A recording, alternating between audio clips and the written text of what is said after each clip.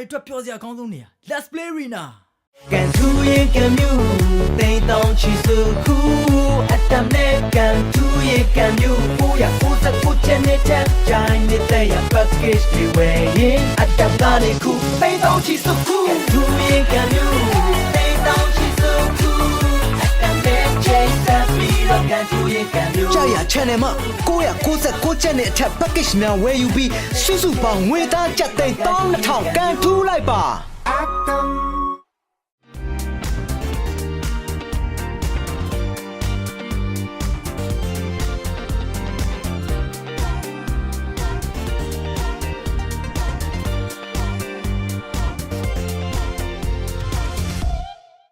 energy level ကကိုယ့်ရဲ့အကြီးမားဆုံးရန်သူဖြစ်လာတဲ့အခါတမတ်ချက်တွေကိုချိုးဖျက်ပြီး energy level ကို V code နဲ့နောက်တစ်ဆင့်မြင့်ရမယ့်အချိန်ပဲ V code မှာပါဝင်တဲ့ caffeine ကစိတ်ကိုနိုးကြတက်ကြွစေတယ်လူတင်းကမျက်လုံးကြောင့်ညာခြင်းကိုတတ်တာစေပြီး vitamin B ကလမ်းဆန်ပြီးခွန်အားများကိုရရှိစေပါတယ် V code G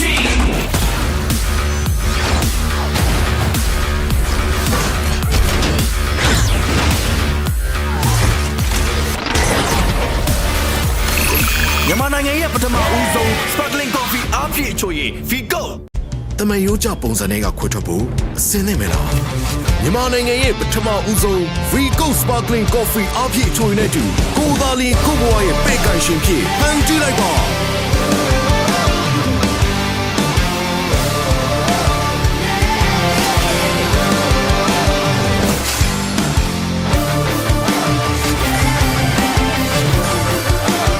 Vigo နဲ့တူကိုဘွားရဲ့ရှင်သခင်ဖြစ်ကိုရိုင်းဖန်ကြည့်လိုက်ပါ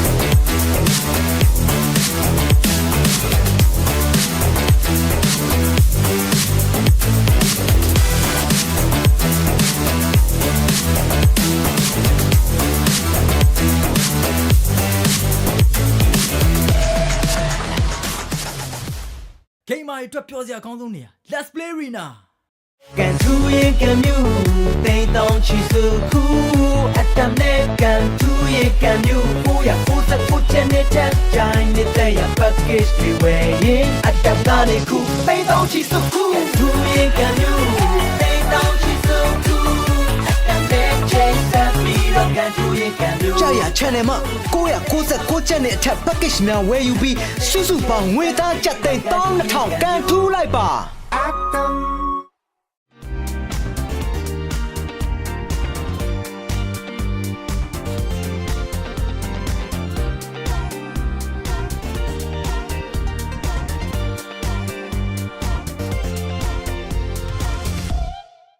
energy level ကကိုယ့်ရဲ့အကြီးမားဆုံးရန်သူဖြစ်လာတဲ့အခါတမတ်ချက်တွေကိုချိုးဖြတ်ပြီး energy level ကို V ကုတ်နဲ့နောက်တစ်ဆင့်မြင့်ရမယ့်အချိန်ပဲ V ကုတ်မှာပါဝင်တဲ့ caffeine ကစိတ်ကိုနိုးကြတက်ကြွစေတယ်လူတင်းကမျက်လုံးကြောင့်ညင်ကိုတက်တာစေပြီး vitamin B ကလမ်းဆန်ပြီးခွန်အားများကိုရရှိစေပါတယ် V ကုတ်ကြီး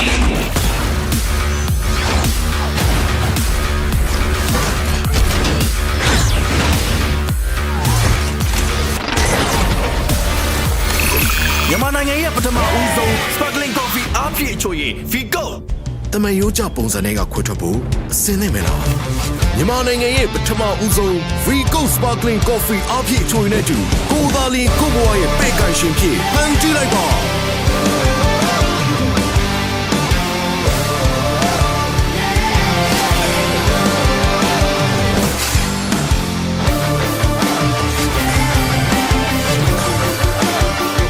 နဲ့တူကိုဘွားရဲ့ရှင်သခင်ဖြစ်ကိုရိုင်းဖန်ကြည့်လိုက်ပါ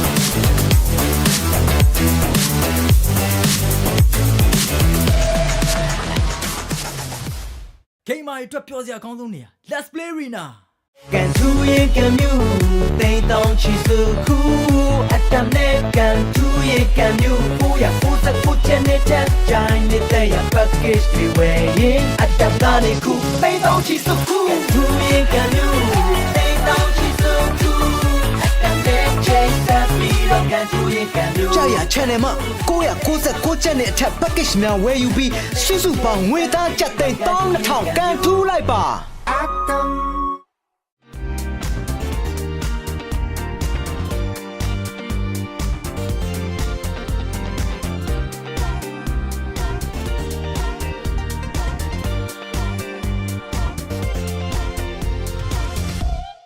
ကိုယ့်ရဲ့ energy level ကကိုယ့်ရဲ့အကြီးမားဆုံးရန်သူဖြစ်လာတဲ့အခါတမချက်တွေကိုချိုးဖြတ်ပြီး energy level ကို V ကုတ်နဲ့နောက်တစ်ဆင့်မြင့်ရမယ့်အချိန်ပဲ V ကုတ်မှာပါဝင်တဲ့ caffeine ကစိတ်ကိုနိုးကြတက်ကြွစေတယ်လူတင်းကမျက်လုံးကြောင့်ညာခြင်းကိုတတ်တာစေပြီး vitamin B ကလမ်းဆန်ပြီးခွားများကိုရရှိစေပါတယ် V ကုတ်ကြီး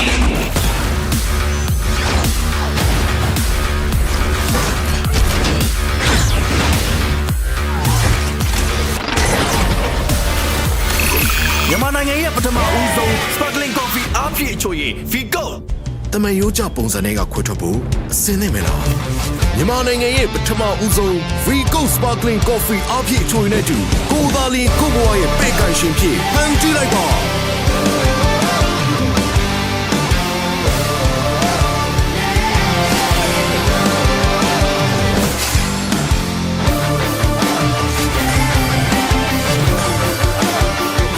နဲ့တူကိုဘွားရဲ့ရှင်သခင်ဖြစ်ကိုရိုင်းဖန်တီးလိုက်ပါ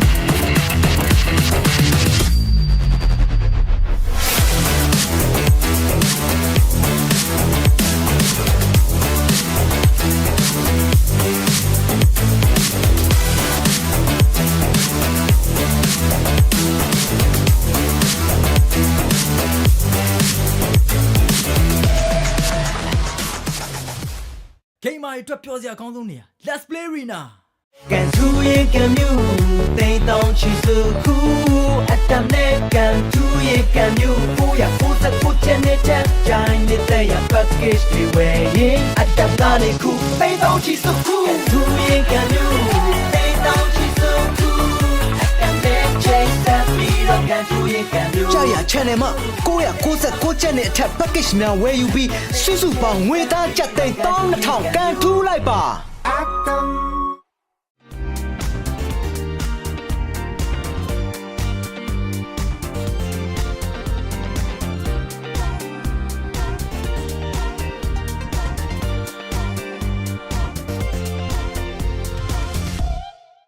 energy level ကကိုယ့်ရဲ့အကြီးမားဆုံးရန်သူဖြစ်လာတဲ့အခါတမတ်ချက်တွေကိုချိုးဖျက်ပြီး energy level ကို V ကုတ်နဲ့နောက်တစ်ဆင့်မြင့်ရမယ့်အချိန်ပဲ V ကုတ်ပါဝင်တဲ့ caffeine ကစိတ်ကိုနိုးကြတက်ကြွစေတယ်လူတင်းကမျက်လုံးကြောင့်ညင်ကိုတတ်တာစေပြီး vitamin B ကလမ်းဆန်ပြီးခွားမြတ်ကိုရရှိစေပါတယ် V ကုတ်ချင်း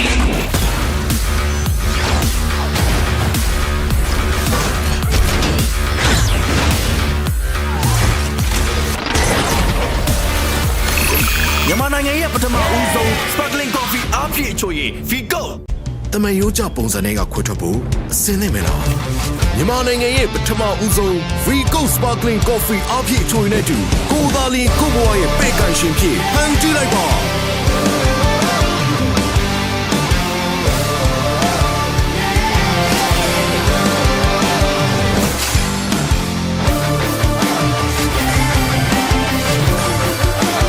Free Go နဲ့တူကိုဘွားရဲ့ရှင်သခင်ဖြစ်ကိုရိုင်းဖန်ကြည့်လိုက်ပါ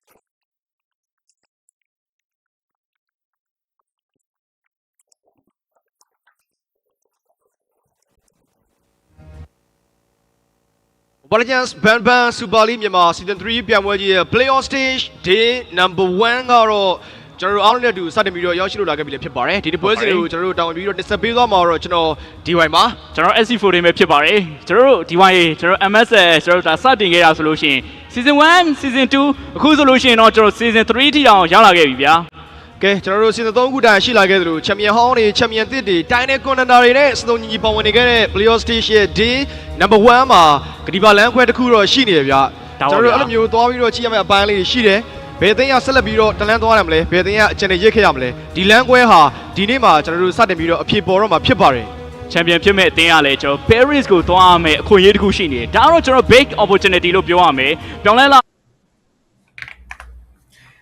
Hello, ladies and gentlemen, and welcome one and all. You're joining us once again for the MSL Myanmar Season 3, the MLBB Super League officially enters day 1 of the playoffs. We've got 4 teams remaining after 10 have faced off throughout 5 grueling weeks of the regular season.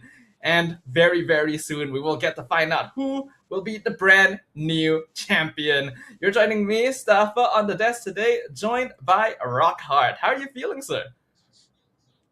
I am feeling very, very good about this. Again, this is a big day for MSL Myanmar because we will be able to determine the one team that will join MSC as well. So not just the Myanmar champion, right?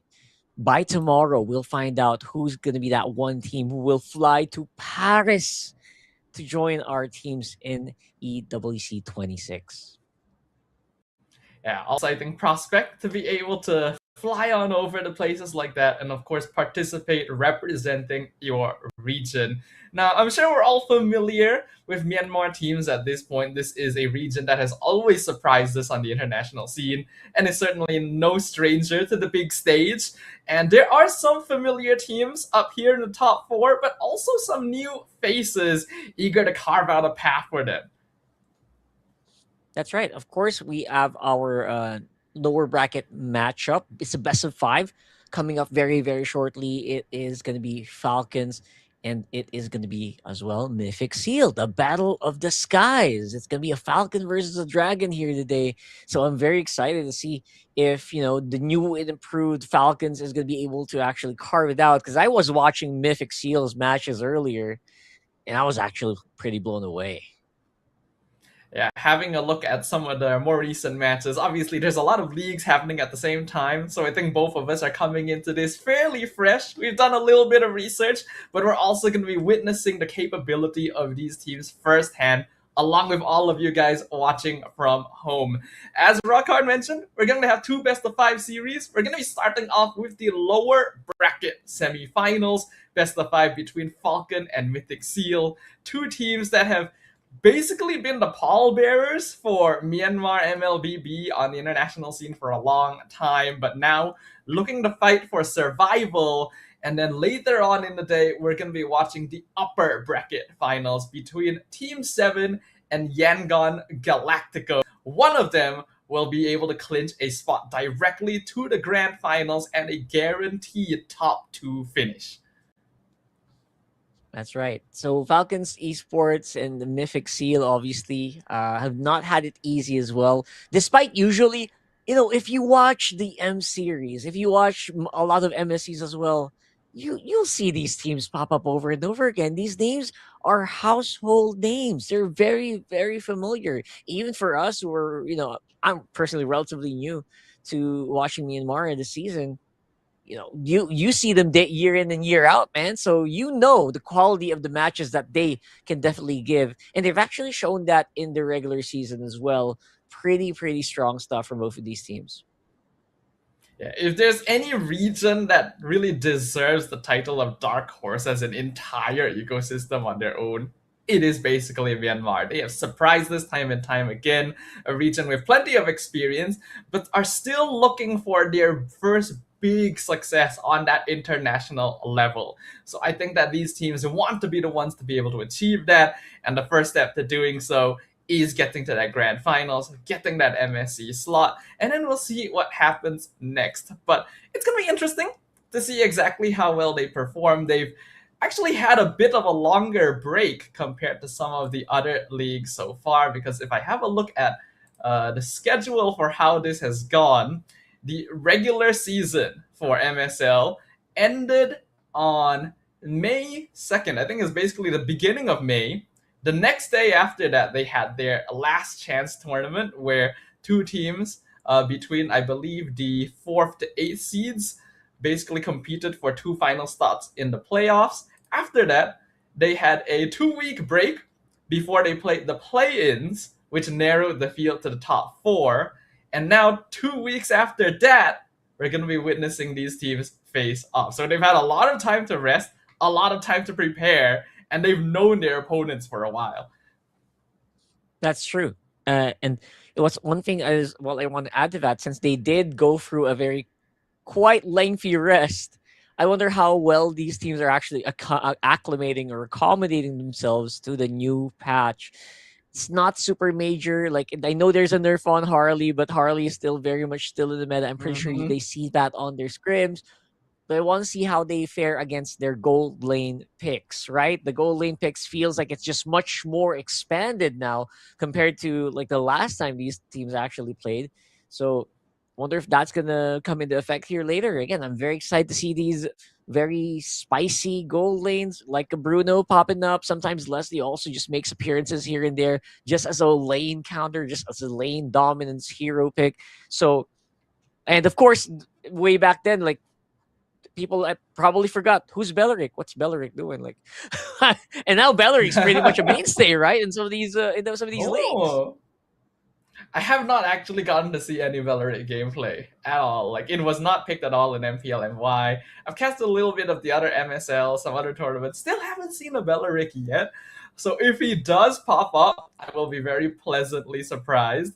But yes, you're right. There have been a lot of new heroes starting to crop up a little bit with the meta shifts, right? I think Gord also a big one. Naisu very happy about that. We have Paquito, one of my personal favorites, starting to be picked up here and there as well. Always fun to watch. So it's good to see that the meta is shifting slightly, but a lot of the old mainstays are still going to be around. Even in the gold lane, a lot of time you see it's going to be that Harry versus Claude matchup, right? You still Suyos and the Liamords and the Harleys, the Guinevere's and Freya still going to be very, very top pick. But I think one hero that seems to be oddly relevant here in MSL Myanmar is actually that Selena. We saw a lot of teams wanting to pick her up compared to other leagues. Yeah, I've actually seen that. They're also flexing it on mid. Rome Selena, by the way. I can't even imagine. I can't even imagine how that feels like right now. But in MSL Myanmar, that's why they're so good here, man. That's why they're so good. They're not afraid to pick heroes like this. They're not afraid to try to innovate. And again, this is the home of, used to be the home of like Ruby DD, one of the legendary players of MLBB. He is one of the players who are just, again, he exemplifies that no lack of fear of just innovation, right? He's not afraid to try to innovate.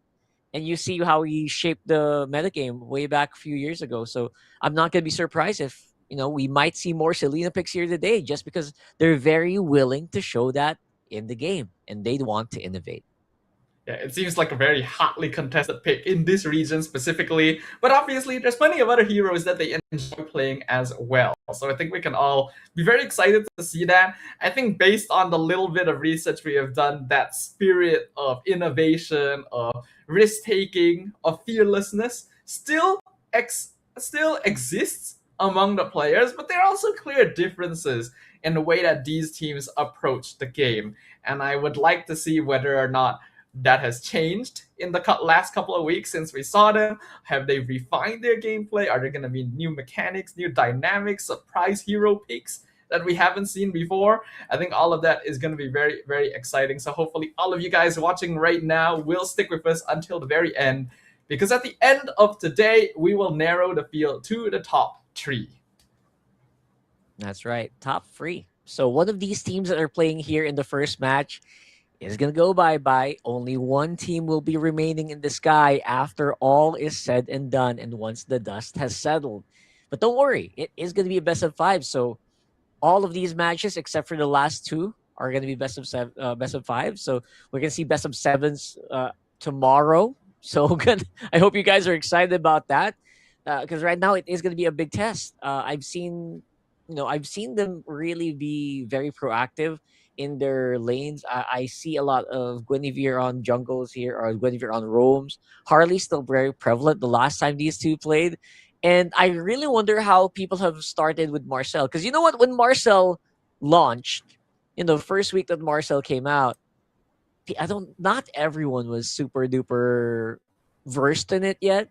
They're not super, I would say they know the pick well. They know how to play it, but they're not like masters of it. I wonder if that's actually happened here. We did see a lot of Marcel in the last few play-ins games as well, right? So yeah, checking out, wondering how the picks have changed for them. Yeah, if we're talking about Marcel in particular, I think Team 7 was the one that played it the most, 4 games out of 5. So hopefully we get to see more of that. But it looks like we are going to be having a video to show you guys exactly what happened throughout the regular season of MSL Myanmar. I'm gonna check as well. Are we ready to show the video? Hand it over to the video. Is it time? Is it time for the video? Not yet. Not sure. We'll hold on a little bit. I gotta very, get very confirmation helpful on for that. us. Yeah, it would be. Okay, not yet. Hold on. We're building suspense, guys. We're getting you guys ready for the start of the day. You know, we haven't actually gotten to see what exactly happened throughout the regular season as well. You know, we might be good at cramming last minute, but not so good at cramming 5 weeks worth of matches into the last minute. So this will be an educational video for us as well. Yeah, they're gonna take time, right? So let's have a look and let's see what happened here in the last recap of MSL Myanmar Season 3.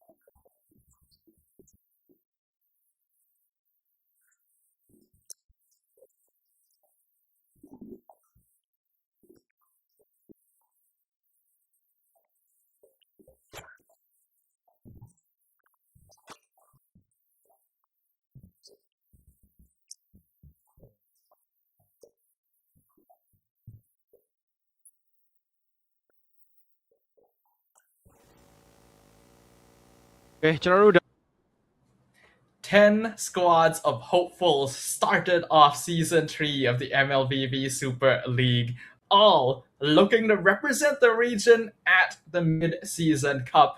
And now only 4 remain to compete for the title. It's been a long journey for them, and there's still just a little bit more before they hit that finish line. Yeah, just a little bit more to prove dominance once more in their region, become the champions. And again, in the international stage, Myanmar is a country that always gives really good results. Even in the last M7, right? In the last M7, bro, YG, they took us for a ride, man. And this is gonna be what it looks like here for our playoffs bracket.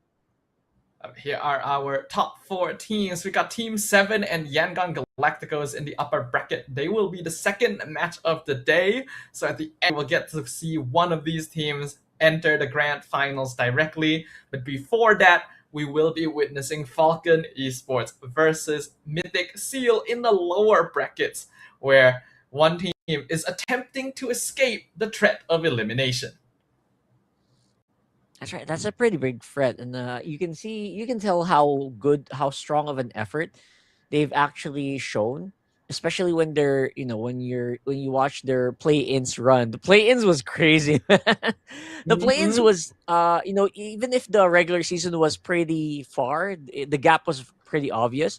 When I saw the play-ins results, I'm like, bro, some of these teams are cooking. Team 7, second seed, actually got very close with Falcon Esports, right? So Team 7 really had to push everything. They had to put out all the stops just to maintain their spot, despite being, again, second seed after the regular season. Same is true with YG. YG looks so impossible to beat. They were on a 9-0 run.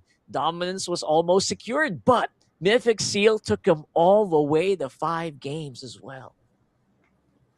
And I think what's really, really surprising about that as well is that Mythic SEAL was the 7th seed. They actually ended the season nearly not even having the chance to play, but they somehow battled their way through the last chance brackets into the play-ins and nearly took the series against the top performers, which goes to show that the power level here in MSL, or at least in the recent history, the most recent matches, seems to be a lot closer than we would expect.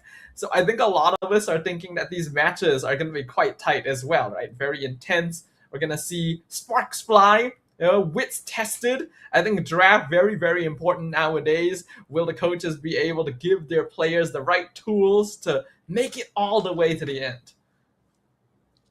Yeah, the draft is going to be so crucial. And again, I hope the players have also been able to kind of adjust to what they need to do. Obviously, Paquito is... You can't ignore Paquito anymore, bro. If you watched the most recent international thing ongoing right now is NPL Philippines. We literally just got there last night. Paquito showed up in almost all games. Almost all games. So that goes to show, right? Some of the best teams in the world want to use Paquito, and they're not afraid to use it. I hope that MSL Myanmar, our teams today, especially here with Falcons and Mythic SEALs, I hope that they're ready to use it. They will need these tools. They need this on the draft so they can get an advantage. And whoever came out on top, whoever is first on the research, is probably going to get a pretty good game number 1. Yeah, but even if you are ahead in research, that doesn't mean anything if you're not going to be able to execute it, right? Have they had enough practice? This hero is good, but can you play it? That's going to be the question we need to ask. But I personally would like to see more Paquito. He's one of my favorite heroes in the game. Only got to see like a couple games of him at the end of MPL MY since, teams hadn't really started picking up on it yet. But we did actually have a Savage on Paquito in the last week. So pretty fun, pretty cool. Besides that as well, other heroes starting to show themselves. We're seeing a surprising amount of Atlas, I feel like, which is curious considering he didn't really get much of an adjustment. So far, not a lot of that here in MSL, but who knows, right? Could be a surprise. Either way, we are jumping over to the stage as our teams are preparing to walk up onto the stage.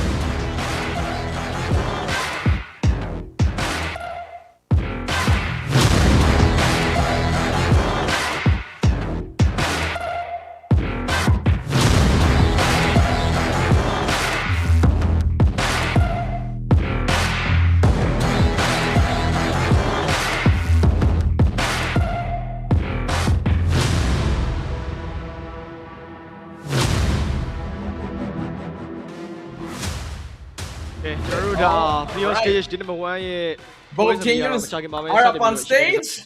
Both teams are ready for our very first match, very first game of the day. Once again, as a reminder to anyone who is joining us now, you are watching the MLBB Super League Myanmar Season 3. We are on day 1 of the playoffs, and this is going to be our lower bracket semi-finals. It's going to be Falcon Esports versus Mythic SEAL, 2 very familiar Burmese names in the international scene, but only one of them will be able to move forward. That's right. Only one team is moving forward. Of course, first off is Mythic SEAL. Now, Mythic SEAL, again, their journey has not been super duper smooth, but that's just the nature of this competition, right?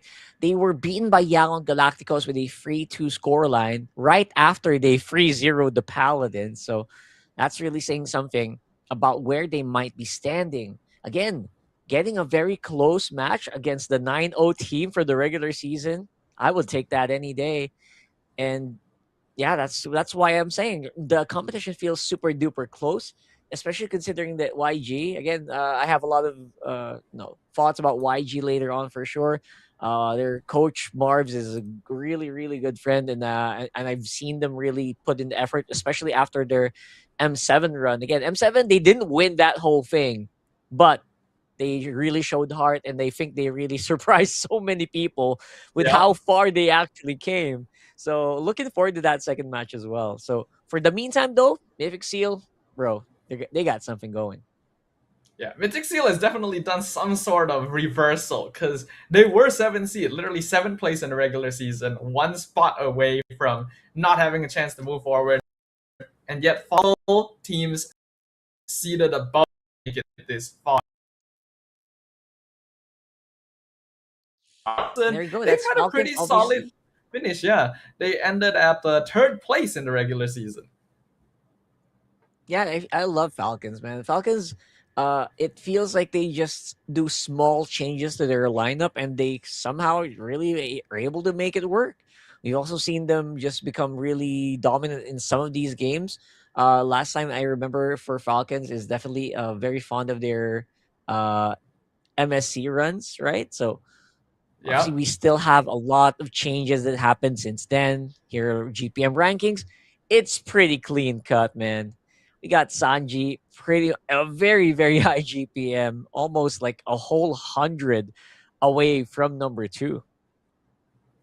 Yeah, it's actually a massive gap right there with Lucky from Team 7 at 732 right below him. So funnily enough, we do have 2 different gold laners from Falcon Esports in that top 5. And you could technically consider it as 3 because if I'm not wrong, our top scorer actually was a loan from that squad as well. I could be remembering this incorrectly. Let me check it. Yes, Sanji was on loan from Falcon. So that's a bit of a funny stat right there. We also have our most picked and most banned heroes on screen. That's right. And a lot of those picks actually are picks that are very much picked up by Mythic SEAL and by Falcons as well. I actually saw that in their last few matches, I think against Team 7 in the play-ins.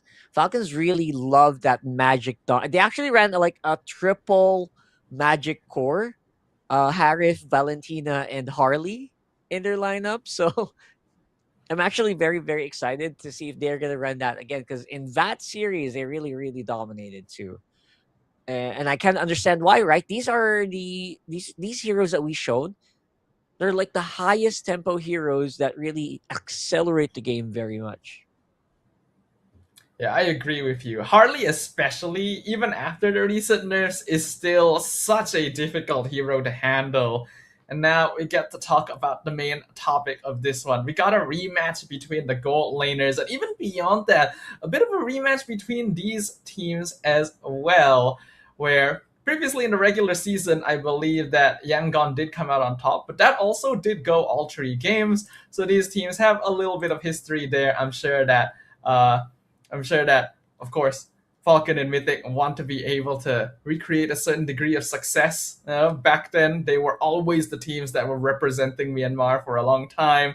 Kind of fell off the radar a little bit, especially since Yangon Galacticos came up onto the scene. Maybe this is a chance for them to show the world again. That's right. And that's why when I see those heroes, when I see that gold lane matchup, I'm like, yeah, I'm pretty sure Claude's going to be banned here. I'm pretty sure Harriet's going to be banned here. And that's why, right, I brought it back earlier, like when we opened the show. We need more variety in that gold lane, man, because it's becoming very, very predictable that the teams really are relying a lot on these gold laners to really carry, especially the ones that the OG, I guess the OG, right? The with Claude, with Harif, the swap out between these heroes. We actually get to a point where Granger was one of the picks that they kind of just sub in, and I've seen games here in MPL Myanmar, MSL Myanmar actually get closed out with that hero. So looking forward to the matchup, and I'm very excited for this coming draft. Yeah, me too. I really don't know what kind of heroes we're going to expect here. Obviously, all the meta mainstays that you pointed out, but what are the pocket picks? What are the surprises? Has anything been brewing between these teams in the 2-week gap between the play-ins and now? How much more preparation has been done? Mythic SEAL looking pretty impressive. Big turnaround considering their regular season performance. Will they grow more? Have they stagnated? Same case for Falcon. Have they figured something out? What needs to be fixed to prepare for their road to the top? The weirdest pocket pick I've seen in the previous play-ins match was like a Bruno from OP Team 7. So I don't know if that's gonna appear here. I'm not sure, but at least it got game time and it actually got some pretty decent performance. I'm excited. These are the things I'm actually watching out for, because it feels like, we don't get to see a lot of these scrims, right? We don't have access to the scrim data, so we don't know how innovative they're becoming, how crazy it's becoming on the draft there. But so far, at least when it's an official match and the official tournament starts, it's always Claude and Harith with a little bit of a Freya here somewhere, here and there. We see the Freya, it got used, but again, not to a maximum extent, right? It's not always going to be the instant sure win. Yeah, gold lane basically is just a Claude Harith matchup. Sometimes you'll see Moskov, sometimes you'll see Granger. We do see some Clint and Bruno as ways to counter Claude, but not particularly popular. And then from time to time, people pull out slightly more pocket signature picks like Obsidia or Leslie. That's about all that we see. It still is the classics. I would say that a lot of the lanes have kind of settled with the recent meta. Some of them have wider pools than others, but we are starting to see a lot of the same heroes over and over again, which is why it is very refreshing to witness heroes like Paquito or Gord start making an appearance. And hopefully we get to see more of that sort of thing, just to add some variety. That's the spice of life. We want to see different things happen in the Land of Dawn. Well, one thing that's different is sometimes they're baiting Freya. And I've actually seen Falcons do this. They are baiting Freya. They actually put it on XP. New Cold holds it. So, yes. So those are the things. Those are the things that I want to see, right? Very exciting stuff that is starting to become innovated. But come on, guys. Give us at least one Paquito game today, and I will be happy for today. Just Please. one Paquito game. I want to see that as well. That would make me very happy. Is Freya EXP not common in MPL VH, Rockhart? Not as much. Not honestly, uncommon. Freya just doesn't even see the light of day. Honestly, it's like it's still a red True. side permaban. And when it does come out, it's not super. It's not super flexible. Like that's why when I see for XP Freya, I mean it happened once. We also already had an XP Freya in MPLPH, but it's just not as dominant because again, when you see a Freya, you always think about, I gotta carry. I gotta use carry against this, right? That's always the case. So sometimes they try to use that as a bait, and it's not always gonna work out, right? So carry is still very vulnerable. Even in most regions, actually, the carry has fallen in use, except yesterday where it really went crazy. Actually, it's funny because the carry pick is one of those picks that got Team Falcons from the Philippines their slot today. Obviously, Philippines also have their playoffs today. That was the nail in the coffin, man. They were super down. They were behind, but the carry from like a player like Super Marco actually carried them into the lower bracket final. So very exciting. I think carry as a hero is one of those like not as commonly picked, but is really, really good in the right hands kind of situation. Because it's a similar case for us in MY, where we have Natko, who is just known to be a very, very solid carry player. There was one game where the enemy team tried to ban like 4 or 5 different marksman heroes against him, and he just went carry because that's his signature. We were all shocked because like, why wouldn't you ban that? That's like his main hero, and he dominated with it. So it still has a place for sure, but it's still going to be that Claude Harif, I think, unless we start seeing some bans being thrown that way. I think Marcel does find a good amount of usage here in Myanmar. It's definitely good in the hands of certain players as well. I believe it was Team 7 who played it 4 times. We're not going to see that yet. They're going to be happening later on today, but that's also a fun hero to witness. Yeah, and actually, when you think about the Marcel, you're already thinking, what do I do against this Marcel? Some people play the Cho now a lot since, they're trying to mess up the positioning of Golden Hour. So I'm very excited to see if that's going to happen here as well. But in terms of the roams, I feel like it's going to be still like mostly Khalid, mostly, just try to go for the setup. I know Belric's probably not going to be shown. I mean, I said it earlier, but I don't think it's going to be here just because mastery is important. I think you brought up a very good point. Like, okay, this is the meta right now. Like, for example, Belric is very meta in Rome, but do they know how to play it? Has it been practiced for how many weeks, how many months? We don't know, right? So those are the things that are kind of stopping us from just seeing all these picks pop up. And again, we don't know because they rested for 1 month, man. I don't know. Maybe they actually do have that in their sleeves now. It's possible, right? There has been a good amount of time spent just kind of relaxing, preparing. We don't know if these teams are going to look the same that they did just a couple of weeks back when they were playing in the play-ins. But based on the little bit that I have seen, right, in terms of interaction, let's focus on the first match first, right? We got Falcon, we got Mythic SEAL. I think that both these teams do still lean towards a more traditional style of play. They like playing for strength in numbers, front to back sort of situations. I think between the two, Mythic SEAL appears to be a little bit more proactive. I see them rotate around the map a lot more. They play very by the book. They want to go for objectives. They do things that you expect the team to do at that particular moment in time. Whereas in comparison, I feel like Falcon is a little bit more on the reactive side. There's a little bit of passivity going on there. I actually completely agree. I feel like Falcons, that's one of their downfalls, especially when they're facing against Team 7. They actually just reacted a lot. And they tried to go for a cheeky play. They brought out that Freya. It also lost. So, again, we'll talk about that in a bit. This is the head-to-head about King Flash and Dax here. Not surprised. High GPM, high KDA for our Falcons players. Yeah, overall, it does look like Falcon Esports has a higher KDA by a good amount. And actually, just across the board, they have better stats. So I'm assuming this is including the games from the regular season, because that would make a lot of sense since Mythic SEAL did not have a very good regular season performance in comparison to Falcon. If that's the case, hard to really say that this is the most dependable wise, but we can have a look at that history and just see how far Mythic SEAL has come in the past couple of weeks. Yeah, Mythic SEAL really has come pretty good. I'm pretty sure they are able to. I really hope that they've been able to like kind of just reel themselves back in, get more of a better read of the game instead of and be more proactive even further. I think being proactive is one of the biggest win conditions here for Mythic SEAL, honestly. Yeah, I agree with you.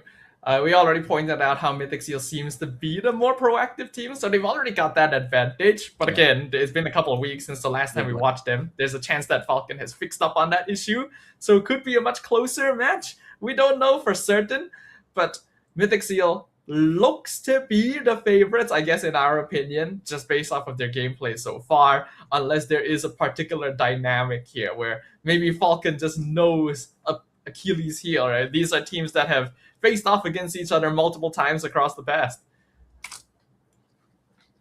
Yeah, for me, our Mythic SEAL is definitely the higher up in my predictions. If we made predictions, I don't know, did we ask us to make predictions? I don't remember. No, but if we did, No, right? No. All right. But if we did make a prediction, I would say it's going to be close, but it's more of a Mythic Seal game for me just because of how they performed against YG, right? They were able to really push YG to the limit. In that game, they actually played Badang Rome in the initial. They are not afraid to bring out heroes like that against the top seed, bro. So those are the reasons why I feel like Mythic Seal can do really, really well. And again, that use of the Selena on mid, Nico, I think it was pretty decent. I liked what I saw. They pushed Yangon Galacticos to their limit in that game.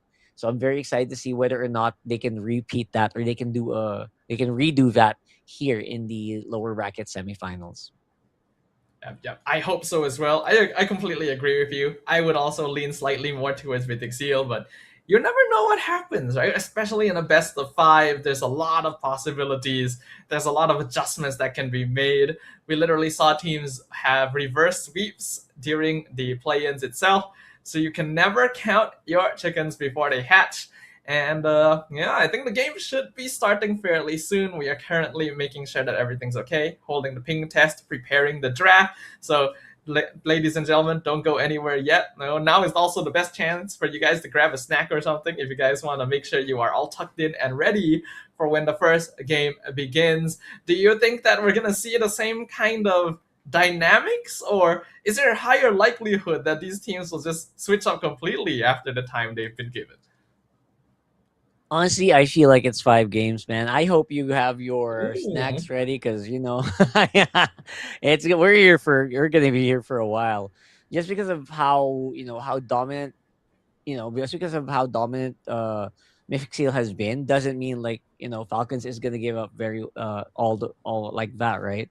Again, Falcon Esports are definitely a team that you have to watch out for. I've seen them really go crazy with their lineups. I'm actually watching some of their games earlier. It was very fast paced. I like that they tend more to react. They tend more to kind of just answer what their opponent is doing, but they're very good at doing it. They're very good at what they try to do, and that's why I gotta give them props. I also like that they're very happy to bring out the Yi Senshin jungle, where most of the time before we only saw Yi Senshin in gold, right? The jungle has been mostly Suyo, mostly Harley. So yeah, getting that ability to just bring out picks like this is going to be very crucial. Another team that also likes to bring out that Selena in the mid lane. But again, I think the one thing that I don't really like too much about Falcons is they have so much reliance on Sora. Like Sora on XP. I feel like Sora XP right now gets punished a lot, especially with Valentina's being very, very dominant right now. Yeah, I think we actually saw that exactly happen during the play-ins itself, where their Sora got countered quite hard by the Valentina EXP, I believe it was, from Team 7. So yeah, I agree with you. I think we know that Falcon Esports as a team does like to play for team fighting, front to back. They like to play together, which results in their rotations being slower overall, but makes them very good at punishing if the enemy team decides, hey, we're gonna walk a little bit too far into your jungle. But against a team that doesn't make those sort of mistakes, I feel like Falcon is gonna have trouble. Especially if you're a team that loves that Marcel. I think those are the teams that Falcons Esports just has a hard time dealing with right now. We saw that in their match against Team 7. Feel like the Marcel is just so good when you are trying to set up these Khalid plays. Kid X played a very, very strong, what do you call that? Khalid game, but was immediately countered and really given a hard time by Marcel. So these are the things I'm watching out for, especially if the enemy team tends to play a lot of what do you call that? R-lot. Those are kind of games where picks like the Yi Senshin jungle is gonna have a hard time dealing with. So that maybe again that was last month. Everything we're saying, all the data we're working with, these are things that happened last month. Now I'm wondering if we're gonna see more Harley instead, or if we're gonna see more Suyo instead. Because right now Suyo feels like an unbeatable beast in the jungle. Honestly, it just really blows my mind. and I love that you're at least able to see that in a lot of scrims. Now, will it apply here in MPLMM? MSL MM rather. For me personally, I feel like Liam Ward is actually a little bit more annoying to deal with. Kazuyo gets like kind of crazy when he's got that snowball going, but if he doesn't have the snowball going, he is quite manageable, and he's got that notable weakness of being vulnerable to magic. Compare that to Liam Ward, who gets like 100 extra hybrid defense when he's on his horse, which is kind of insane to me. It's so difficult to remove. He is also a little more dependent on Snowball, but I feel like he has that catch-up mechanic of farming quickly. So I also feel like he's someone that should be respected, especially in the hands of more aggressive teams. I think it was... I forgot if it was Team 7 or Yangon. I think it might have been Yangon who played the Liam Ward in 1 or 2 games and did a very, very good job in it. So I think that also needs to be something we keep an eye on. You pointed out earlier that Falcon likes to play the Khalid. I noticed they also play a lot of Hilda, which I actually feel like might not be the correct match, personally. I think that's, considering they like going for team fight, maybe putting Kid X on a more tanky front line, the typical... Maybe even the Kalea, right. but I guess we'll see, right? Man, Kalea feels like it should be banned in this whole league, right? In this whole league, there everyone just likes to micro so much. I actually saw so many games where I actually saw Hayabusas consistently get picked as well. So in a league like this where micro is gonna be so crucial, I hope that we see Kalea bans out, because you know what, the strong combo, right? You know, the super combo, the Kalea Guinevere. That's something that really can stop a lot of teams in their tracks. So I wonder if they're going to be ready for that. I saw a lot of heavy Guinevere combos, actually, especially towards the tail end of MPL MY, where it wasn't just the Kalea. You would see the Guinevere paired up with Arlet, with Zusin, and just basically have a crowd control festival on your side of the map, basically unplayable if you're on the enemy team. So you gotta keep an eye out for that. Anytime the Guinevere is open, you gotta respect all the crowd control heroes, make sure that they're not allowed access to too many options.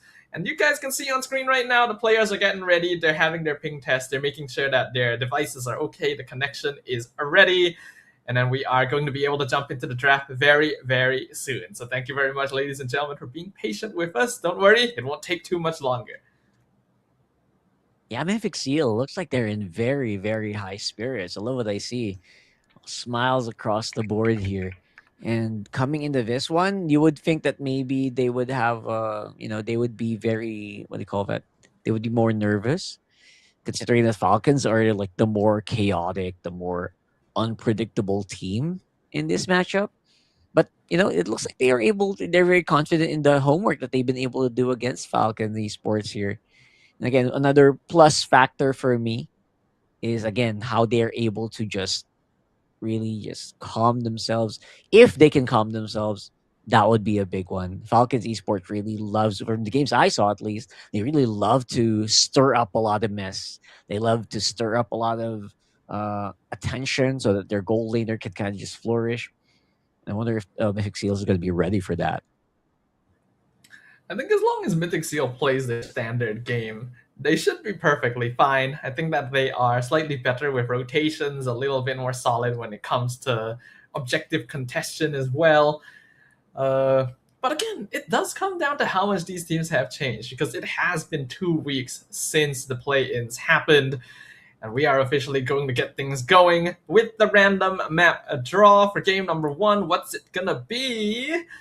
Which map is it going to be? I wonder which map is the best for these teams, actually. There's a lot of teams that want to play slow. There's a lot that want to play fast. But it looks like we're going to start on dangerous grass.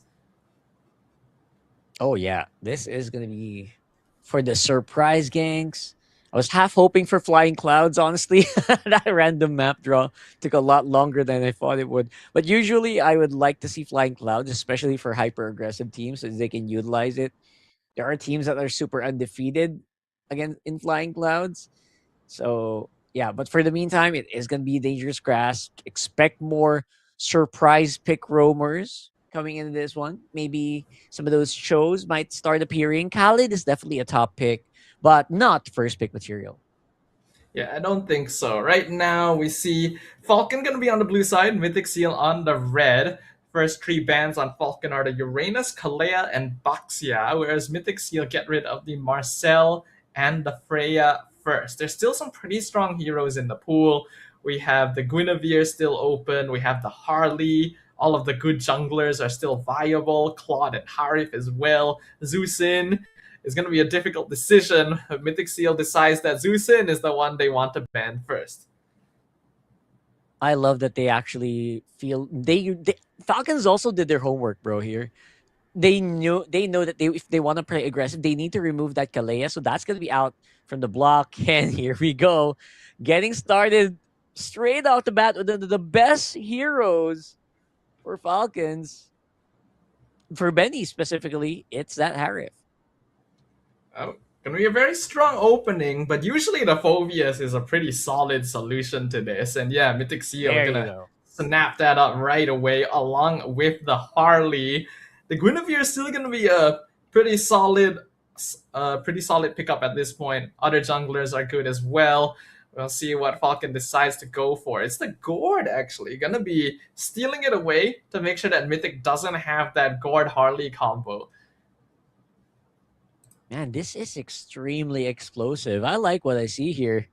Explosive magic damage coming in from Falcons with that Leomord that we were talking about that can kind of just even out the damage profile, more physical for the jungler, physical attacking and physical, all out snowballing.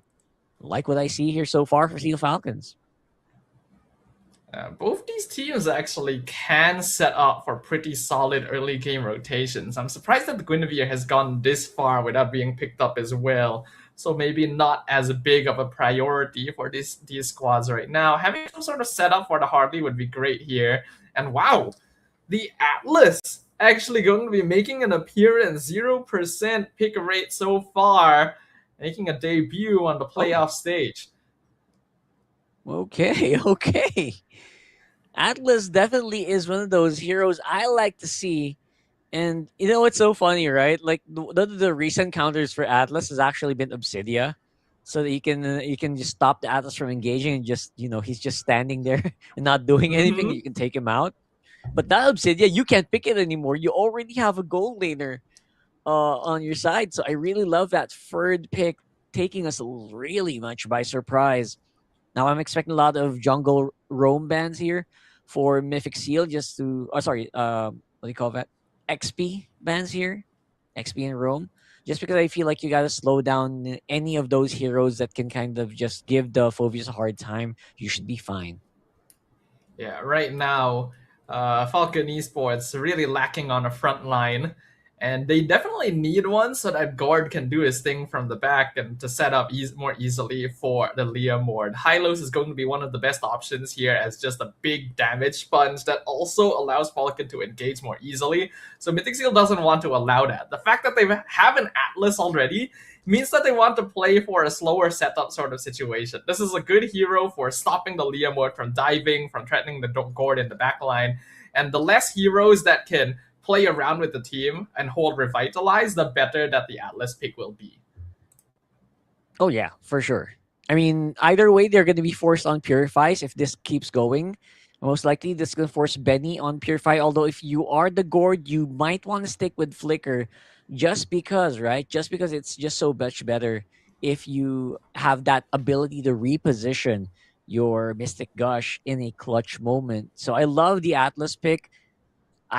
I mean, I don't know what the battle spell option is going to be here, but yeah, they're already playing that mind game, man. And again, that mid control, removing heroes that can control the layer board is going to be very, very crucial. Looks like the Atlas will also get banned out by Mythic SEAL, so that's a hero that Phobius has difficulty against. Typically, if you want to try and win lane against Phobius, it's going to be Uranus or Atlas, and both those heroes have already been taken out. The Uranus by Falcon themselves. So this is already looking pretty solid for Mythic. We see the Valier getting banned out, a very scary combo with the Atlas, because it's going to be even harder for the Leomord to try and dive in if he's getting pushed back all of the time.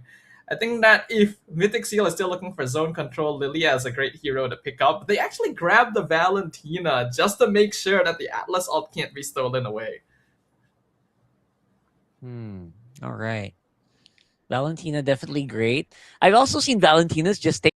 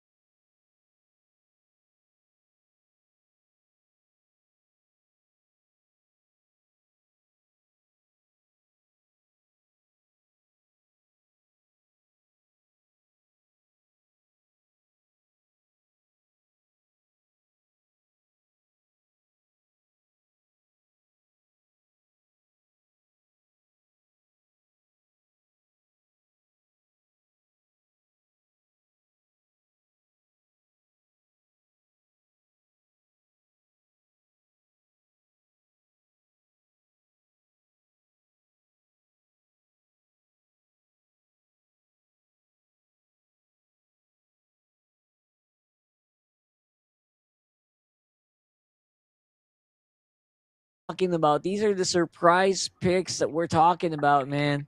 I'm so excited for this one. And it looks like the last pick going to be the Claude for the side of Mythic SEAL. So I was a little worried that they didn't have enough AoE to work with the Fatal Links, but the Claude alone is going to make up for that. However, not really the best pick into the Belleric. This is a hero that is really good at punishing those basic attackers.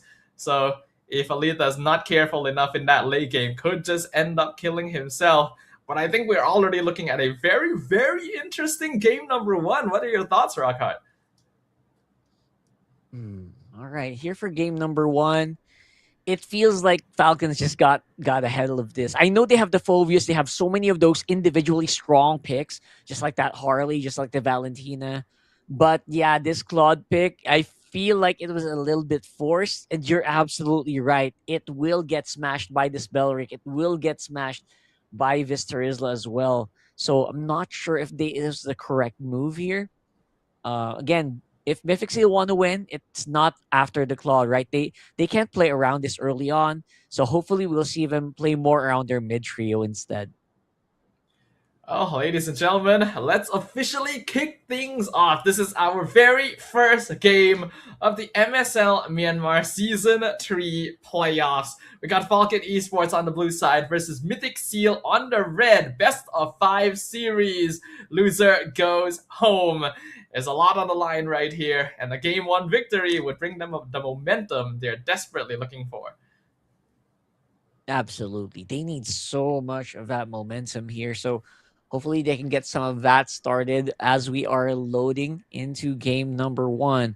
I'm expecting so much more from the early game here for Falcons. Again, maximizing that layer board is going to be crucial, but looks like they're going to be the ones who are getting punished so hard. Kid is going to have to use that flicker to get on out of there. Nico with a very early recall spam. This guy seems to be mad about something. I'm not really sure if there's anything about that, but that's a little bit of a taunt that they're doing, and that's a very early advantage here. Despite the goal lead not really moving, I feel like Mythic SEAL, they've got some statements to make here. Yeah, winning that mid-trade is very, very important. I've already seen this meta multiple early games just being decided by this initial level 2 skirmish.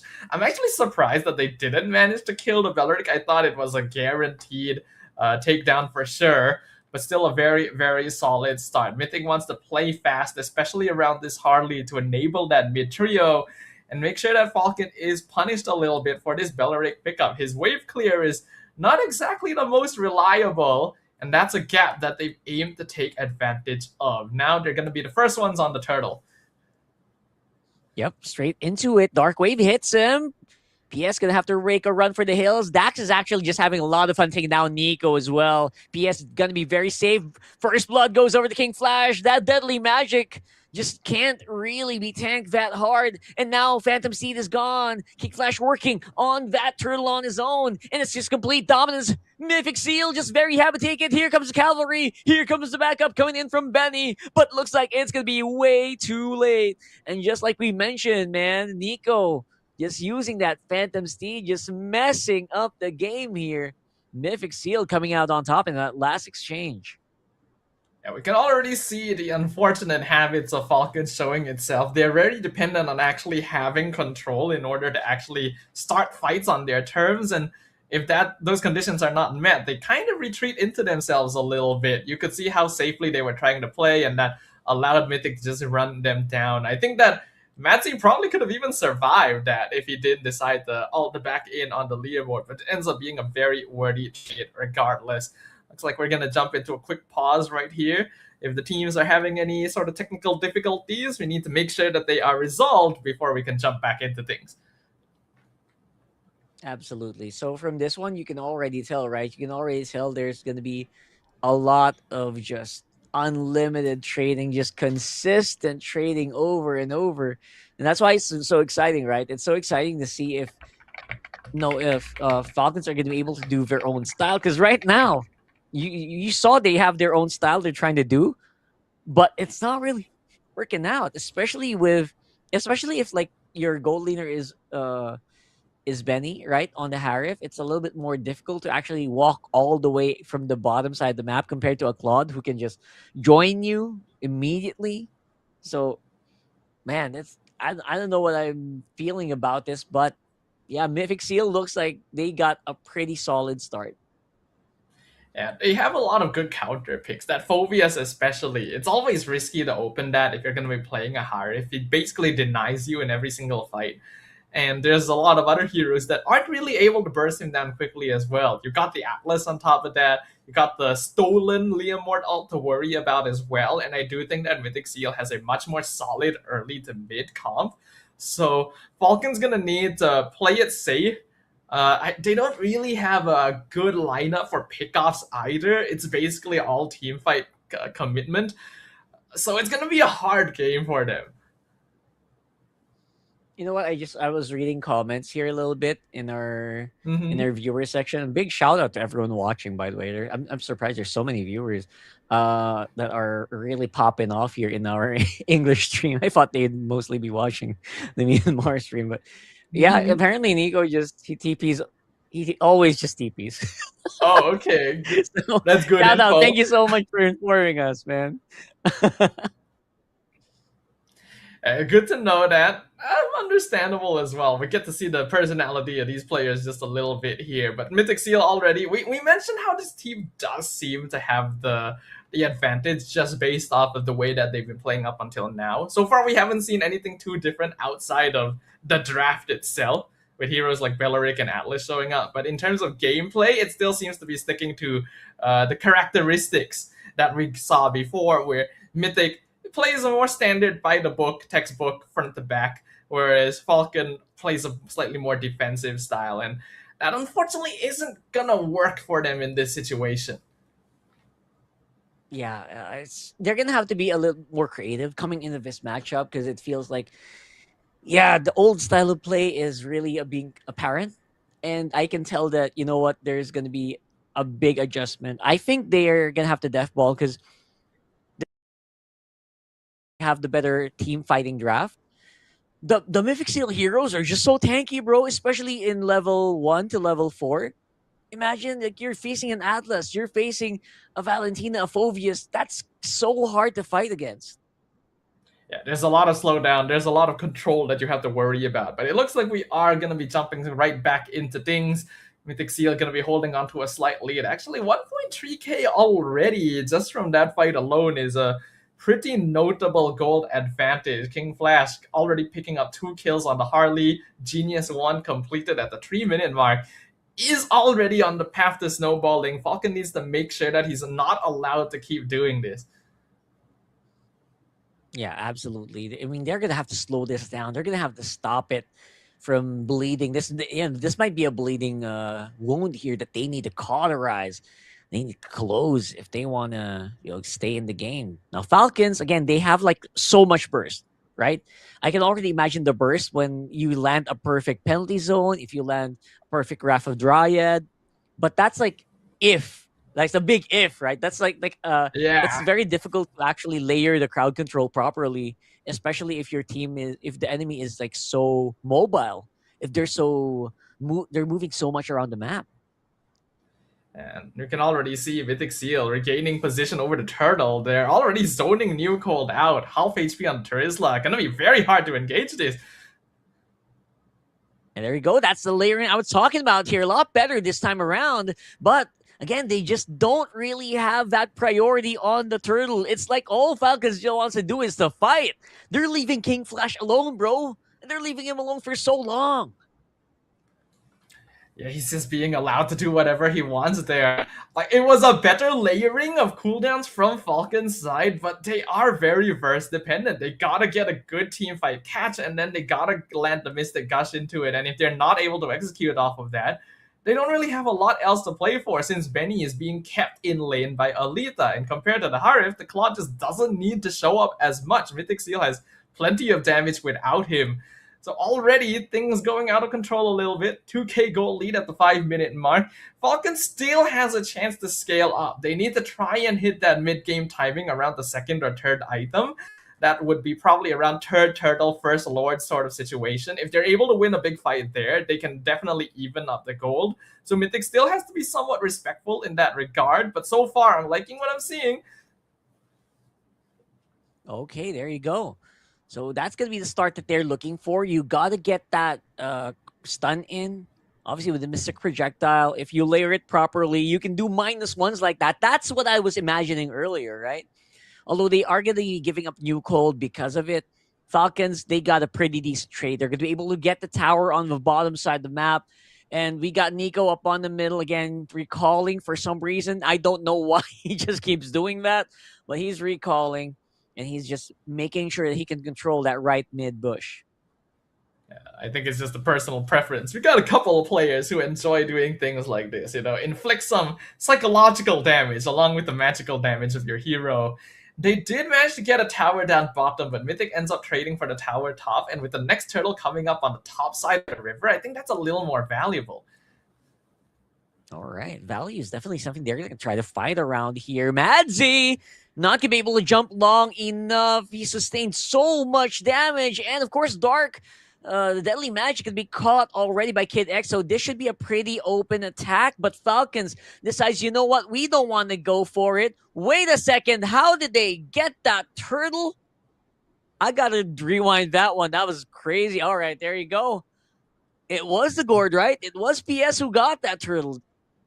Oh, man. Apparently it was. I didn't even notice that until you pointed it out. But yeah, I guess Mythic just kind of messed up on the retreat timing a little bit. Most likely it was the Mystic Injunction that was just dropped down inside, and they kind of forgot about it. I imagine that's the most likely case. So Falcon at least gets something back, and it ends up being a not so bad trade since it's 1-for-1. They do have a pretty good burst with this Gord.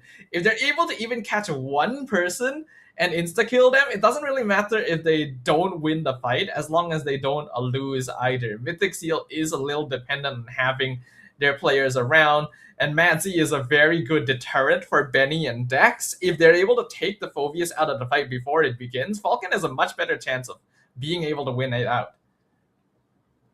That is true. And that's what they're trying to do here right now. Falcon's just trying to, I don't know, I'm trying to wrap my head around why they backed off so early in that fight. By the way, you saw, right? There were 4. Yeah. And we already saw Deadly Magic use. We saw Fatal Links use. All of them backed off at the same time. There's something happening here, and they ended up getting the turtle. Something doesn't really make sense in the team fights that are happening. So, I think yeah, it was just a I know short what's happening moment with of Falcons. Whatever they're doing, hesitation, they're staying in the game. Yeah, most likely a slight bit of miscommunication happening there, and most likely it came from Madzy going down early. I think they weren't expecting to lose the Phoveus so quickly, so without him, it's a little more risky to try and rush it down, and could have caused some lapses in judgment. I think it is certainly a habit as well of Mythic SEAL to play a little bit more on the safer side. They are a little more proactive than Falcon, but overall still prefer not to take too many risks if possible. So Falcon can take advantage of this. Again, play around that setup with the Gord. Have New Cold or Kid X just jump in, get a Mystic Gush, take one person out, and Mythic SEAL all of a sudden will be a lot more hesitant to actually fight into you. But we have to note, up until now, Alita has not actually participated yet. This Claude has been farming very well, 1 level up on Benny currently. Not sure if the Trinity is complete yet, should be soon. And when that happens, Falcon needs to reevaluate the dynamic of the 5v5. Yeah, I can imagine Alita might just be ready to fight soon, especially now that you are. I think these should be at free items. We'll see that, and I'll try to see if we can watch that on the item tracker here. But for now, again, these dark waves, these fatal links, you're gonna have to watch out for it. Dax throwing out the Phantom Steed might be a signal. There you go, Corrosion Scythe for the Claw. That might have been the third item of the Marksman Trinity, Swift Trinity that we all like to call. And now we're going to see them just try to dance it out. All right, Mystic Projectile thrown off already. So those are some stunts that already used up. New Cold, he's waiting. He's looking for an opening to maybe throw down that Flicker penalty zone. But Mythic SEAL are just not giving them a chance. They're not giving them like an opportunity to actually cast this ultimate. They're waiting for it.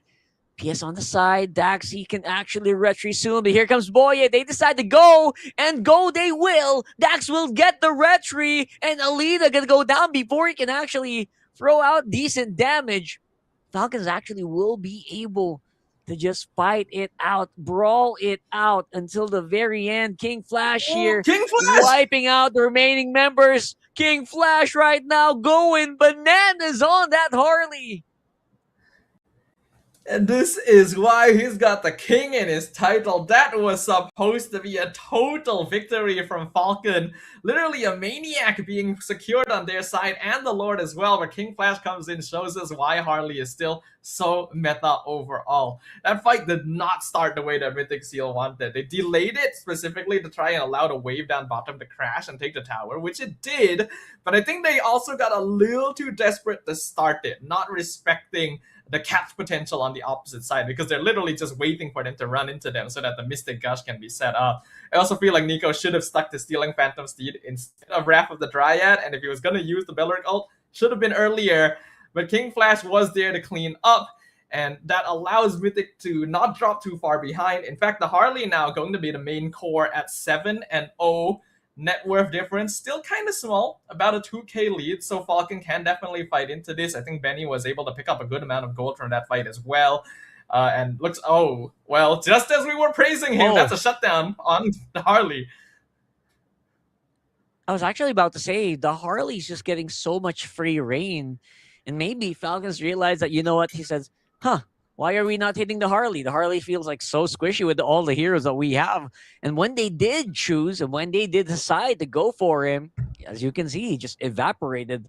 That's going to be his first death. And that's a big shutdown gold, by the way. So now Falcons kind of have a little bit of a goal advantage. Now on Boye, Fatal Link's going to be casted, and he's going to bring 2 inside. But you know what? Falcon says, I'll take it. Bring us into the base. We'll take you down. And they can take out Boye. And now they will have a lot of control. Falcons now camping on the jungle of Mythic SEAL.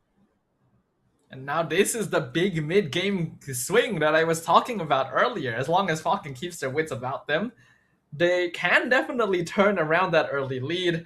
Mythic SEAL now in a tricky situation where the Atlas can't really reliably secure the backline. So you can only really jump onto Kid X or New Cold most of the time. And the burst damage from Mythic SEAL is not high enough. I feel like King Flash should have been trying to see if he could go for the Deadly Magic into Benny or PS instead of trying to take out the front. Because otherwise, Mythic SEAL will just take too long to burn through Kid X, especially this Belleric, since, yeah, the Claude isn't going to do as much to him in comparison.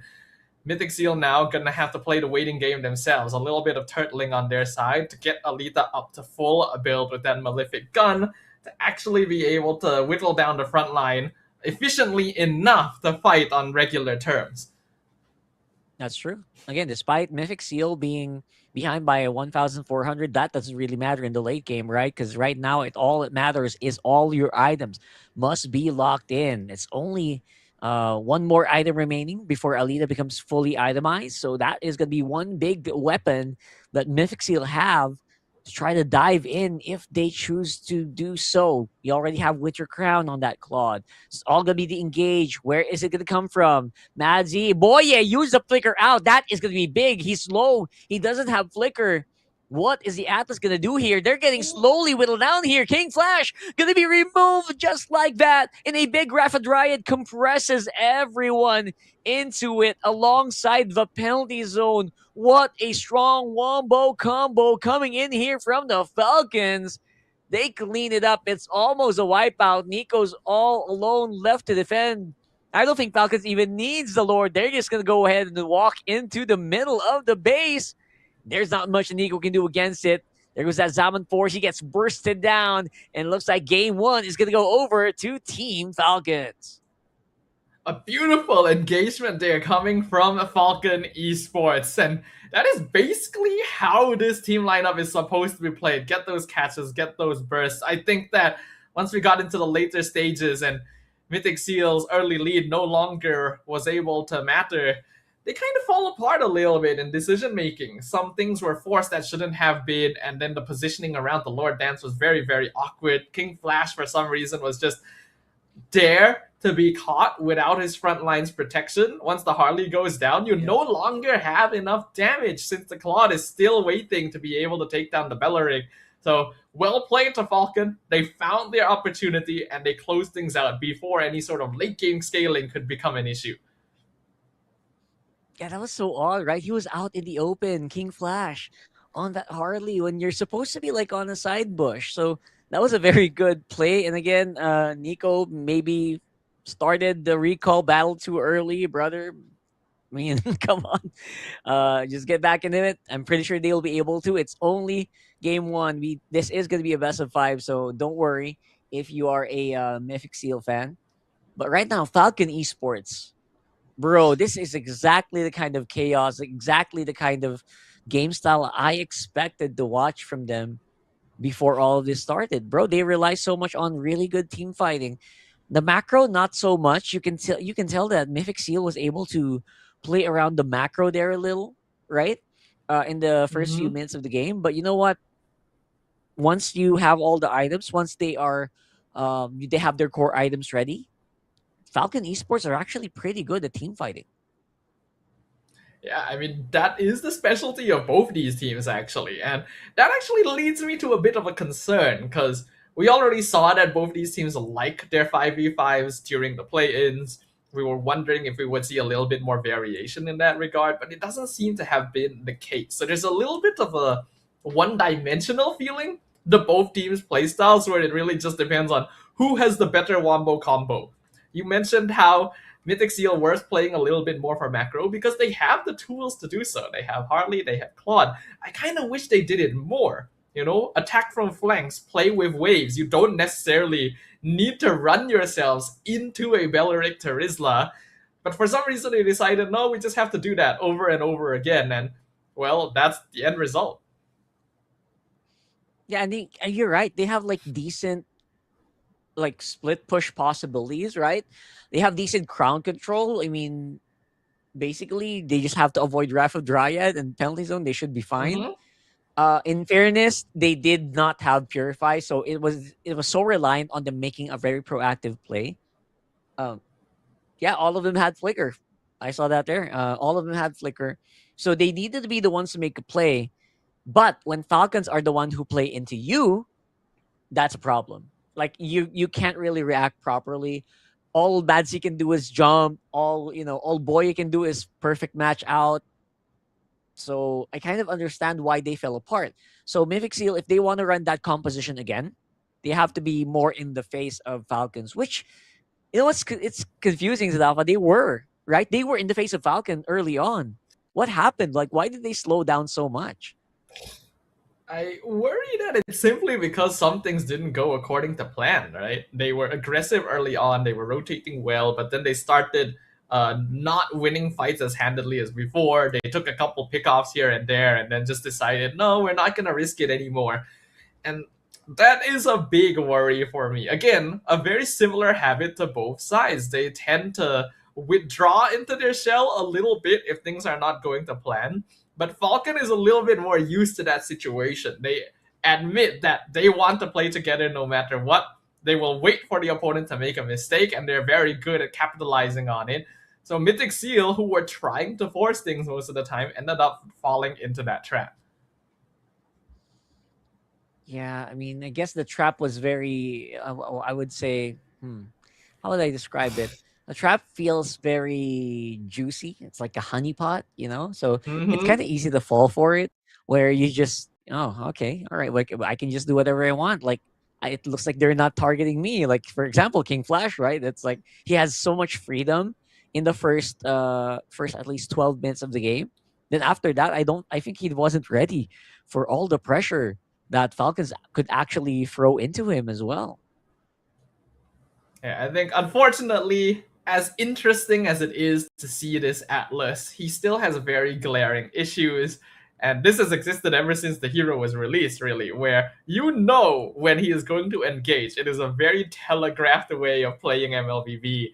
And so heroes like Beleric are actually surprisingly well suited for handling it, because if you see the Atlas run at you, you just pop that ultimate. You don't have to worry about the fatal links anymore. I feel like Mythic SEAL needed to identify this and realize we cannot rely on Boye to be frontline. We cannot keep waiting for the Atlas to get a catch for something to happen. We have so much mobility. We should be trying to split Falcon up. We should not be allowing them to throw all of their abilities towards us. But I feel like that sense of variety was missing. That decision of like, let's just play the game a little differently than usual was just not a consideration. Yeah, that's true. Again, maybe they can do that in game number 2, right? Variety is going to be the best friend of Mythic SEAL. They have to be able to just be able to adapt to what is happening.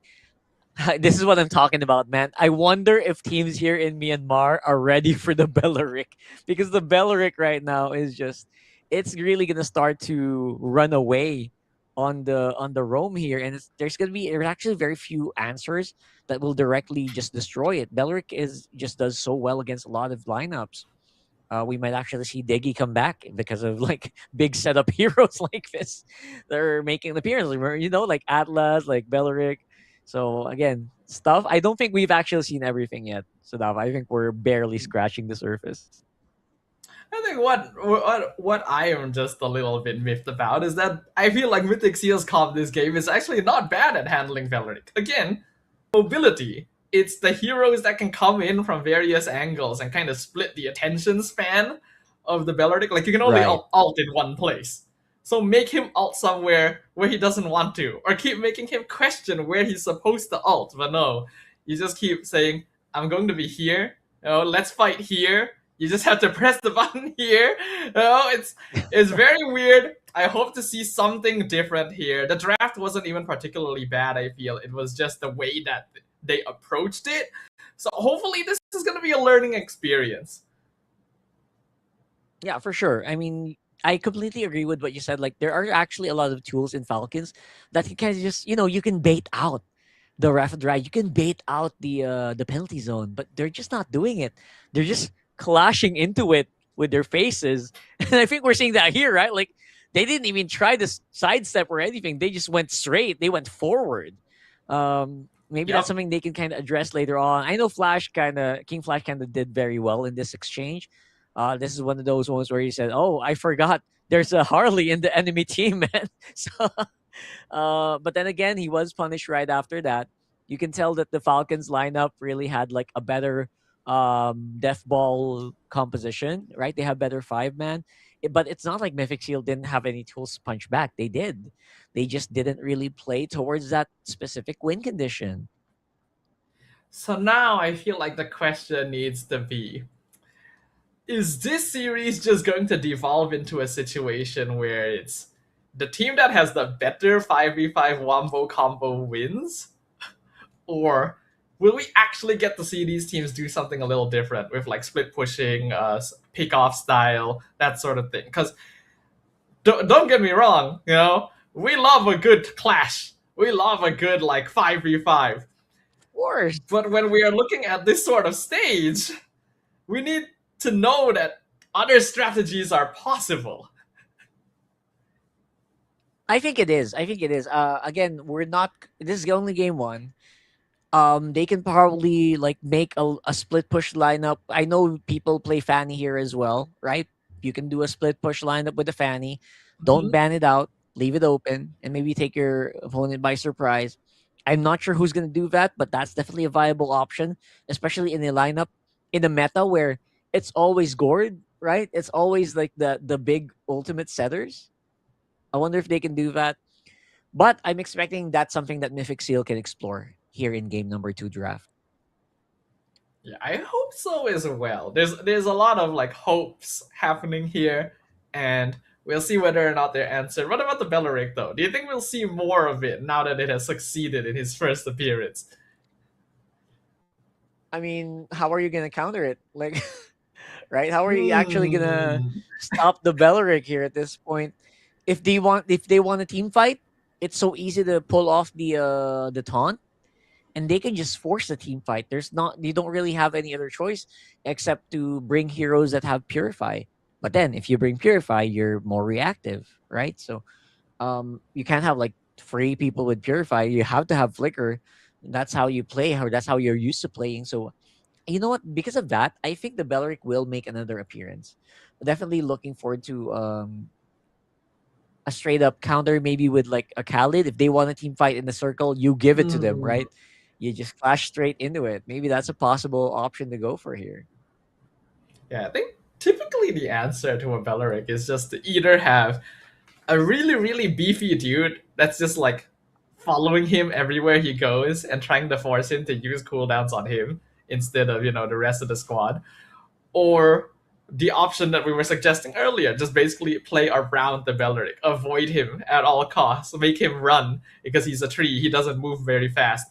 So there are definitely ways to like not have to worry about this hero. There's a reason why he's not that popular in other leagues. I just hope we get to see it. Yeah, for sure. I mean, surprisingly, again, there are moments here in this draft where it really caught me by surprise. For example, you already see a Belleric on the enemy team, and you bring Claude. Like, come on, that Belleric's not gonna work, right? You see what I mean? Yeah. So those are the moments where I think maybe they have to reconsider. Number one, I think maybe they're just not ready. Number two, maybe they know the Claude is bad, but they don't have mastery of other heroes. That's what I'm thinking. I don't know which one is true here. Because in the first place, they left their gold laner for last. And Belleric is like one of the most tailor-made heroes to counter gold laners. Like any marksman is going to have a rough time against him. The only gold laners that like have somewhat of a good time against Belleric is some maybe Harif because he's more magic, and Leslie, which we did talk about earlier, but it's a hero that is very, very niche. Like you only play Leslie if you love Leslie to bits. And that's not going to be happening here. So I think it was very smart of Falcon to pick that Belleric later on, because they know like no matter what they pick last, this Belleric is perfect here, counters the Atlas, counters whatever marksman they decide to play. I really think that the Atlas was too early. I think that Mythic SEAL locked themselves into this playstyle that was very obvious right from the get-go, and Falcon knew how to deal with it. Yeah, we're gonna see if they can deal with it right now, because right now it's, I don't know, man. Not really much you can do, especially since in that game, they stole the Harley very early, right? They got the Harley super duper early in the first phase. So yeah, if Falcons can keep doing that, I like it. I like their chances in this one. This could be a sweep for Falcons, because right now it feels like they just know Mythic SEAL's playbook, right? The playbook is very, oh, you don't think you're gonna get bursted? Watch yourself get bursted here, bro. So be careful. It's like a warning shot as well. It's like Falcons are warning, oh, you want to pick that Harley again? See what happens, right? I don't even feel like Harley was the issue, though. I feel like Harley is perfectly fine. I really like the opening pick from Mythic SEAL. Harley was Phobias fine. I know. It was Harley, 7-1. It's great. Really, really good opening draft. Atlas first pick is my big grievance. Atlas third pick is my big grievance. That should not have been shown so early on. I don't feel like it's strong enough of a hero to be revealed at that point. If they had went Claude third pick, if they had went Guinevere third pick, it would have been way easier. Keeps the draft flexible. Even if the Bellerin comes out later to counter it, then at least you have options. Yeah, that's what I'm saying, Sadafa, though, right? Like we can't tell if Atlas is just so good in scrims, right? Because we don't have that data. Maybe it's just so damn good in their scrims that they're happy to bring it out on first phase. But I completely agree. Too early. Every time I see a successful Atlas in other regions, bro, it's always fifth pick. It's always fifth pick or maybe fourth. You don't give your opponents time to counter the Atlas. You don't give them time to adjust their draft around it. It's literally in his name, He's supposed to be picked at last. That's how you're supposed to play. Okay, you got me there. You're right. All right. All right, good let's one. see. I didn't think of that. Yeah, that's a new one for me as well.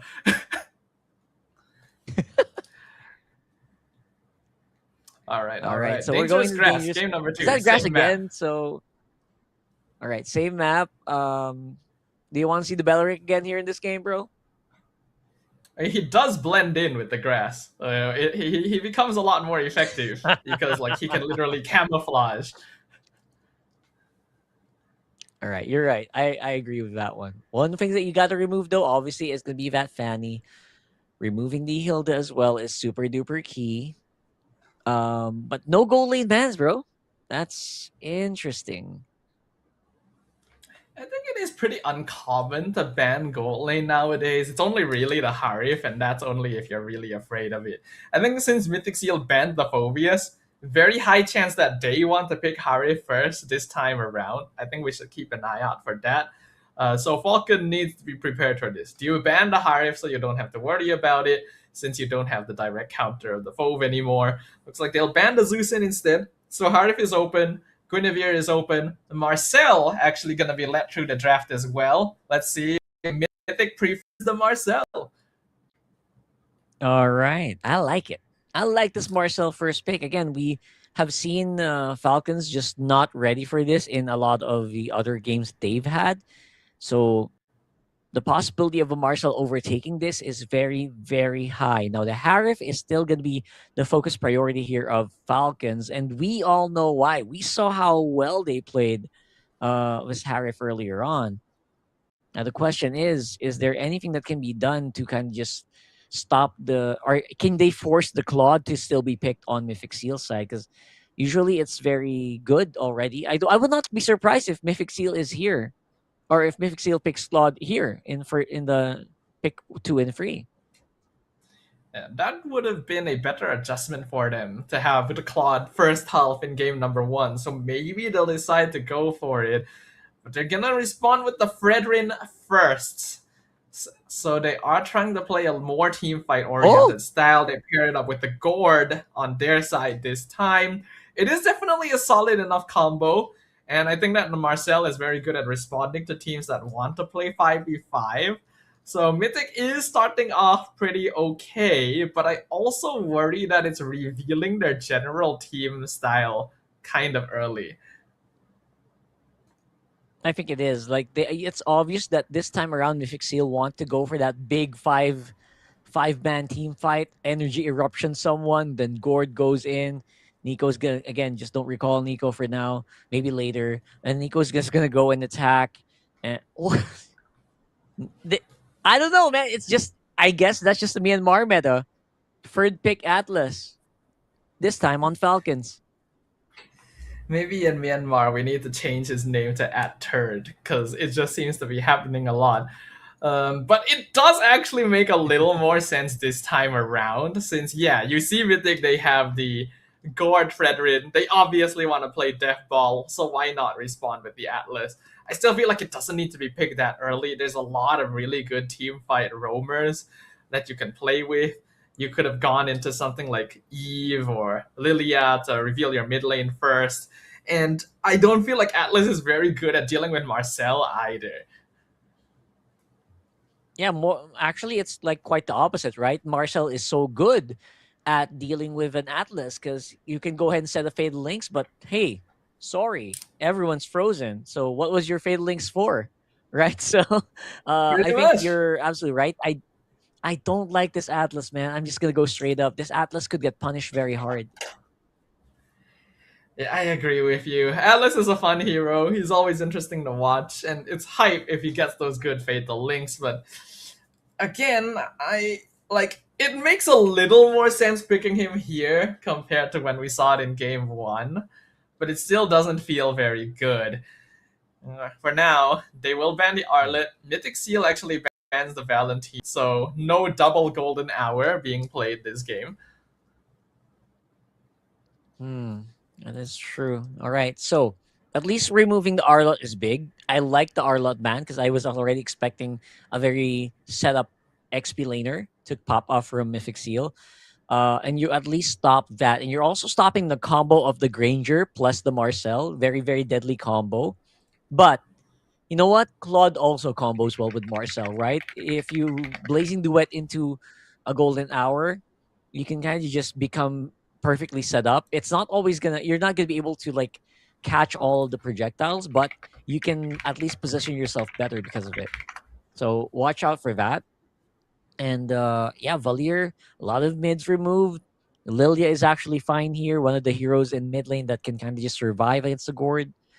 So yeah, that's one thing I'm seeing here, possibly picked for Falcons. I do like the Lilia. I think that's one of the better mid lane picks for them as of this point. But they will go for the Sora first, which, you know what, actually makes a lot of sense. The Valentina's already taken out. You may as well grab it, have a good team fight set up to pair with the Atlas. But there's the Paquito!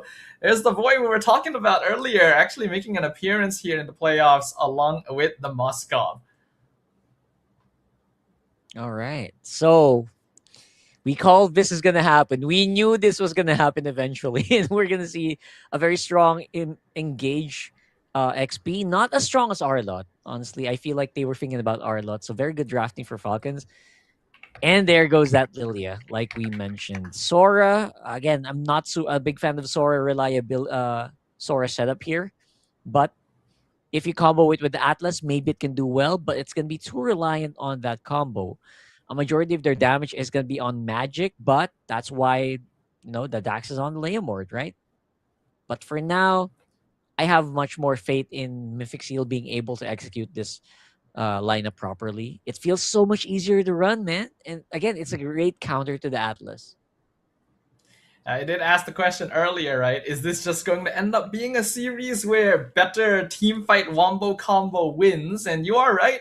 Falcon has a much better one this time. Fatal Links with the Shifting Skies is really good at punishing a composition that wants to run around with the Fredrin in front. But then the Marcel becomes the wild card, the question mark.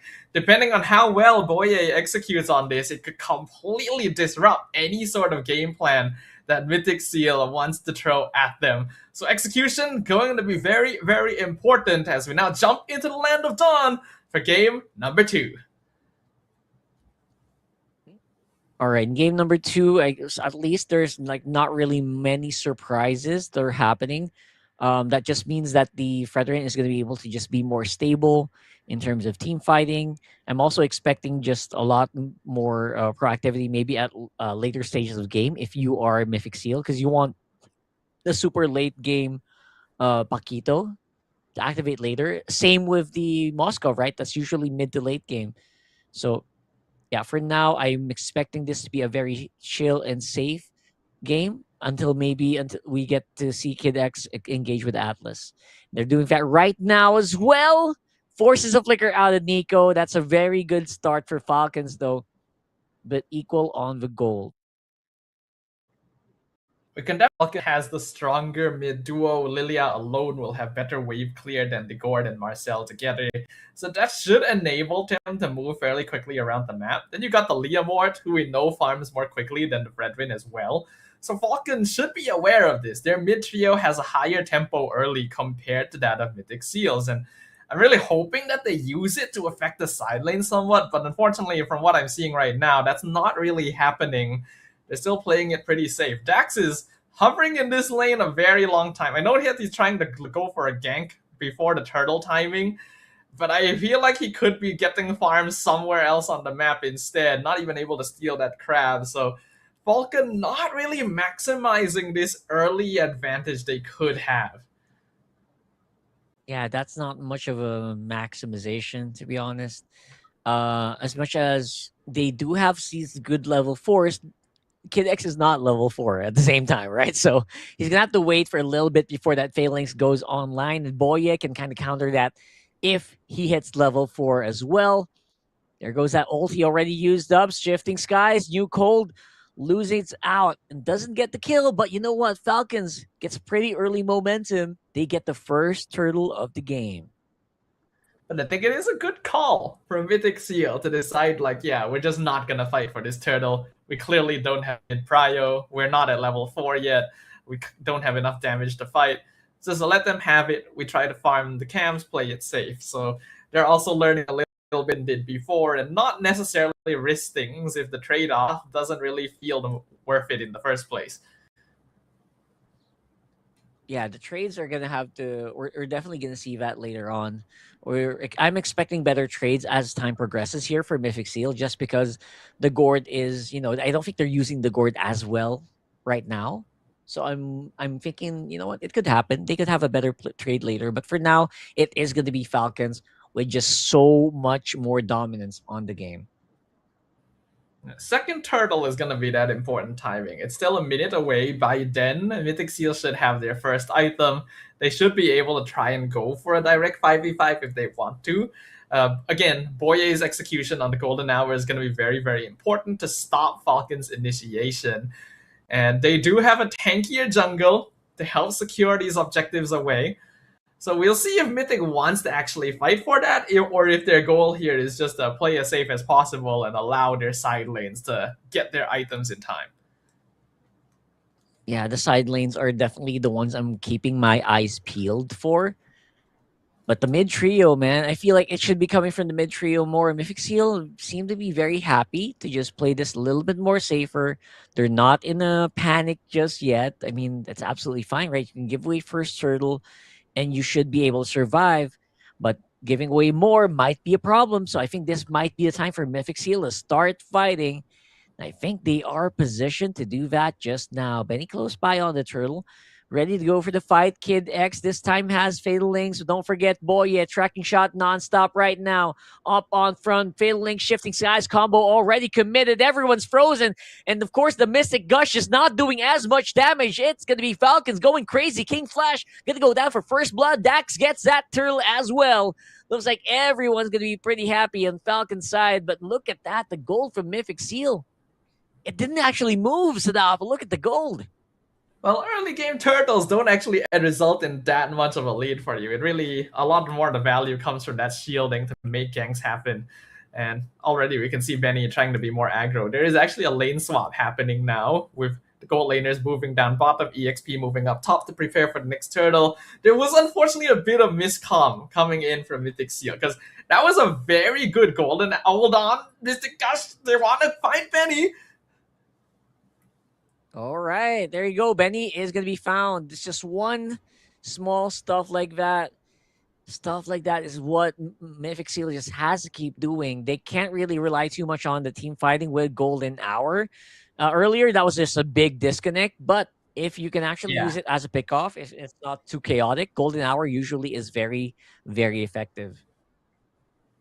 Yeah, that Mystic Gush would have won Mythic SEAL the fight on the spot if not for the golden hour. So there are still some risks to playing Marcel in those sort of situations. Might have been better for him to give up the turtle to make sure they could get some kills in exchange, but ultimately not too much harm done. Mythic still holding on to a slight gold lead since they are playing more for the map instead of rotating together like Falcon is.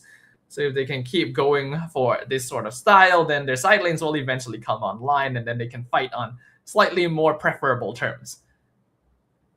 I mean, that's what I was talking about earlier. Like, all right, Falcons got a really, really good team fight. But you know what? While all that was happening, Alita was just taking these waves. Alita was taking the outer turret energy shields of that bottom outer turret. So that is something that just equalizes so well for Mythic SEAL. And now Falcons looks like they're going to be behind a little bit on gold. Kid X up on front. Boye is actually threatening them. Who's going to make the first move? Looks like that's going to be a big energy eruption coming in from King Flash. Cancels on the Miss Gush, but Kid X will still go down. There goes that golden hour. I don't think they were able to use it properly quite yet. So they're going to be able to go in. Alita dives. Actually, he takes the Spear Destruction, and they will have full control of the Turtle Pit. Now, Turtle is low, but they don't really mind that. All they want is Dax. They are looking for that Leomord, and King Flash taking that Turtle means Mythic SEAL got everything they wanted in that team fight. And that's exactly the sort of fight that Mythic SEAL has been waiting for. The golden hour was actually used very well. It actually saved King Flash's life in that situation and set up for the stun and the takeover.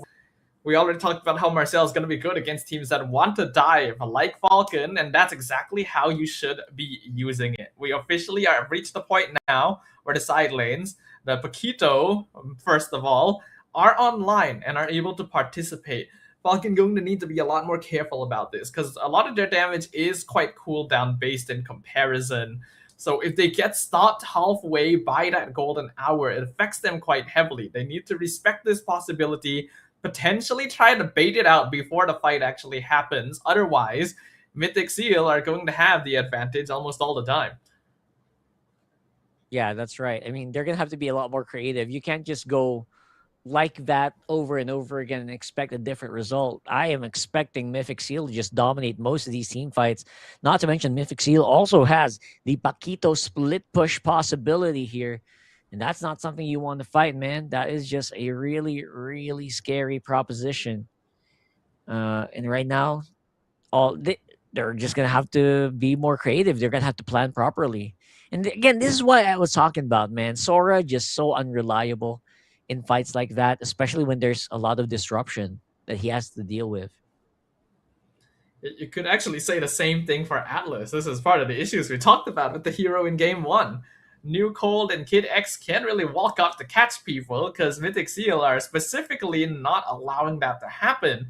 And in case they do make a mistake, the golden hour is there as a bandage to the wound, get out of jail free card as long as it's used correctly.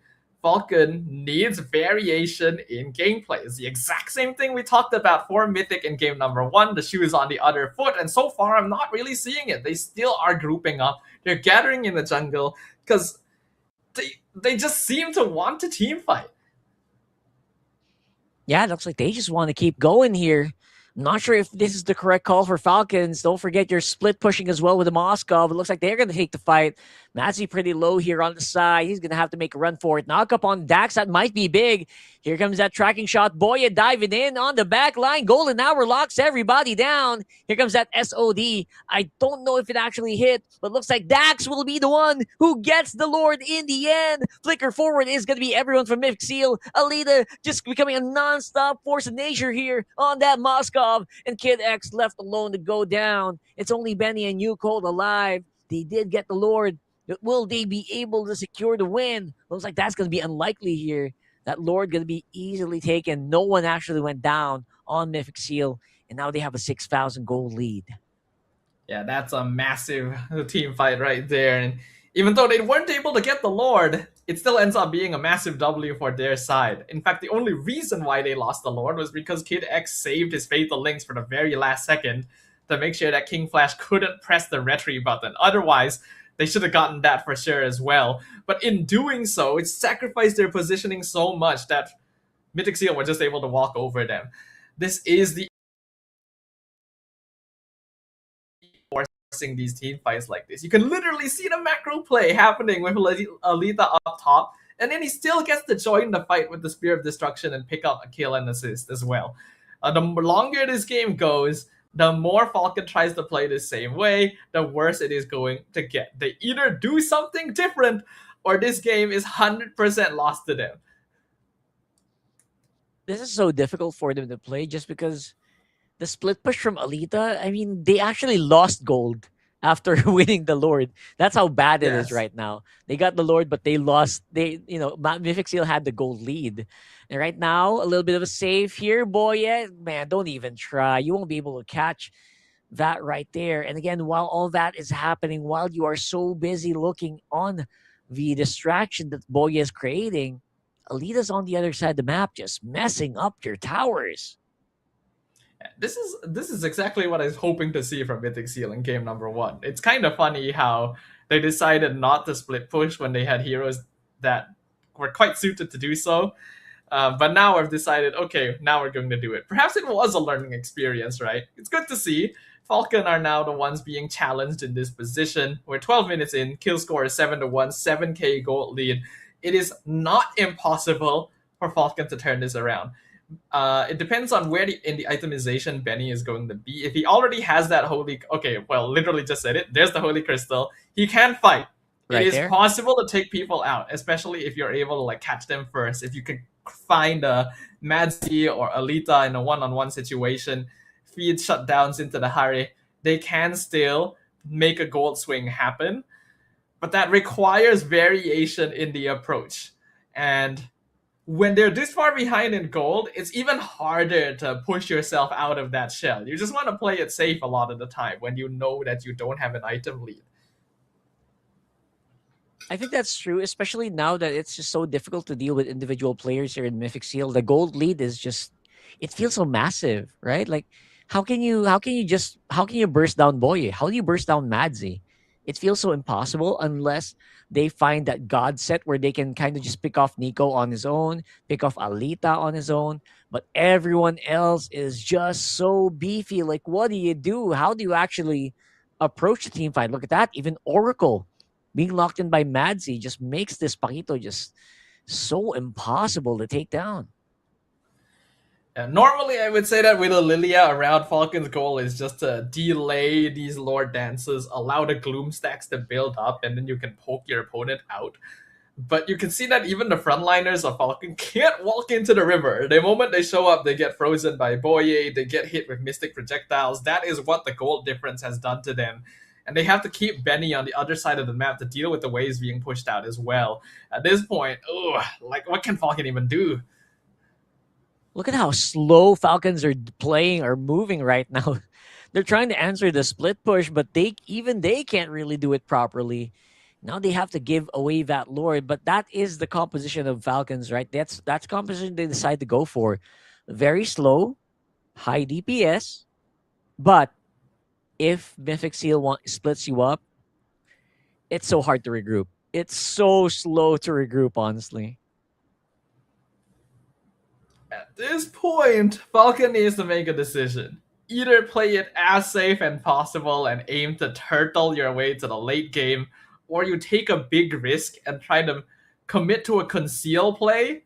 Just throw everyone into the backline of Mythic SEAL. I personally would prefer to sleep the more proactive option, but I'm pretty sure Falcon is just going to play it safe and try to team fight.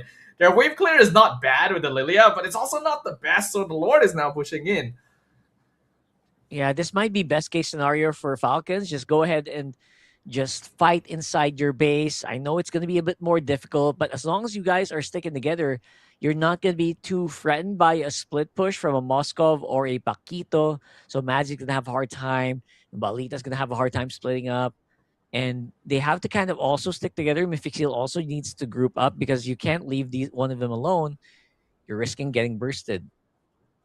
But now, looks like they're going to be able to get at least clear the minion waves. And yeah, for Mythic SEAL, I think it's a good decision. It's a good decision for them to just back off because you want to play the split push game. You want to play around this Lord instead. Yeah, I think Mythic SEAL's decision making is very disciplined.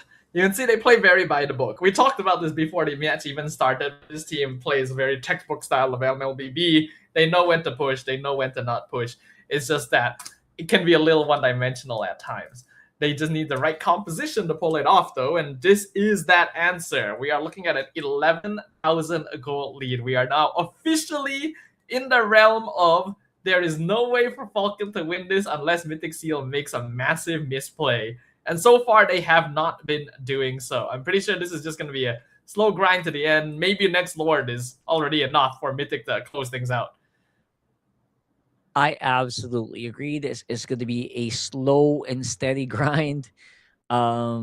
Just a lot more movement, a lot more forcing a 5-man death ball, which again, that's what Falcons wants. And you know that Mythic SEAL doesn't want to play that. You know they don't want to play 5-man. So what they're gonna do? They're gonna split push. Alita's already on the bottom. They're getting into position already to make this Lord as strong as possible. Make the waves be more in their favor. And of course, with all the information that Boye is providing, it's so easier for them to actually make that call. Again, I really wish that Falcon just had a more aggressive roamer than the Atlas. If they had like the Hilda or the Khalid, the Hylos even, they could just walk around the map, get information. Like, because it is the Atlas, he knows that if he gets caught, he dies, and then his team can't do it if he's dead. So they're just like one map slowly clearing up bushes with numbers, and that's allowing Mythic SEAL to basically get the Lord for free right now. No contested at all. Only 2 inhibitors left standing for Falcon. Again, their wave clear is not bad.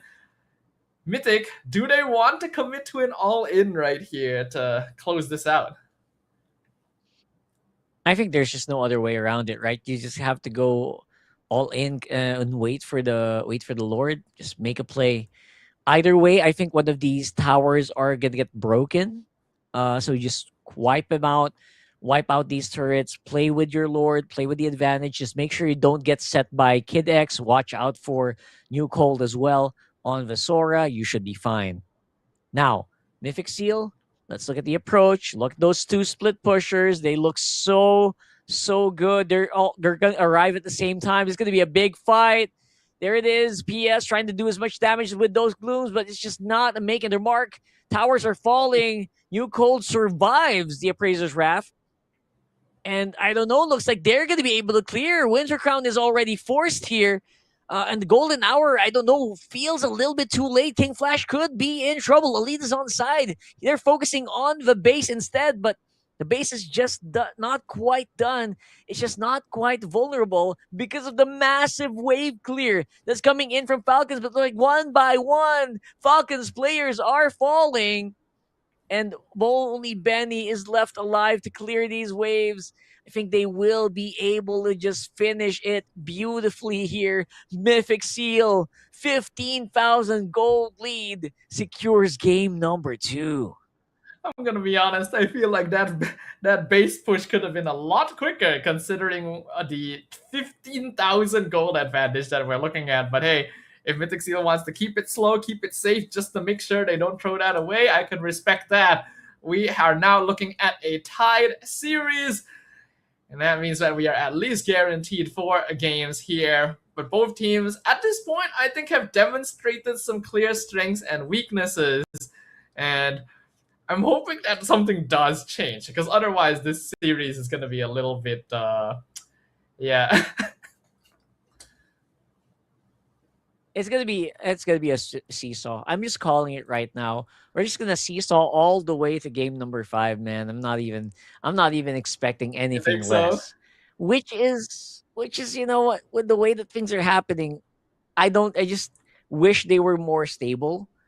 Man, Falcons, that kind of drafting, man, it's throwing me off, honestly. You have so much split push potential on your opposing team. Why do you draft into like the really big wombo combo setups? You know you're gonna lose in split push. I could tell, you could tell, right? Like, you know that split push was gonna happen, but all of them picked a team fighting hero. What was that about? Yeah, that is already what I was worried about after game number 1, and now I'm even more worried about it. It's like Falcon doesn't know how to play any other style of MLBB. It's just team fight and win, or team fight and lose. That's about it. And you know what? I'm not gonna sugarcoat it. Say a little bit boring. I really don't think it's a particularly entertaining way to watch these games happen. And I really do expect a little bit more from this region as well, considering the kind of wild card status that these teams have had on the international stage for so long. But Boye definitely deserved that MVP. I think if there's one thing that we need to learn from this, Falcon especially cannot let go of Marcel. This hero alone destroys their entire game style. Which is really funny because that's exactly what we mentioned before the game started. Before all the players were even seated on their seats, we already called, hey, this Marcel is gonna go crazy.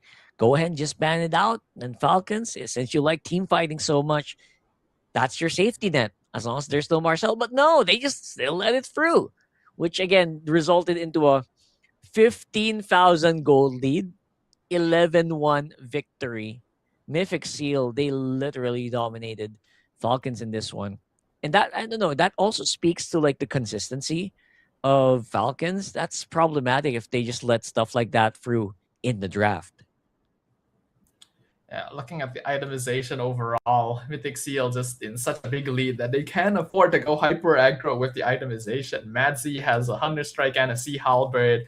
Basically near full damage Paquito, unpunished, never died at all. Full damage on that Fredrin as well.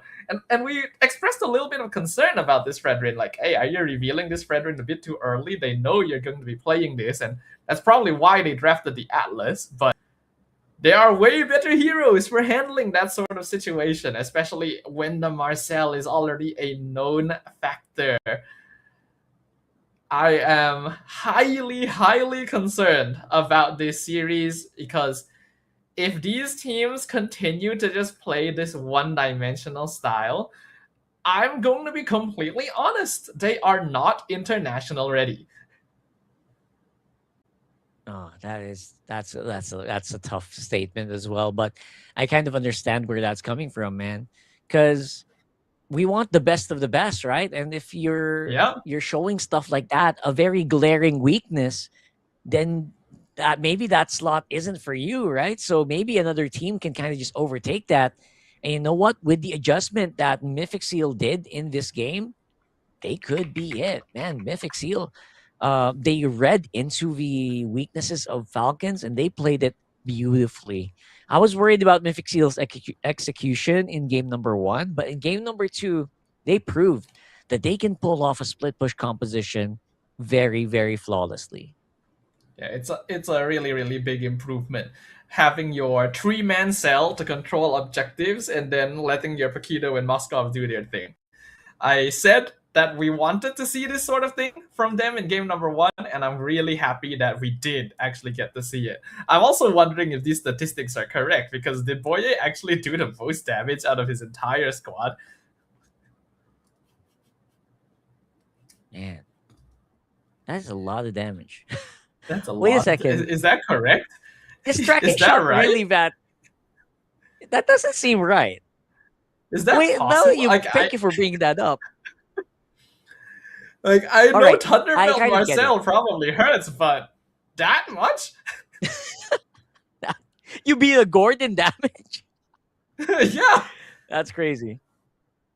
That's all tracking shot, by the way. That's all tracking shot. Amazing. Amazing performance here from Boye. I now completely understand why he's MVP in that one. It was a very, very big discrepancy. Despite having a lower kill participation than Nico. Nico was in more fights than Boye, but somehow Boye out-damaged him.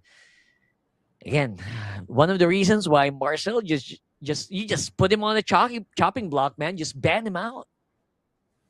I feel like both of these teams just are not very good at handling Marcel. I think you gotta admit to yourselves that, like, hey, this hero messes us too much. Let's just not deal with it, even if we have to give away something else. And that's going to be the first step, I think, that we need to see from Falcon Esports. But we can see in these highlights that overall, Mythic SEAL had very solid movements. They were good at punishing. Boye got some really solid golden hours overall, not just stopping the momentum of fights, but also saving people with them, even at the very last minute as well, just to bait their opponent out into a more vulnerable situation. This last base push, I agreed with you when you were doing the play-by-play. I thought, like, is that golden hour too late? Is King Flash still going to die? But it apparently was just enough. So if that's intentional, props to Boye. You cannot give this man that camera. Yeah, don't give him a camera, man. That camera looks like it's just a lot more expensive, mirrorless, full setup. It just hurts, man. And now we've proven it time and time again in this game. That Marcel 100% has to be on banning if you want it to be a fair fight, because it doesn't feel like a fair fight in that last one.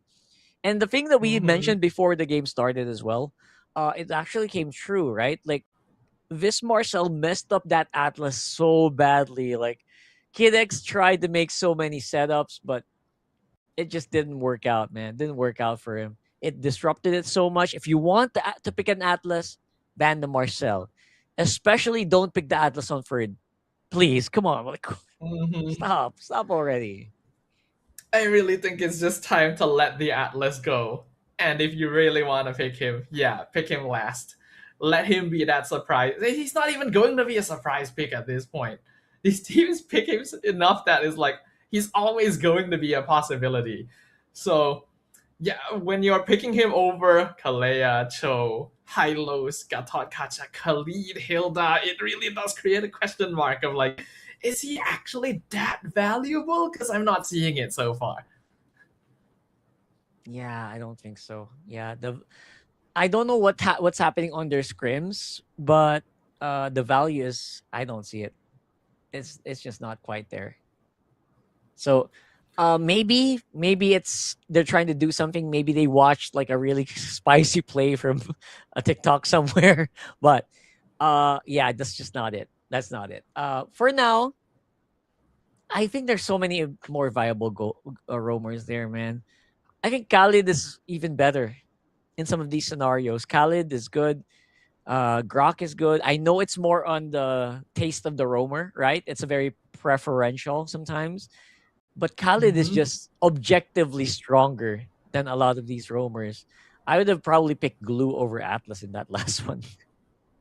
Yeah, I agree, actually. Glue would have been pretty solid. Yeah, they had already shown the Gord as well, so Glue would have been perfectly fine. There's no risk of like Faramis, Vexana showing up.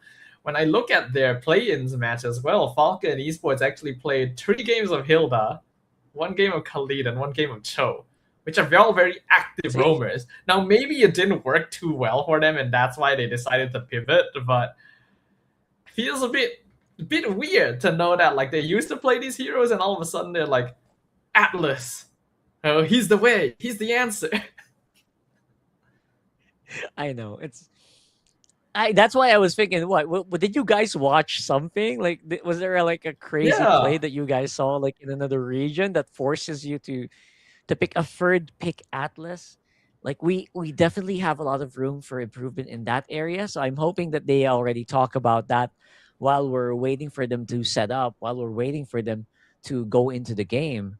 Because for sure, I would. There are so many things that can synergize well with the Atlas. Again, last pick is possible. I'm not removing the Atlas from like. I'm not saying don't pick it. I'm saying if you do decide to pick it, put it on 5th slot.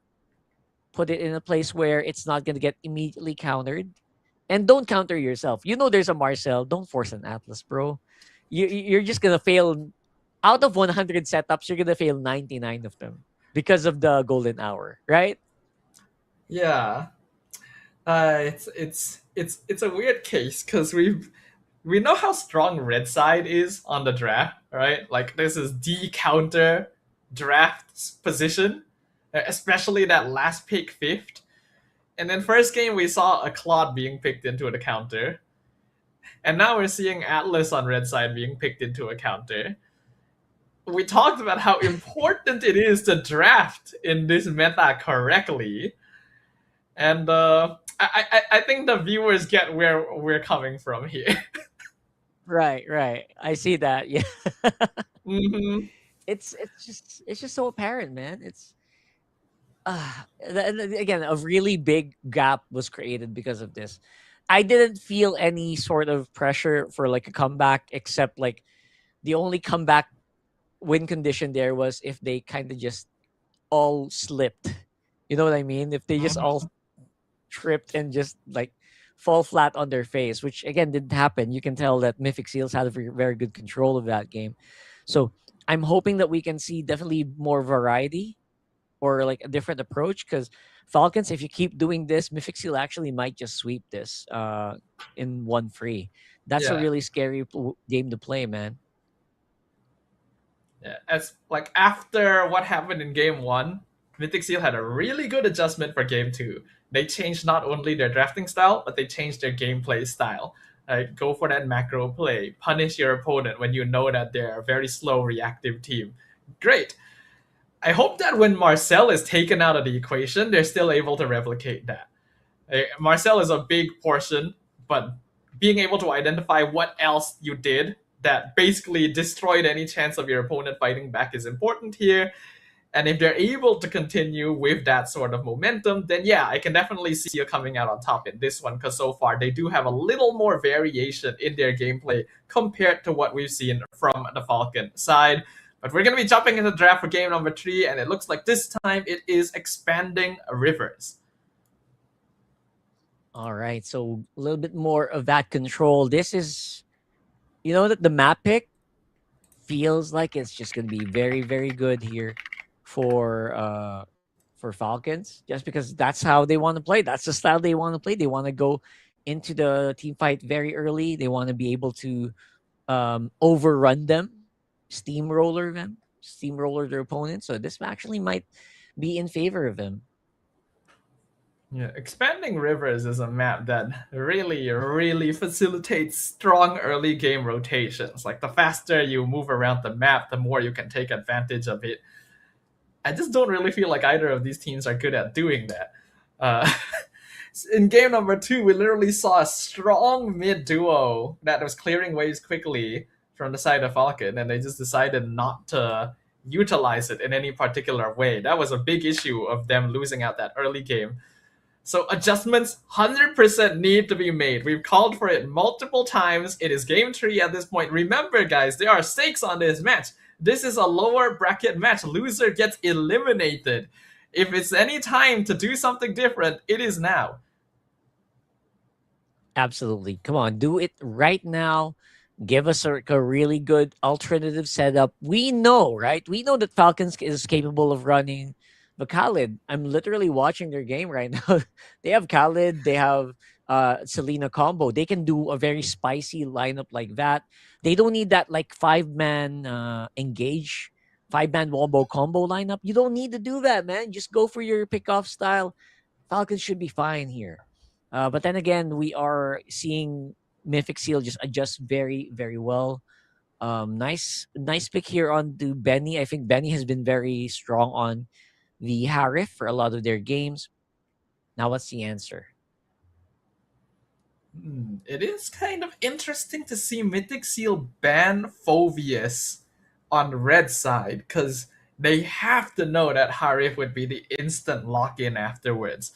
So I imagine there has to be an answer to this. Maybe the Harley is going to make an appearance. Oh, the Baxia going to be locked in along with the Zeusin.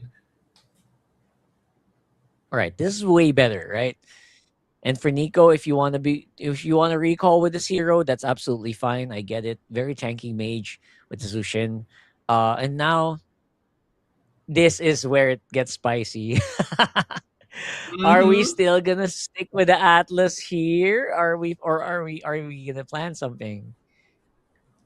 It's Fatty. Okay. All right. That is way better. I feel like that can be better. Especially, well, it's very skill dependent, but I think it's a really good pick to play around the Zushin. And I think this time Mythic Seal are the ones who want to death ball, who want to snowball together. Maybe this time they can do. It'll be Falcons who can do the split. Looks like we see the Moskov locked in for Mythic, so they still want to keep the option open for that split push play, and I honestly do think it's a good idea, considering how Falcon has been playing up until now. But the Fanny with the Valier is also not a bad solution. Valier especially one of the better mages for handling the Baxia. He rolls at you, you push him away, can really disrupt that sort of gameplay. clears waves a little bit faster than Zuzin as well. So that roam matchup is going to be particularly important. Badang would be a very high potential pickup for Mythic SEAL to counter the Fanny, but that's why Falcon has already banned it out. I am a little surprised that the glue gets banned by Mythic SEAL, because I feel like it would not have been a bad option for them. Yeah, I think like glue would have been fine. Like if you want to survive against a Fanny, if you want to survive against a Harif, I would have actually picked glue roam. So you're absolutely right. I feel like that's a weird ban. But I guess they're thinking more about blocking out Kid X's heroes. Maybe they just know Kid X a lot better, right? Maybe they just know that Kid X likes to go for these picks. And maybe they're forcing the Atlas again. I don't know. Maybe. Well, so far there's nothing on the board that too heavily counters Atlas. So he is still a possibility, but I hope that doesn't happen. I think that maybe Mythic SEAL is looking at the high-lows at this point if they're banning the glue. The Cho will be the final ban for Falcon, so that reduces the amount of heavy lockdown that the Fanny has to worry about. Now the only really reliable single target lockdown is going to be that Kalea, or the Guinevere is actually still in the pool, but looks like Mythic is going to stick with the Paquito. Okay. Now we're talking. They actually have so much. It feels like they have so much split push potential now. This is very similar to what we saw earlier. And Mythic SEAL are just running it back. I like it. I actually like it. They're going to be able to deal so much damage with the Fanny. The Fanny can get disrupted by Spear of Misery. Can disrupted by the Knockout Punch. This is pretty good. And well, there he is once again. Our favorite boy, Atlas, gonna be locked in by Falcon. Now, I did mention not quite as much that hard counters Atlas this game, so should be a little easier to play since you don't have to worry about Marcel or Belleric, unless Mythic SEAL suddenly surprises us. There is still the option to pick Belleric for them at this point, but maybe not as good since there's no marksman to counter. And there is a Hilda in the EXP as well. This is a hero that Paquito will have a lot of difficulty laning against. So I do like the adjustment from Falcon. Yeah, this is a very good adjustment from Falcon Esports. It's a good way to go. I don't know why they're still forcing the Atlas, but maybe it's going to perform better here in game number 3. Doesn't have the direct counter with the Marcel, but again, very, very mobile heroes. And there's a Grok. Oh. All right. So that's sort of an answer, but it's a lot easier to deal with. It's more, I think the Grok is more for like the Fanny, right? Like more for like the I think so. The Harif. Yeah. I personally don't really like the Grok these days. I feel like he's a bit too slow for the meta. And that actually ends up playing into Falcon because Atlas is also kind of slow. So now he's even less punished for bringing the hero out for the 3rd time this series. I would have preferred something like a Hylos. I feel like that still would have been a safer option. But it looks like Mythic SEAL has made some adjustments of their own. But Falcon gonna be bringing out the Fanny in expanding rivers. They've got a lot of heroes that can rotate around the map quickly, start making things happen. Will they make the changes that we've been asking for? Will we get to see more proactive gameplay? That when we jump into the Land of Dawn for game number 3. Yep, 100% better compared to draft of game number 2. But this time around, they're all going to have a different kind of threat to answer. So Dax is on the Fanny. I know we always love to see Fanny players on the game. But again, depending on how you play the Fanny, it's not always the most effective hero. Usually, if you have to have a really good early game, you have to get those early kills going. Otherwise, sometimes some Fannies are just left behind and they're just like stuck in split push duty, right? So let's see how well Falcons is going to be able to play this, Dax specifically, because he's not going to be able to actually kill a lot of heroes. Like, think about it. If you're the Fanny, who's your main target? just Moskov, right? You can't really kill anyone else. Pretty much. And he is even going lethal ignition as well. So if you're going that emblem, it implies that you want to build mostly damage Fanny instead of the more bruiser style that we've been seeing with things like Impure Rage or Brave Smite. So Alita is going to be the main target most of the time, and Mythic SEAL does have a good amount of defensive play to work around it. They also went for the mobility emblem, I always forget what it's called, on both Nico and Boye, to try and take advantage of earlier rotations with the expanding rivers, but so far don't quite have the wave clear to match up against the Valir. That's another reason why I'm not too certain about the Grok. Yeah, this Grok is still a bit of a question mark as well for me.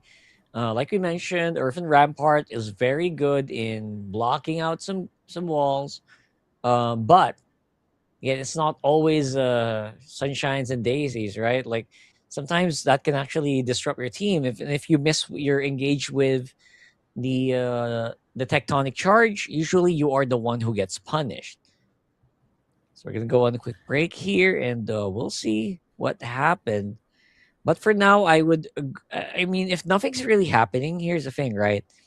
If nothing's happening, I feel like that's more of a advantage for the team that wants to ramp up better. Which in this case, I feel like it's the Moscow, right? It's Alita. Yeah. Mythic SEAL won't really feel too pressured to force things early on, and they can basically play the game the exact same way they did in game number 2, which is avoid interacting too much, only contest turtles that you know you can take for sure, and allow your side lanes to do their thing. It's the exact same game plan. Falcons should have had time to think about how they want to handle this. This time they have the Fanny, which is a good hero for punishing solo split pushers, so it's a lot harder for Alita to try and split push a wave down one side of the map than Spear of Destruction to join the turtles and lords. But again, does depend on that execution, and so far neither team really forcing things yet. Yeah, that's one thing's for sure, right? Like it's not going to be as easy as game number 2, where you had the help of the golden hour to lock targets in place, so your SOD can hit a lot easier. You can just split push to your heart's content. This time, you're gonna have to be more skill based. You're gonna have to be more skill shot and more precise on your Spear of Destruction if you really want to split push properly. So it's not always gonna be a free split push, but you know what? Looks like Mythic SEAL is still pretty much happy with how this is going. Again, you have so much offensive capability on Falcons that they can't really capitalize on. They're not using it. And it remains a bit of a concern. Like you have a pretty high mobility early game comp here with the Fanny and the Hilda especially. And we're not really seeing a lot of movements on the map. It's expanding rivers of all things as well. This is literally the map you're supposed to move on. Boye in trouble. Gonna have to use quite a lot to get out there.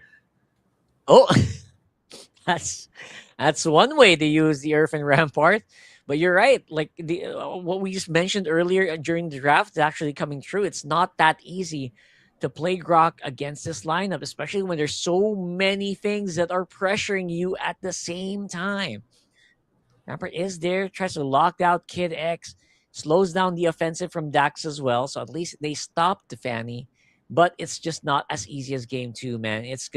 This game might just be a lot closer.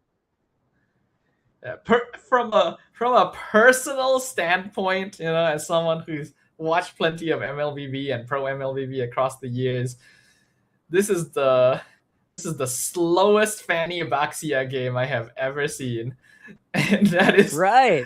A little bit sad. It's like Fanny Baxia jungle on expanding rivers, and the kill score is 0-0 at 4 minutes. It's a little bit like, okay, what are we doing here exactly? You're absolutely right. This is super duper slow. Usually boxers want to go for that early fight. It looks like that's exactly what Falcons are doing, pushing him back with the perfect match, locking him in. Zaman Force not even necessary, but you know what? That's going to give Benny a kill here. First blood for King Flash. Knockup is galore. But then again, you have the knockup. Where's the damage, though? That is what Falcons is banking on. It looks like Falcons, despite the super duper slow start, are going to be able to get first dibs on the turtle and the kill. Baxia is a tank jungle. That means that he is able to frontline, but he really should not be your primary frontline. Unfortunately, Grok is not very good at standing in front of him. Another concern about this hero pickup that forces King Flash in a position where he has to somehow break his way into the turtle pit, be the first one taken out. And then after that, the Atlas can actually execute on the Fatal Link since there's no longer any hero to counter it. I feel like a lot of mistakes are being made overall here. Okay, what is happening here? Very, very good trading. And this is what I was talking about, bro. Madzi, the Bakita's so good at just dueling, right? It's so good at dueling against a Fanny 1v1. Just because of the disruption, you can stop these cables from being properly used. Boya is in trouble, though. Again, uses the wild charge, the tectonic charge defensively. That's not a good sign for Mythic SEAL, man. Now on the side, they're trying to hunt down Dax, but Dax activates that sixth sense. He knows where King Flash is. Yeah, even though Falcon hasn't really been maximizing their early game comp, they are able to get a bit of a lead now because of that previous team fight, purely due to the draft issue.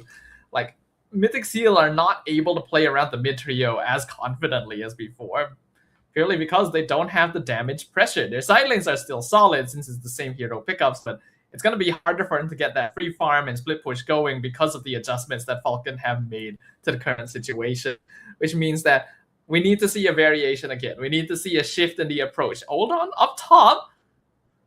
Oh, look at that. It's going to be Benny going down. Alita with the assist coming in from King Flash. They trade up for the turtle, and they're also going to lose out on Nico. Wait a second.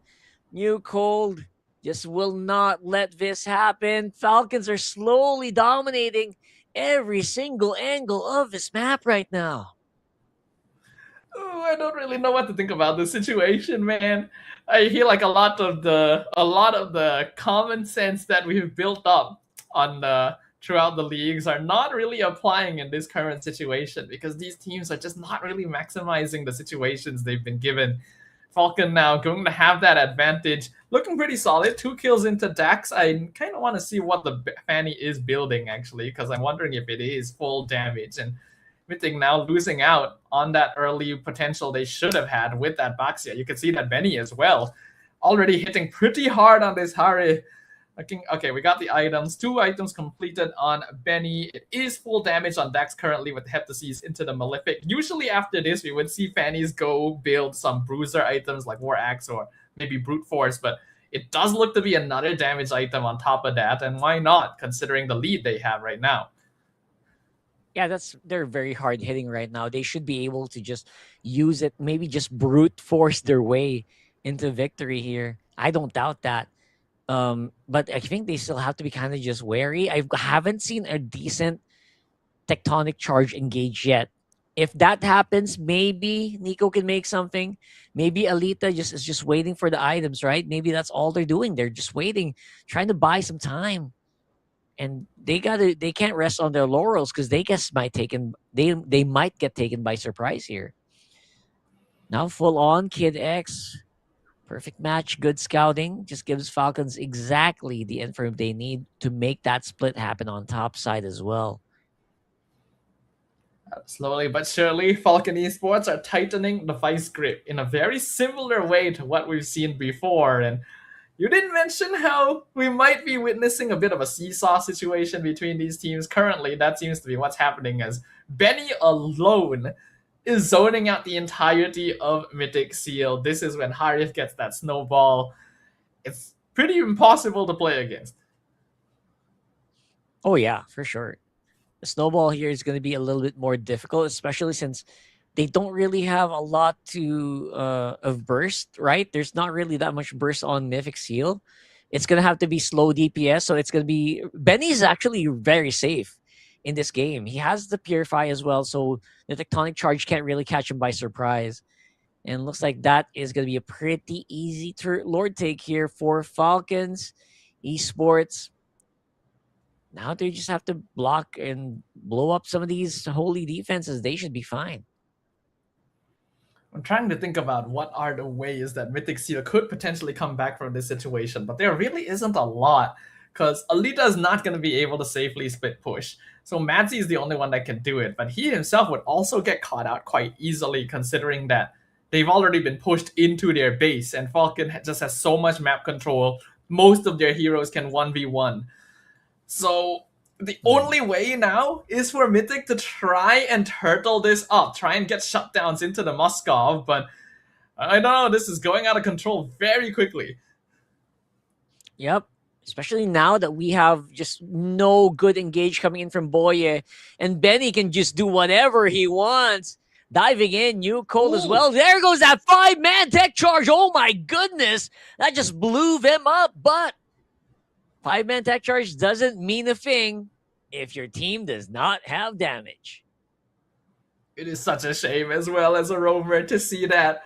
Like, what a big play. The team is not there.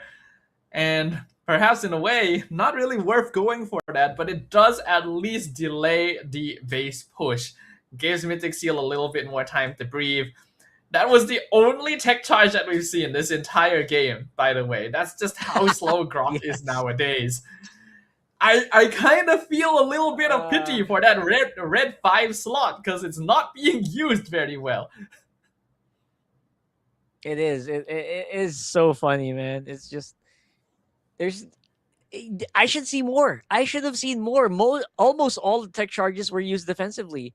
I don't know, maybe Boy is just such a perfectionist. Maybe he wants that 5-man set or nothing at all. But that doesn't work here, man.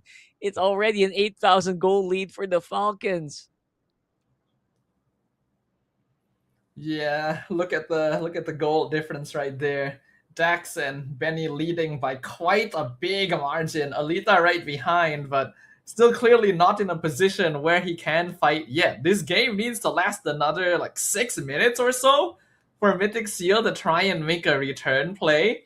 And that means that they're going to need to defend 2 more Lords, which is not impossible, but incredibly difficult considering the circumstances they find themselves in. Oh, hold on, they actually nearly found Dax. Spirit Destruction not going to connect as well. A kill there would have been huge, but at least buys them some time, maybe? Oh, King Flash is in trouble here. There goes the Fatal Links. Again, Boy, a little bit too late to the party. Irvin Rampart is there. New Cold slowed down, and they get dispersed by the shielding of that Irvin Rampart. So it really helped them out. But then again, where is the firepower? I am looking for it.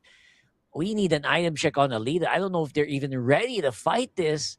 Now we have the next Lord of the game. This could be massive. And yeah, looks like Mythic SEAL. They are trying to punch back. They're trying to see if they can team fight properly, but looks like Boya gonna get caught before he can actually cast the tectonic charge. Way too late on that spear as well. It's gonna be another Lord going over the Falcons. Dax actually nearly found Madzi in that bush right there. Last second recall. Otherwise, that Paquito would have died, and it would have been very bad for Mythic SEAL. But at least they get a little bit of damage done in. So far, not touched a single tower on the map. Alita has finally finished the Malefic Gun. I believe that is item number 4, which means that the Moskov does respectable damage. But he's the only one that can actually do so. And there's so many targets that you need to take out on the Falcon side. And now the Lord's pushing in. 9k goal lead. Can they hold this? I don't know. They don't really have that much spread AoE damage. All King Flash can do is just roam around here and watch while Alita is actually dealing with that Lord here. Madzi coming in from the side, tries to go for a split knockout strike maybe, but looks like even that is not going to be able to help them survive. You know what helps them survive a little bit, of course, is the wave clear coming in from that Moskov. Alita up on front, goes for the SOD from the back, but again, will not be enough to slow it down. With a 10k goal lead, it's going to be Falcons coming out on top here in game number 3. And the seesaw continues. Falcon Esports now a single victory away from officially eliminating Mythic SEAL from the competition, which means that it's officially time to lock in honestly, a good performance. Very good draftsman coming in here from Falcon Esports. I feel like the gameplay is still a little bit one-dimensional, but this is why having the right hero picks makes the world of difference under the current meta. You got the right tools, the rest kind of falls in place. I mean, completely agree. Like, they got the right tools. And in that last fight, I kind of saw the weakness of the Mythic SEAL lineup.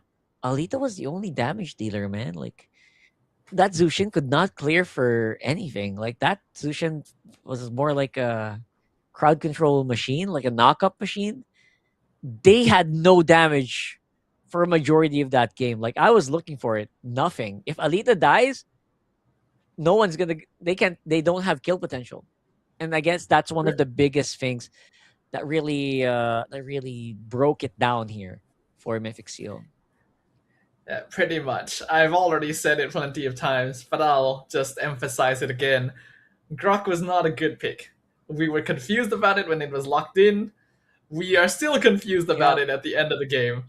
And perhaps a little bit worse off, because Boye, who was MVP of last game, by the way, literally could not do anything. He was a non-factor. He spent most of the game as the roamer, by the way, running away from his opponents instead of engaging them. The 1 or 2 times he got a tech charge was because the enemy team was so comfortable with grouping up due to the gold lead already. So it really does feel like a bit of a waste here for the side of Mythic SEAL, but we cannot deny Benny as our MVP this game around. Harif is a hero you cannot allow to snowball because he will just smack you for half your HP. Yeah, I mean, whatever they did, whatever kind of adjustment they did, bro, Benny was definitely the biggest recipient of that. His life was so easy on this Harif, honestly. I was kind of envious, man. That guy is just, he can do whatever he wants. There's literally no threat on the map that can actually kill him. Not even the Moskov in the later parts of that game. So, yeah, we also saw the Grok perform exactly as we predicted. I mean, there's no other way to say that. I'm not sugarcoating that. That's a literal 0-0 performance from game 2 to game 3. It's not even close. And remember, Mythic SEAL were the ones who banned the Phobius on red side and allowed the Harif to be picked up without his direct counter. So I can see why they did it. The Baxia Zusin is actually a really solid setup, especially in expanding rivers, but you need to have a really strong roamer to pair up with it. This is why the Zusin Khalid is typically going to be the combo, because the Zusin lacks damage to clear wave. Khalid makes up for that. Even a Hylos would have helped a lot to slow down the enemy team, get those stuns in. But they went Grok. I really don't see what value he contributes to this game. His stun is not reliable. You need a lot of work to actually keep people in position for the beacon to lift them up. There's so many better options that could have been here. It feels like it was like an overreaction, to be honest, against the Fanny. Because you see a Fanny, you're like, I want to Grok. I want to stop that Fanny from making a play. And sure, you did that sometimes. You got Earth and Rampart. That's going to stop a Fanny straight in its tracks because a Fanny can't go through walls, right? But like after that, what else? You're just burned to a crisp by the Valier. Benny's just blowing you up with these synchro fissions. Even Newcole was having a fun time just spanking that Grok into oblivion with the Hilda. So I really I'm just curious where this Grok came from and whether or not there might have been good alternatives to pick instead of it. I feel like there were so many good alternatives is the thing. Like, okay, let's highlight on this a little bit more because I feel like the rest of the game went about as we expected. So let's focus on what could have been done here. They picked Grok as last pick. Firstly, if they were that worried about the Fanny and really wanted someone who could wall her off, Badang should have been a higher priority. They had the chance to pick Badang on red 3, and they decided not to do that. That's why Falcon banned it out in the second phase. Now, maybe the reason why they didn't pick Badang early is because Badang Zusin also has pretty weak wave clear. So okay, you know what? I can understand that. Maybe you give the Badang away, then you go into like the Khalid or the Hylos instead. If you don't, it doesn't have quite as reliable ways of locking Fanny down, but at least you can rotate to help your Baxia. Then they didn't do that either. They picked the Grok, which has neither solid CC nor wave clear. It's just such a big question mark for me. Yeah, I absolutely agree. It was like not threatening at all. Now I'm thinking maybe if they played it more aggressive, but then again, if you play it aggressive, like, all right, you got your knockups, great. Like, the answer is still, so the question is still unanswered. Where is your damage coming from, right? Like, okay, where's the damage? It's all Alita. It's all Nico. Nico, I guess maybe they were thinking, what if we put Sky Piercer on the Zushin again and we get kills? Then there's your damage. But that didn't happen in this game. We didn't see that, man. 1 kills for the whole team. Basically, there's a lot of complaints from us here because we expect a slightly higher standard of gameplay and drafting from squads who have made it to the top 4 of the MSL, and right now we're not really getting to witness it too much. There are good adjustments. I really like the Fanny. I really like the Valier showing up here, and then the Hilda to keep the Paquito in lane to prevent split pushing. Good from Falcon. Mythic feels like they weren't willing to shift too far out of their previous draft. I get it. The Moscow Paquito split push actually won them that second game quite handedly. But the reason they were able to do that is because they had a strong mid with the Marcel Frederick.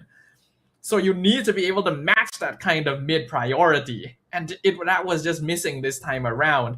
So you got to be willing to make decisions. You got to be able to make some trade-offs in the drafts, and I'm not seeing that yet. Yeah, I'm also not seeing it either.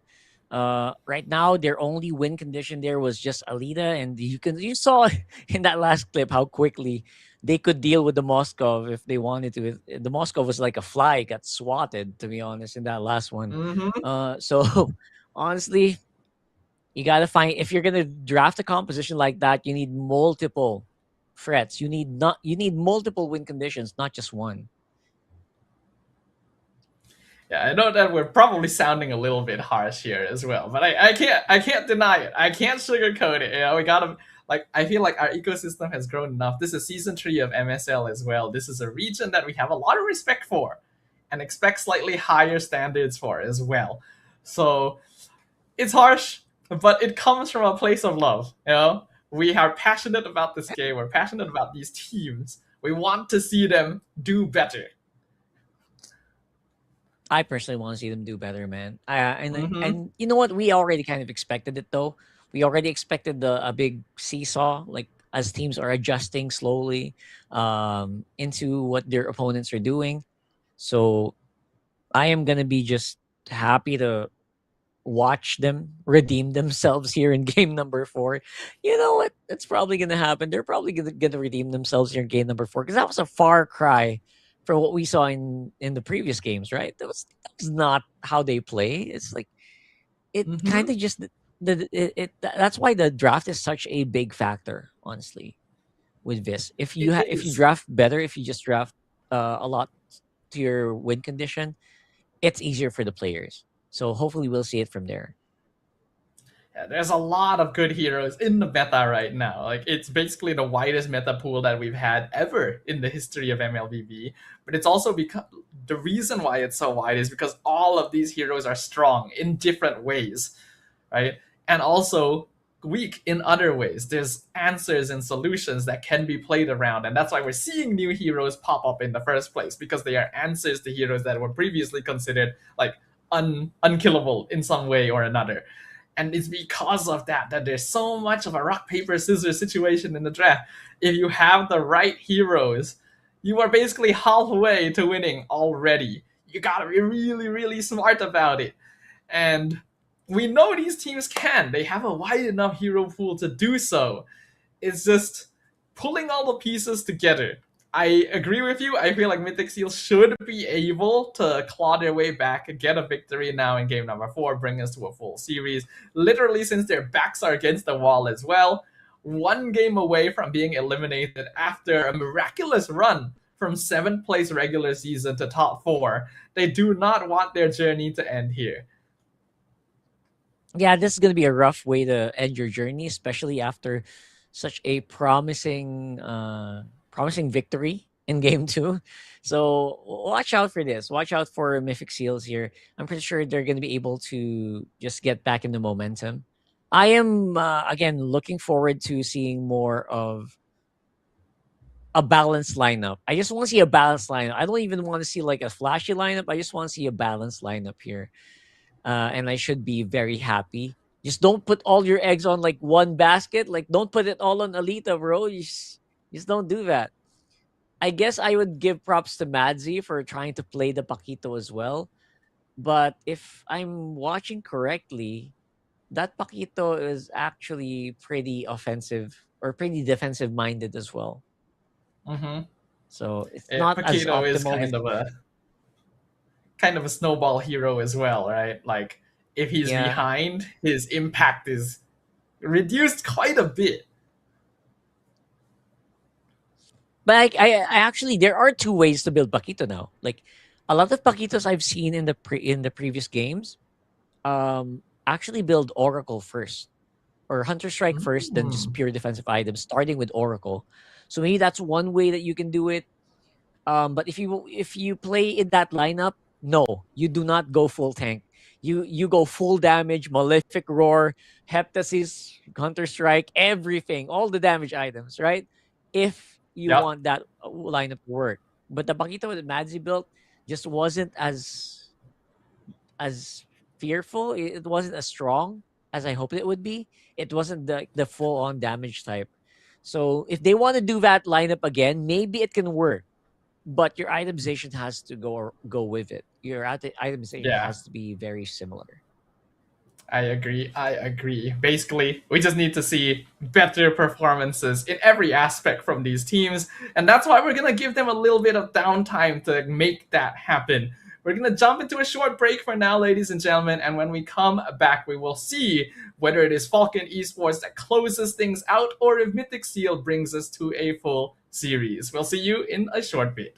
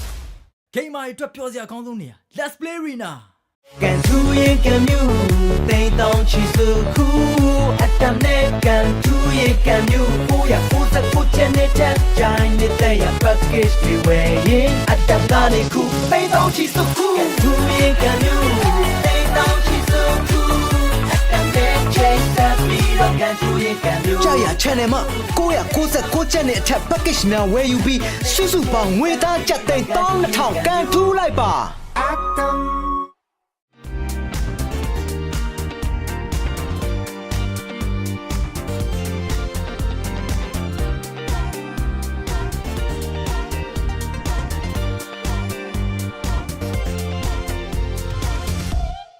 ကိုယ့်ရဲ့ energy level ကကိုယ့်ရဲ့အကြီးမားဆုံးရန်သူဖြစ်လာတဲ့အခါတမတ်ချက်တွေကိုချိုးဖြတ်ပြီး energy level ကို V ကုတ်နဲ့နောက်တစ်ဆင့်မြင့်ရမယ့်အချိန်ပဲ V ကုတ်မှာပါဝင်တဲ့ caffeine ကစိတ်ကိုနိုးကြတက်ကြွစေတယ်လူတင်းကမျက်လုံးကြောင့်ညာခြင်းကိုတတ်တာစေပြီး vitamin B ကလမ်းဆန်ပြီးခွာမြတ်ကိုရရှိစေပါတယ် V ကုတ်ချီ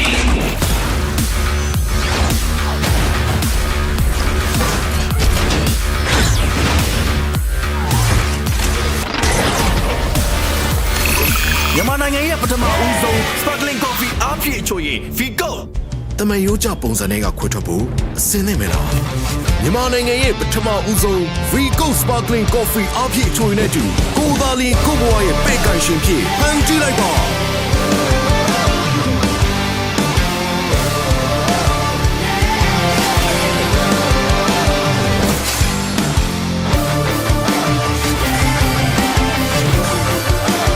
V Gold နဲ့တူကိုဘွားရဲ့ရှင်သခင်ဖြစ်ကိုရိုင်းဖန်တီးလိုက်ပါ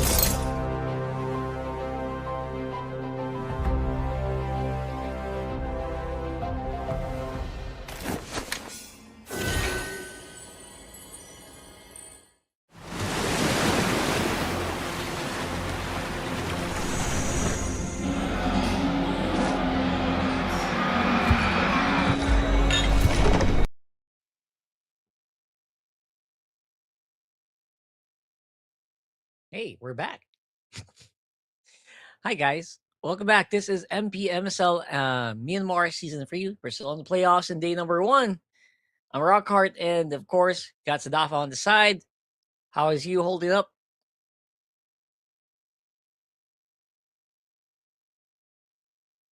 Like having a bit of a hard time connecting. We'll go ahead and double check that. But for now, we are heading into game number 4. I think their draft is already on the way. So let's see if we can have a little bit of a sneak peek into that one. And now we are, just to remind you guys, we are on game 4 and we are currently on match point already. Okay, am I back? Are we good?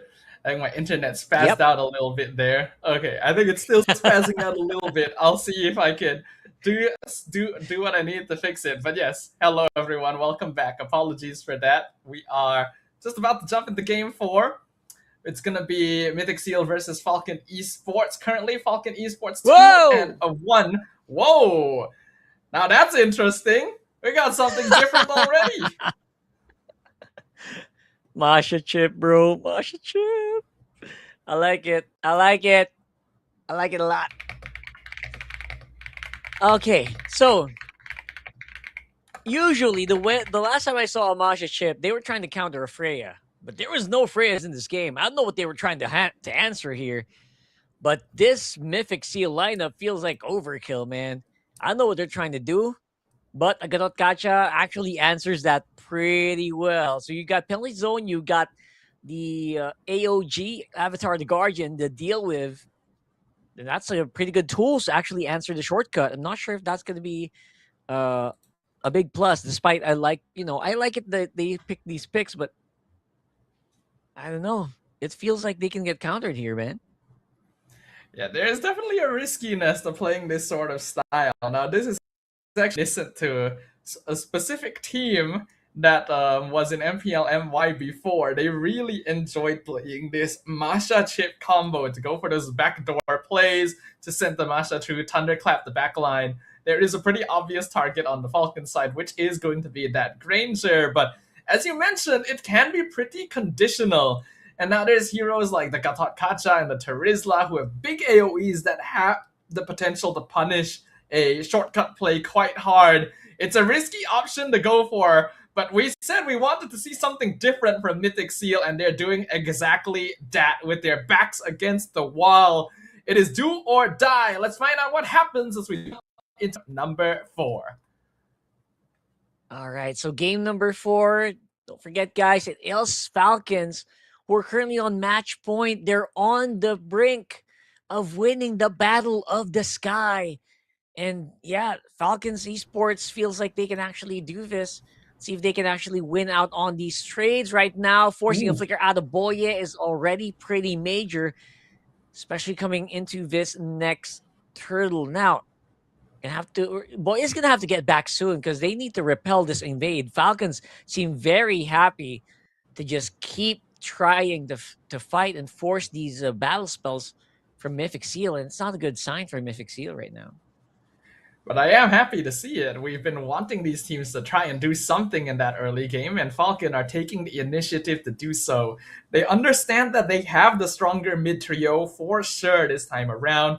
Azusin and Gatot can handle a Gore chip quite easily, and Baxia is meant to be a jungler that wants to invade, wants to steal camps away. If you're not doing so, you're not maximizing it. That's the concern we had with Mythic SEAL themselves, actually, in the previous game. It's great to see that Falcon has decided to take a more proactive approach. Now it's just whether or not they continue doing it. And that consistency is... I don't want to bank on it too much because we've seen consistency become a question for this one.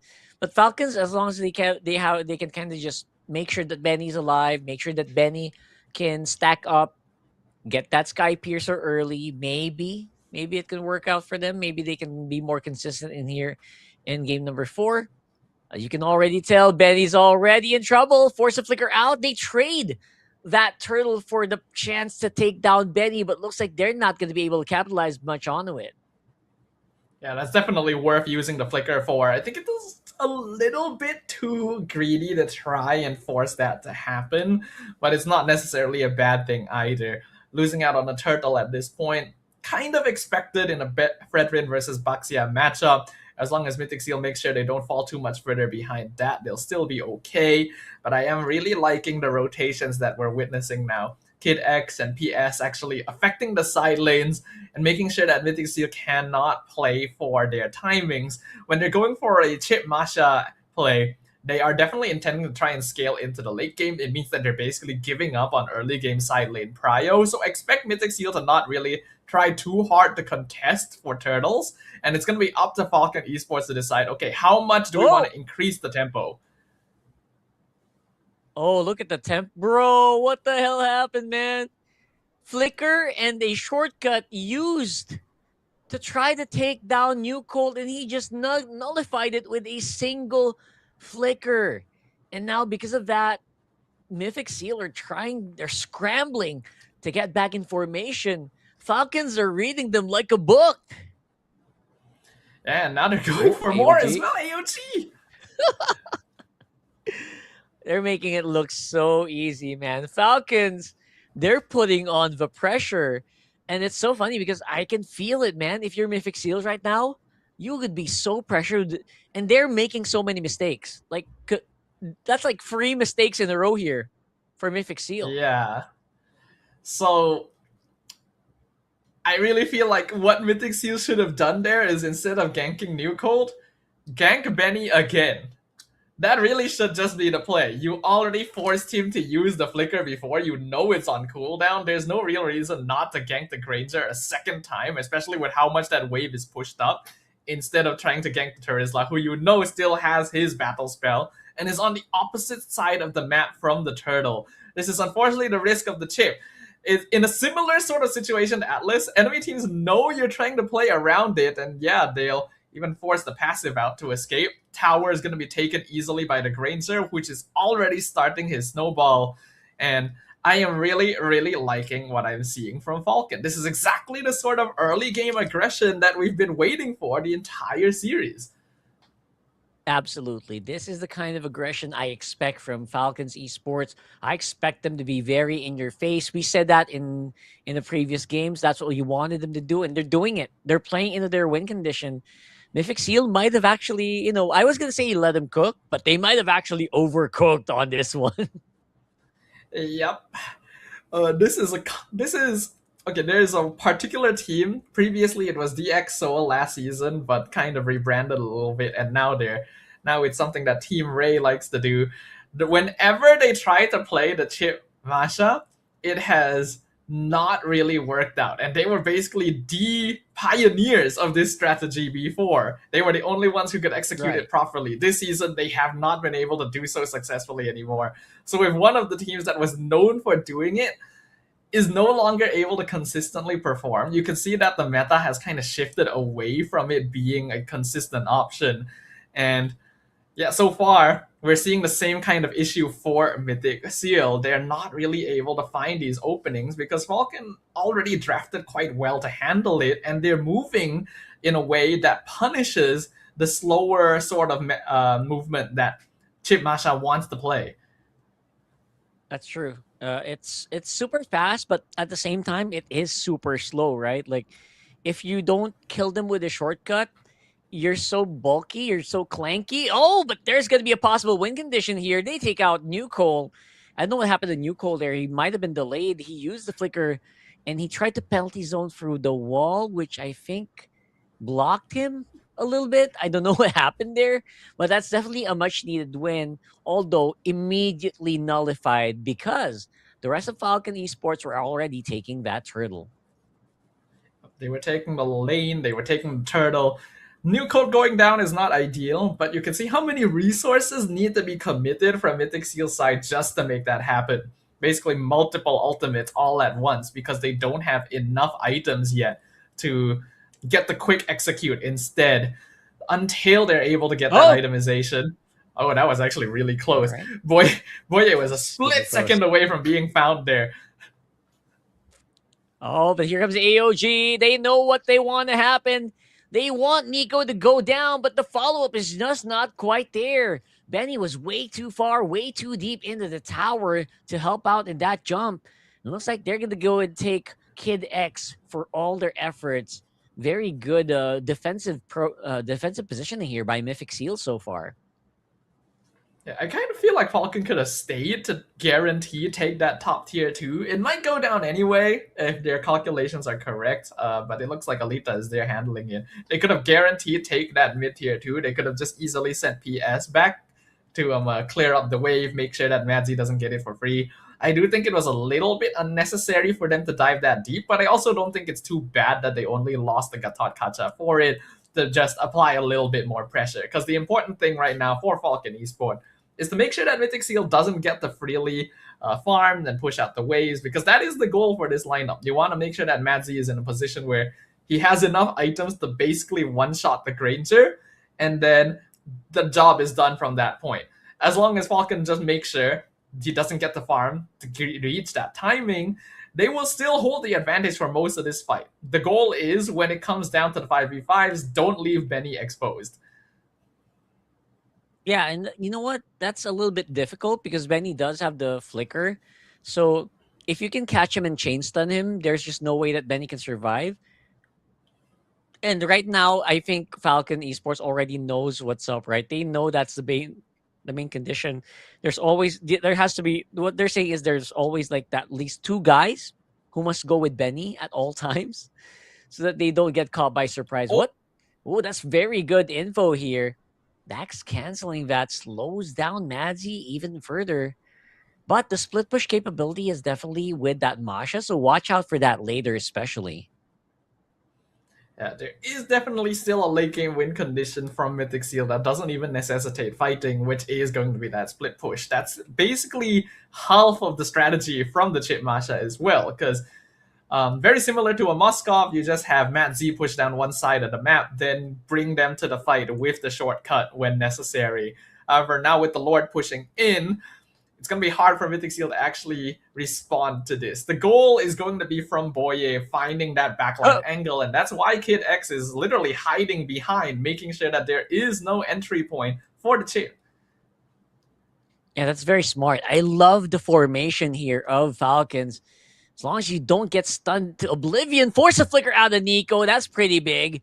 And now we have Lord on top side and the rest of Falcons up on mid, barreling down. There's a back attack here coming in from Boye and the rest of the squad. PS over them, Lantern flaring to oblivion. That's going to be a 1-for-1 so far. Alida is going to have to walk out of that Zaman force. That was a very interesting engage. They're able to catch King Flash, but they traded PS as well. Yeah, actually a pretty solid initiation from Boye there. He finally found an angle, though not on Benny, on PS instead. Still, any kill is going to be valuable for Mythic SEAL right now, since most of them are going to be worth more than any sort of value they have on their side. Looking at the itemization, Benny very far ahead in terms of farm compared to Alita, already done with 4 items. That Sea Halberd being the last one just completed. Alita still not at that Holy Crystal, and still going to be a little while before it happens. And when you look at everyone else on the team as well, they're really behind. In fact, Boye actually went for Fleeting Time, which feels a little bit too greedy for the chip. He only has a Silence Robe other than that. And because of that, he just cannot frontline at all. Not to mention, you're not really maximizing the Fleeting Time cooldown reduction anyway, because Falcon is doing such a good job of balling together. Yeah, man, they're doing such a good job. As long as they keep doing that, honestly, it's going to be hard to break it. Even with like a back attack that Boye did earlier, it was, I think like that was already like best case scenario, right? That was a perfect set. That was a perfect shortcut attack. Pretty much. But they still couldn't find their targets. So, yeah, watch out for this. Again, they are going to be able to utilize this Lord. Maybe we can find a pretty good advantage once they start fighting on Lord. Once the split happens, Boye! He's gone! He's down for the count! It's 4v5 now on this next Lord! What the heck happened there? Honestly, I want to ask that question as well. It happened off screen, but I don't really know why the chip would be in the middle of the lane like that. You would expect him to be caught out behind Venny, not just there. But again, Falcon continues to build up their lead. Without these angles, there is no initiation for Mythic SEAL, and with a 7,000 gold lead now, we are looking at a near confirmed victory for Falcon Esports. As long as they don't make any mistakes, they keep playing for this style. There's already multiple Skypiercer stacks on the Granger, and no real way for them to break through because of the triple tank setup that they have, protecting every area that Boye could come from. And Mythic SEAL doesn't even have that good of a base defense. Their heroes aren't very well equipped for melting lords or dealing with enhanced minion waves. Falcon could be looking at an endgame. They could be looking to send Mythic SEAL home. Yeah, this feels like that's exactly what's going to happen. It's going to be hard to deal with this Lord at the same time. Again, King Flash and Boye, they're all up on front. Boye's back, but they need to deal with it. Boye's on the behind, honestly. And if you look at Mads, he's also just wandering around looking for stragglers, but they won't actually be able to find anyone. Here comes PS, Crimson Beacon in, Madsy on the side. They said, you know what, maybe a back attack won't work. Let's try to go from the front. And it looks like that's going to be able to at least push Falcons Esports back for now. What confuses me is why Madsy wasn't just pushing bot lane in that situation. He was just kind of awkwardly hovering in the jungle when he knows that the entire team of Mythic SEAL is on the top half instead. It would have been perfectly fine for him to just push the wave and then for the shortcut to bring him in when necessary, but instead just hold on. Ooh, Madsy. Some decent damage coming in from Nico, but not really quite there. Barely makes a dent on Dax's health bars. Now it's all going to be up to Boye, man. They need to make a miracle happen. Because as you can see, in a straight-up fight, you're not going to be able to go through this Baksha, right? You're not going to be able to break through him. You also have another layer of a Terizla and the Gatot Kacha to go through.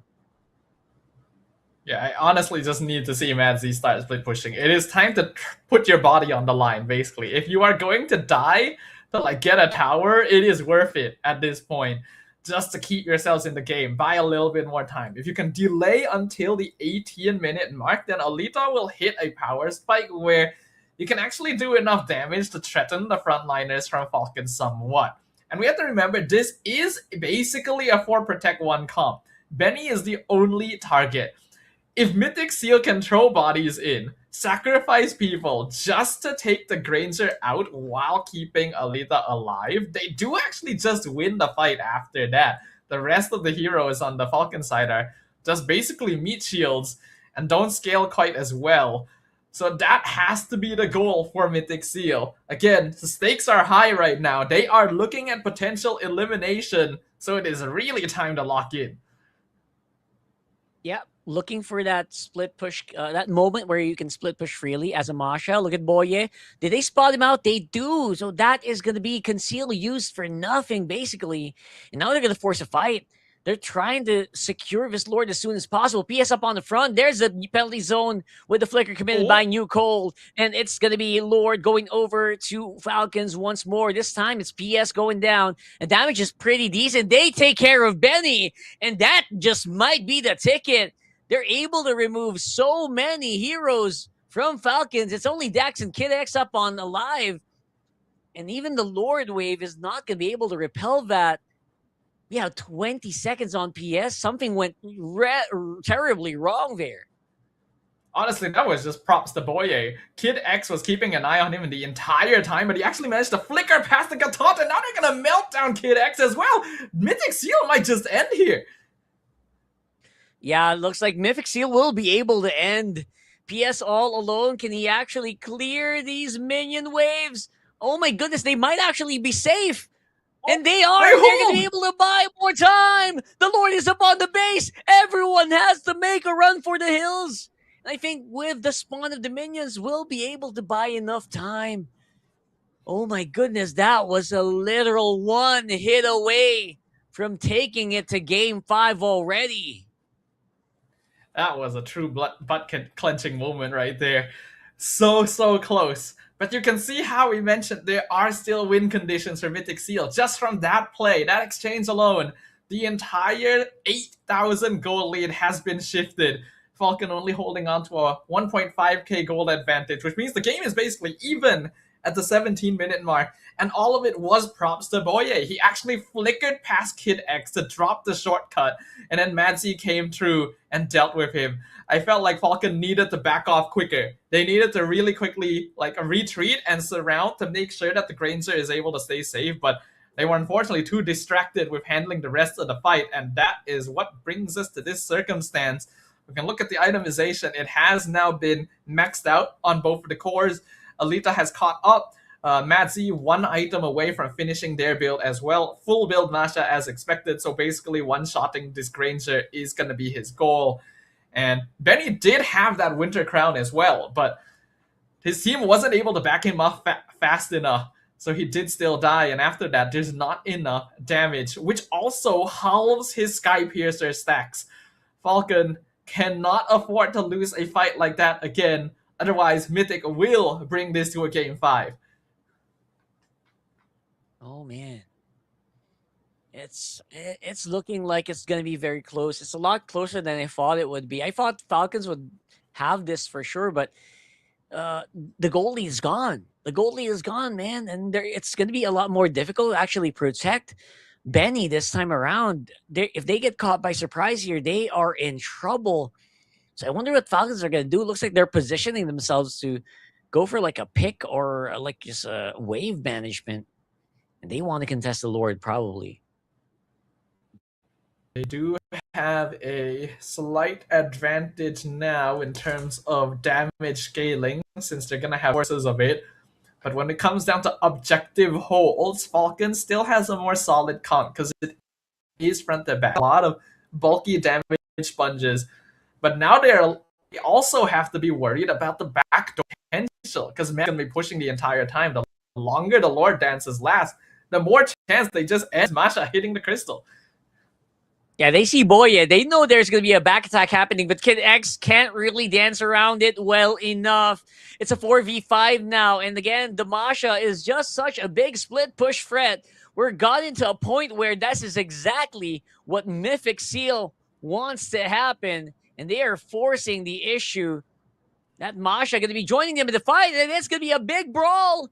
Diving in, it's going to be Benny with the freeze and going to be able to survive at the very last moment. Dax is gone, though. So that's going to be 3v4 and not much room for error.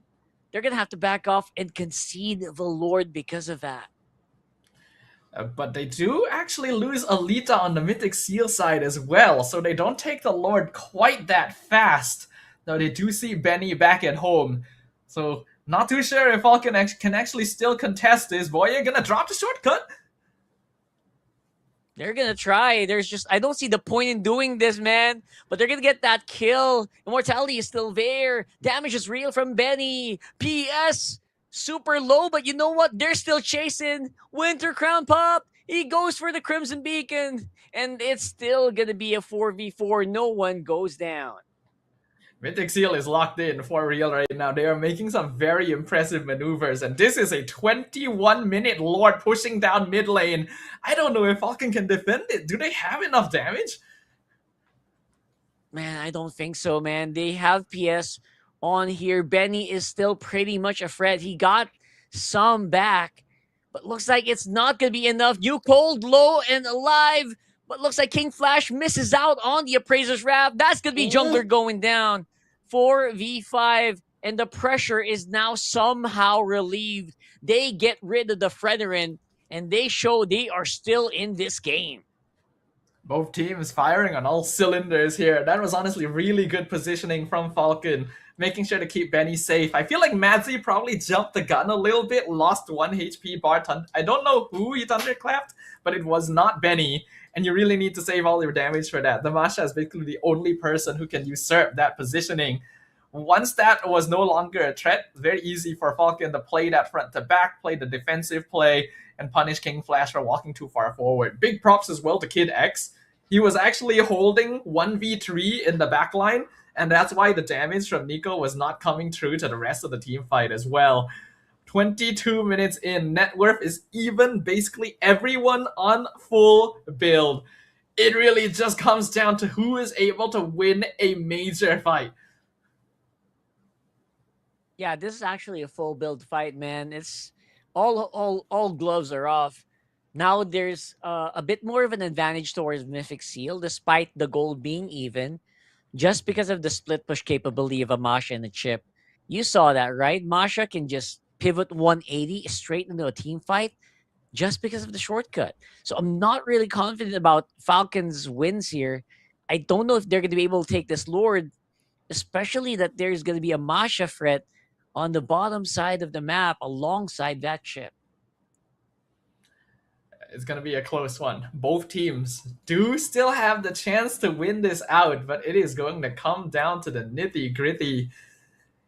For Falcon, it is protecting Benny. He is their one damage source. For Mythic SEAL, it is finding Benny. It really is all about this Granger right now. Both teams, their eyes fixed upon this one singular player because they know he will be the answer to victory or defeat. Oh, for sure. He's definitely the answer here. Now I'm wondering if Benny will have enough micro to actually deal with it. Because there's just so much going his way. There's like a magic missile Masha going straight into him. And everyone else, like all the bursts from the Mystic Gush, a Synchro Fission, a Harif going straight into your face. I don't envy Benny, man. I don't want to be in this position right now. He feels like he's just so vulnerable. Man has the weight of the world on his shoulders, and he knows that everyone is coming after him for it. This would be really, really intense if it was game number 5. The fact that it's still game number 4 as well, I feel like if Mythic SEAL does win this out, they will just have the momentum to close everything.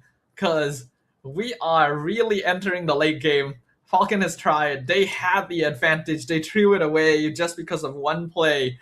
If they're not able to close things out in this game, the game number 5 would become very volatile.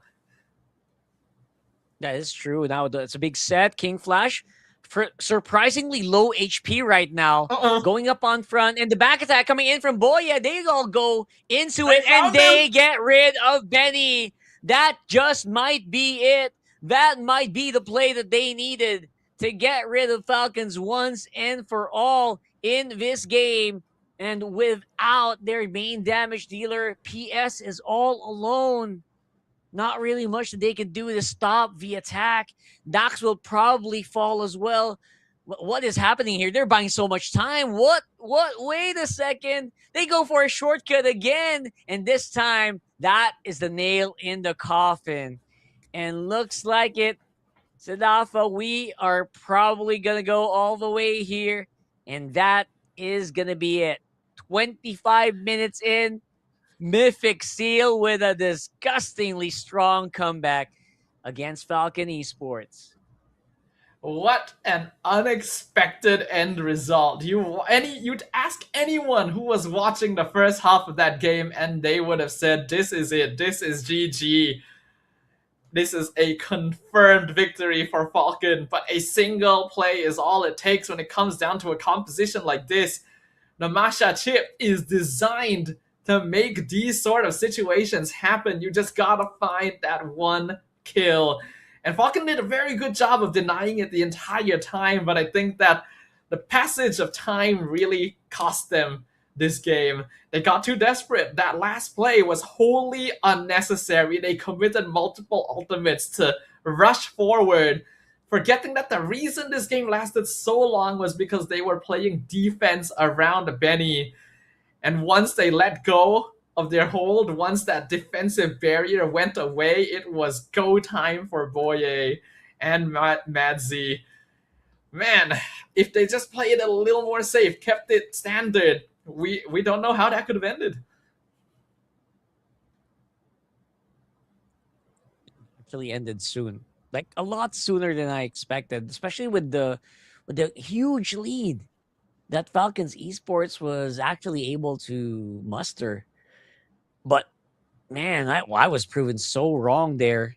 And that Masha chip usually, again, reserved for very strong attackers like a Leomord, like a Freya. When used here in this matchup, it felt so pressuring. It was so good, even just as a split push threat.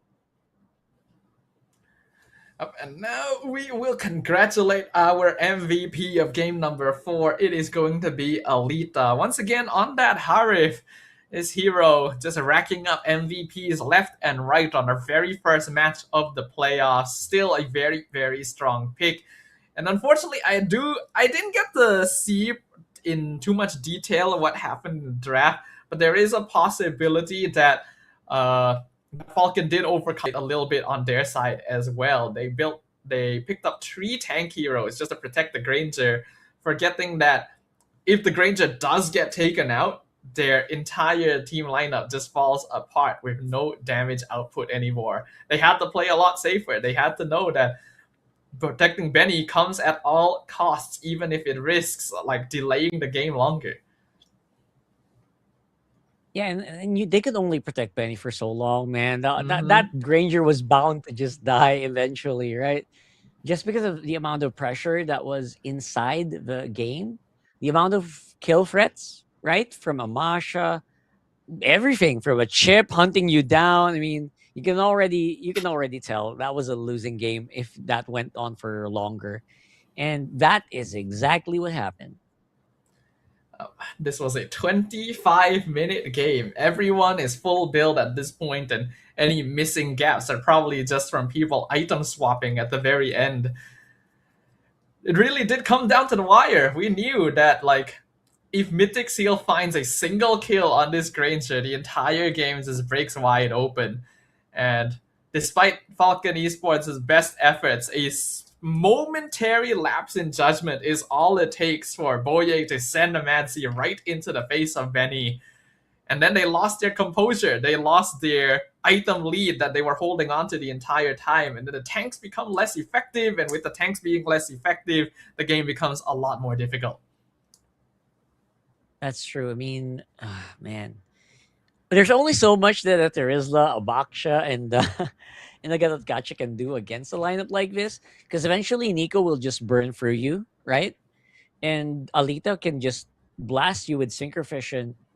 And you can't just completely itemize against magic, because if you build Athena Shield, if you build Radiant Armor, then Madzi's gonna blow you up. King Flash is gonna be able to damage you so hard. So really like the composition. If you think about it, at the very end of it, tail end of it, it was hard to launch. It was hard to lift off the ground. But once you got things running, man, Mythic SEAL's lineup was baller. I think that's a very accurate description, post-accurate description of what this composition is, because the whole goal of it is to find that one singular slam dunk, and Madzi is going to be the one responsible. Just look at the damage output, completely focused on the cores here, with Madzi doing the most actually on that Masha. Surprising way to close things out, since usually Masha is just supposed to go in, execute someone, and then die herself. But it was piloted really well here, and well, as long as you take out the Granger, there actually isn't anything else you need to worry about. It's kind of hard to survive a game in 25 minutes with a Masha on the field. Honestly, any team, and I think I can just put any gold laner in that slot, except maybe the 1-1.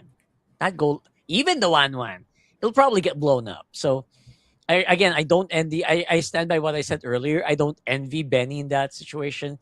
That was just a losing matchup at the very end of it.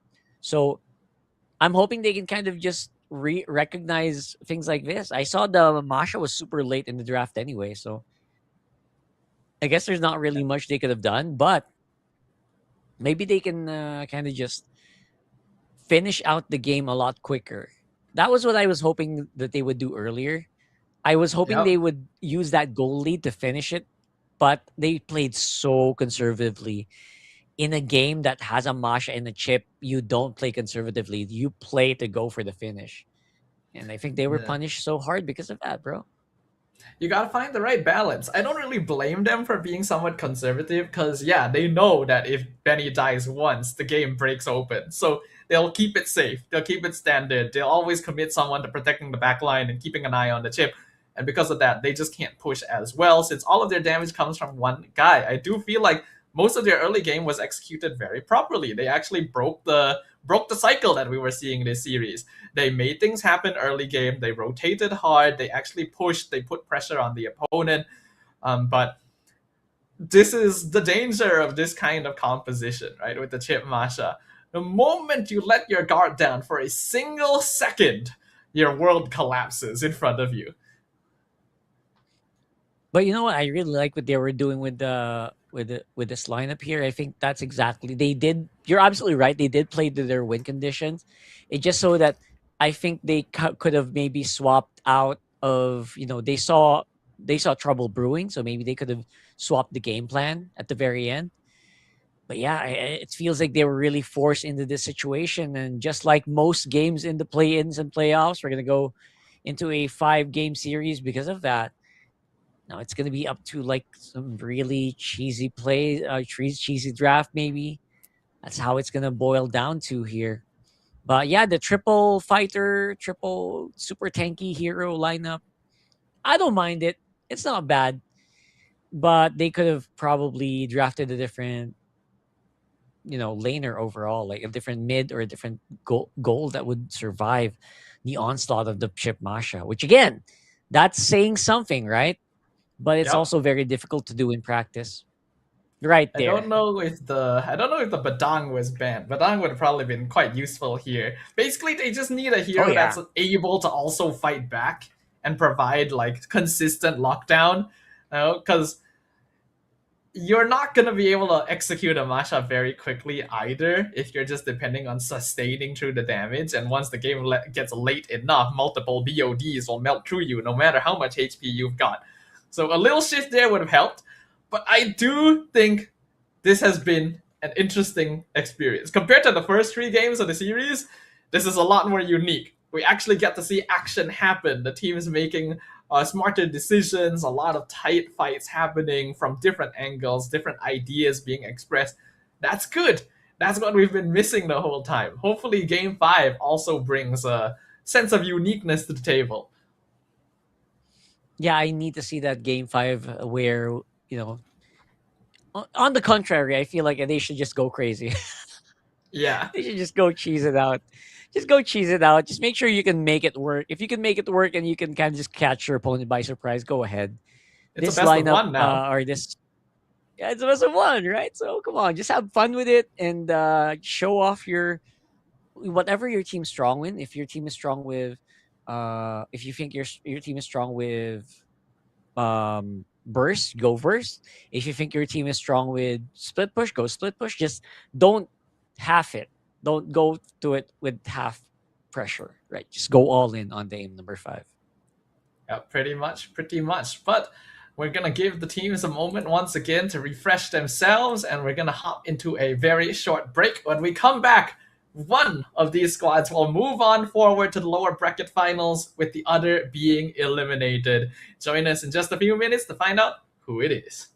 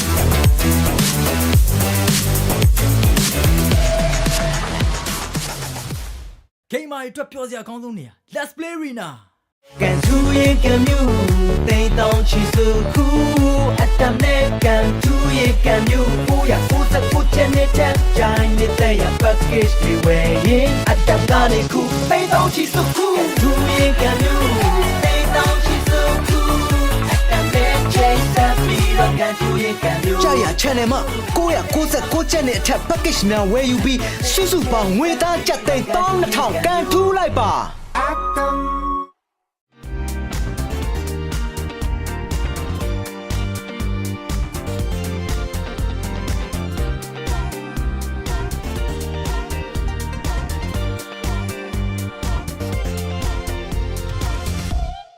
ကိုယ့်ရဲ့ energy level ကကိုယ့်ရဲ့အကြီးမားဆုံးရန်သူဖြစ်လာတဲ့အခါတမတ်ချက်တွေကိုချိုးဖြတ်ပြီး energy level ကို V ကုတ်နဲ့နောက်တစ်ချိန်မြင်ရမယ့်အချိန်ပဲ V ကုတ်မှာပါဝင်တဲ့ caffeine ကစိတ်ကိုနိုးကြတက်ကြွစေတယ်လူတင်းကမျက်လုံးကြောင့်ညင်ကိုတတ်တာစေပြီး vitamin B ကလမ်းဆန်ပြီးခွားများကိုရရှိစေပါတယ် V ကုတ်ချင်း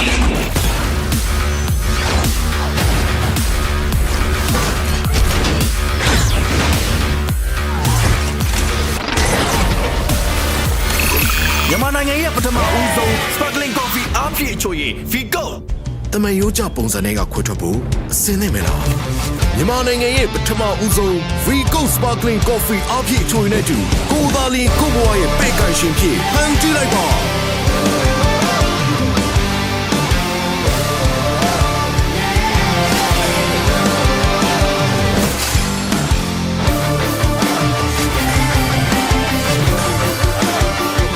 နဲ့တူကိုဘွားရဲ့ရှင်သခင်ဖြစ်ကိုရိုင်းဖန်တီးလိုက်ပါ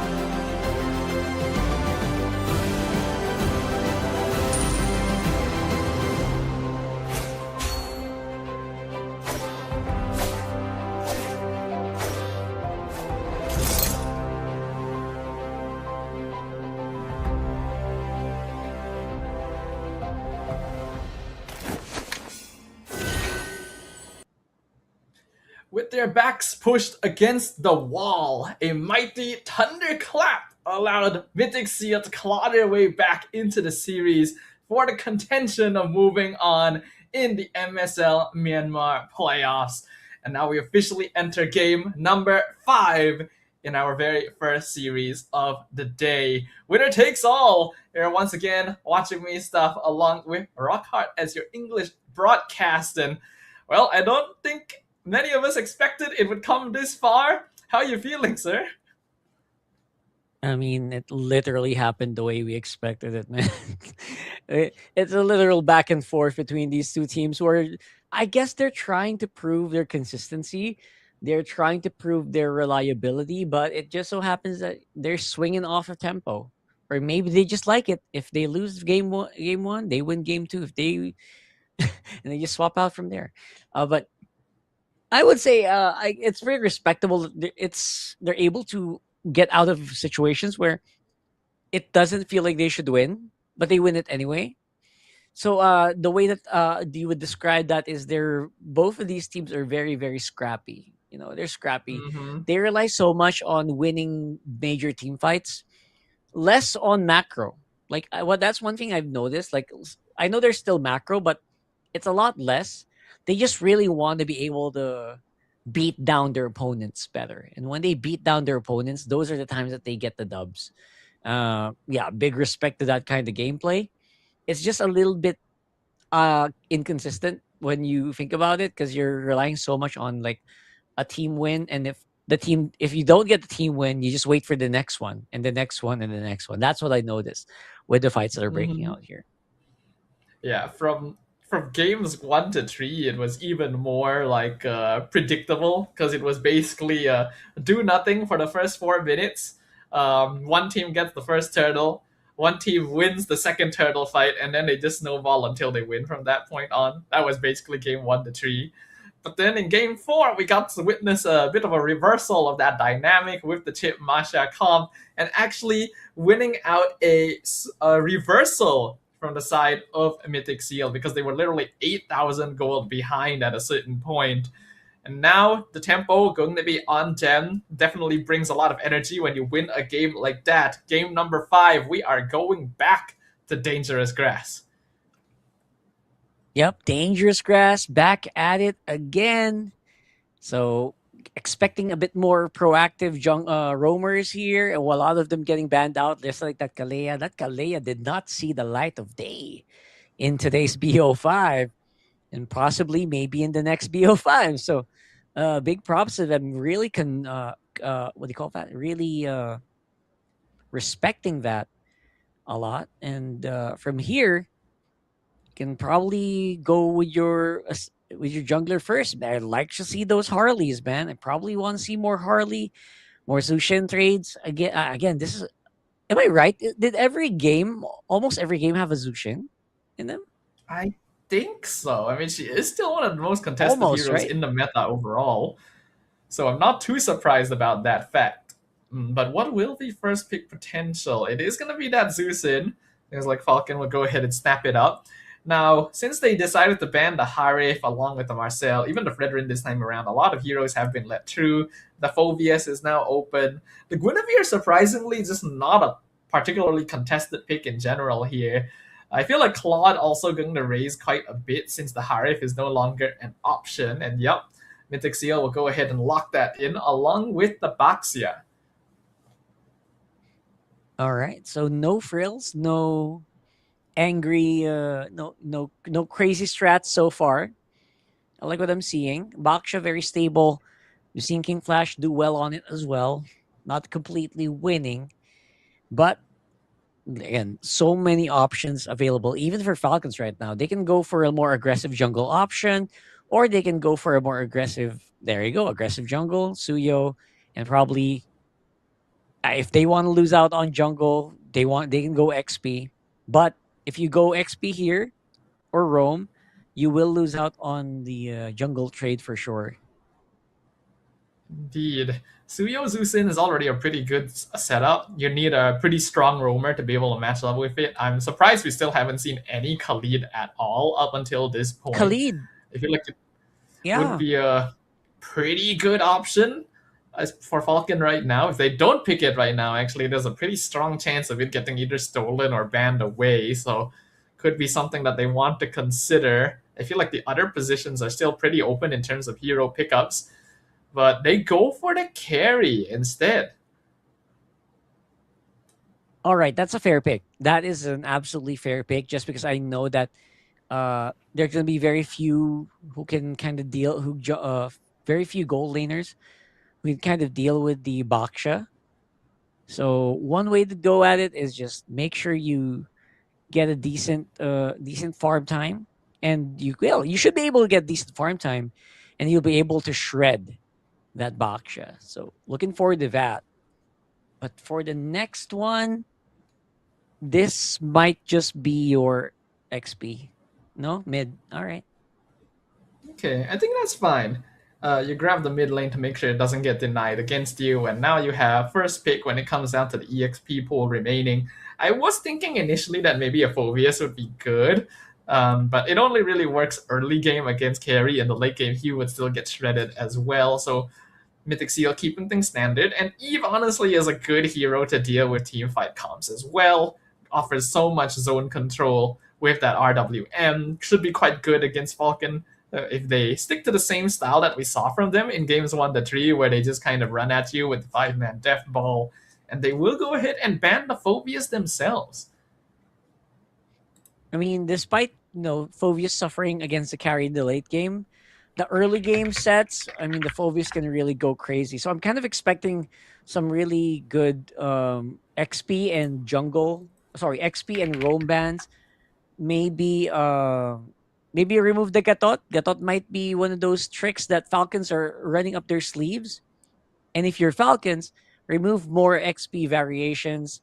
Remove maybe the Arlot. I'm surprised the Arlot is still up. That is such a scary initiation tool that you should consider banning out here. In fact, I think there's a incredibly high chance that Mythic SEAL is setting up for Arlot, which is a strong, and the Phobius, which is meant to counter it in lane. If they ban another hero that Arlot is weak against, I really hope that Falcon does ban it out, because otherwise it would feel like they're missing out on something. The Atlas actually gets banned at the very here, so the hero that we were complaining a little bit about earlier in the series actually just being removed outright. Man, what is this with this priority on Arlot, man? Sorry, on Atlas. It's it's really throwing off my draft senses, But yeah, that's basically one more possible XP to be banned out. Okay. No surprises whatsoever. I like it. Okay. I mean, I can get behind that somewhat, since it's still possible for Mythic SEAL to do the chip Masha play here. So they're just eliminating the chances of going for something kind of cheesy. I think at this point, Mythic SEAL should probably just pick up their jungler. I think Khalid Ward's good. Oh, they actually do go for the Khalid. Steal. You know what? That makes sense. Steal it away. Make sure that Falcon doesn't have a strong mid trio to play around. That's going to make things a little bit more difficult. Probably best roamer at this point for Falcon would be Hylos to help deal with that RWM somewhat. Otherwise, a pickoff style like Cho is also not terrible. Bit surprised here. Khalid coming in super late is, for me, super surprising. Freya! All right. That's one good XP pick, I guess. I wouldn't be able to expect that, man. The way that they drafted the Freya. Yeah, it completely slipped my mind that Freya was still in the pool. But yes, the Hylos will get picked up. Still one of the better options for handling an Eve. There is no Phobius to counteract this Freya. So I'm wondering what the play is going to be. Esme, maybe? No, it's the Benedetta making an appearance from Mythic SEAL. Okay. We got an interesting one on our hands. This is gonna be such an interesting matchup. I think my eyes are gonna be glued on that XP lane matchup, bro. It looks bananas right now. This could go either way. I don't know who actually got ahead in the draft here now. I don't know. I like the carry Suyo. It feels like Falcons got so many meta picks, but there's so much stability and just so much control here for the side of Mythic SEAL. They actually might get this. There is a possibility, but I'm glad to see that both teams are just pulling anything they have left in their pockets out right now, because this is game number 5. Winner moves forward into the top 3 of MSL Myanmar Season 3. loser will be eliminated in 4th place. Considering the journeys that both these teams have taken, the legacies resting upon their titles, this is not where they want the path to end. We're going to be hopping into the land of Dawn, and unfortunately, we are going to pause things first to clear up. All right, so thing like just straight up aggression, right? If you have a lineup like this, complete with Zushin, complete with Zuyo, you're gonna have to go hard on the early game because you want to buy some space, you want to buy attention away from the carry into your mid trio heroes. And you want to get some kills going as soon as possible. And that is, again, easier said than done, but that's exactly the play that they need to do. They got to leverage this. They have to make sure that they can utilize their Suyo advantage very early on. They want to get ahead.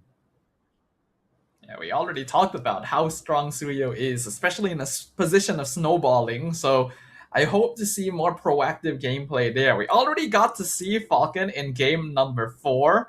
Kind of up the ante a little bit. Actually move around the map, take advantage of the Baxia, the steel camps, and be a little bit more aggro. I do feel like it would have been nice to see them continue putting that pressure on, because I feel like it died down a little bit after the first and second turtle. They could have definitely gotten an even bigger lead if they tried to be more active with that one. But I don't mind too much. It's a good shift in the right direction. We'll see whether or not they improve on it this time around. Yeah, big shifts. I'm honestly a little bit confused by what kind of gameplay they actually want to implement, especially in the beginning of this series. But now I think it's a little bit clear, right? So now it's like they don't actually have one way of playing. They're just swapping in.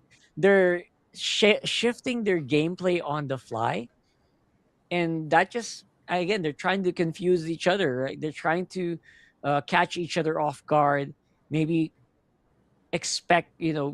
provide your opponents with different expectations, and that's why they're coming out on top in alternating matchups. So yeah, right now I think this is the ultimate battle. Again, the winner of this is going to be coming out into the lower bracket finals, and the loser is going to be saying goodbye. So one best of one to determine who comes out on top. Will it be Falcons Esports, or will it be Mythic SEAL? Still the battle of the sky here. We are on game number 5.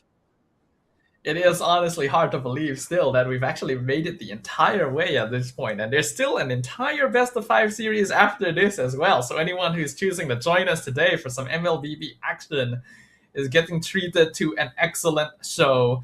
But we've got Falcon Esports on the blue side, we got Mythic SEAL on the red. Both junglers are definitely more active this time around, and we can already see King Flash trying to zone from the Litho, though it looks like Dax was still able to win it out with the retreat. Yeah, they're going to be able to out-retry here at this point. Now there's going to be a bit of a scuffle here on the mid. Boye uses the flicker, but still goes down to first blood for Falcons. Good start, and that's what we want to see. We want to see these teams be active. The unfortunate thing is that the kill went to Kid X. If the kill went into Dax instead, it would have been a huge boost for the Suyo, but still a pretty good opening. If we look in terms of mid lane priority, I think both teams are actually fairly even this time around. Both sides have really, really strong mid trios, and that's why you can see a lot of action happening around that side. As for the side lanes, to be honest, the drafts are pretty close this time around, actually. There's no real notable priority when it comes to the early laning phase, which is great to see considering how much we were questioning the drafts earlier on. Kind of wish it happened earlier, but hey, better late than never. Yo, I completely agree, man. It's like, yeah, there's a specific window where the Falcons are going to be super strong, but that can be easily compensated, especially in the mid game with this Benedetta, with the Khalid. But despite a possible fight, they have tools. They're not super over level. they still decide to give away the turtle. That's a very interesting decision. Again, maybe banking more on the late game here for Alita than anything. Potentially. I feel like it is hold on, they are gonna gank New Cold with the Petrified locking him down, but they actually end up trading 1-for-1. Well played from New Cold there. That is very decent. Now we will see the rest of the squad walking up on top side. Alita and Benji could be in trouble here. Looks like it's going to be safe route for both of our teams, not deciding to go for any crazy dives. They kind of realize it in their heads, right? This is a best of one. Waiting on the BMI as well. Very good foresight. Looks like it will be just a wash here for now. Meanwhile, though, King Flash actually going for that vertical jungling. Man, this is so refreshing to see. If these teams were capable of this the whole time, I really wonder why it took until Game 4 to actually start doing so.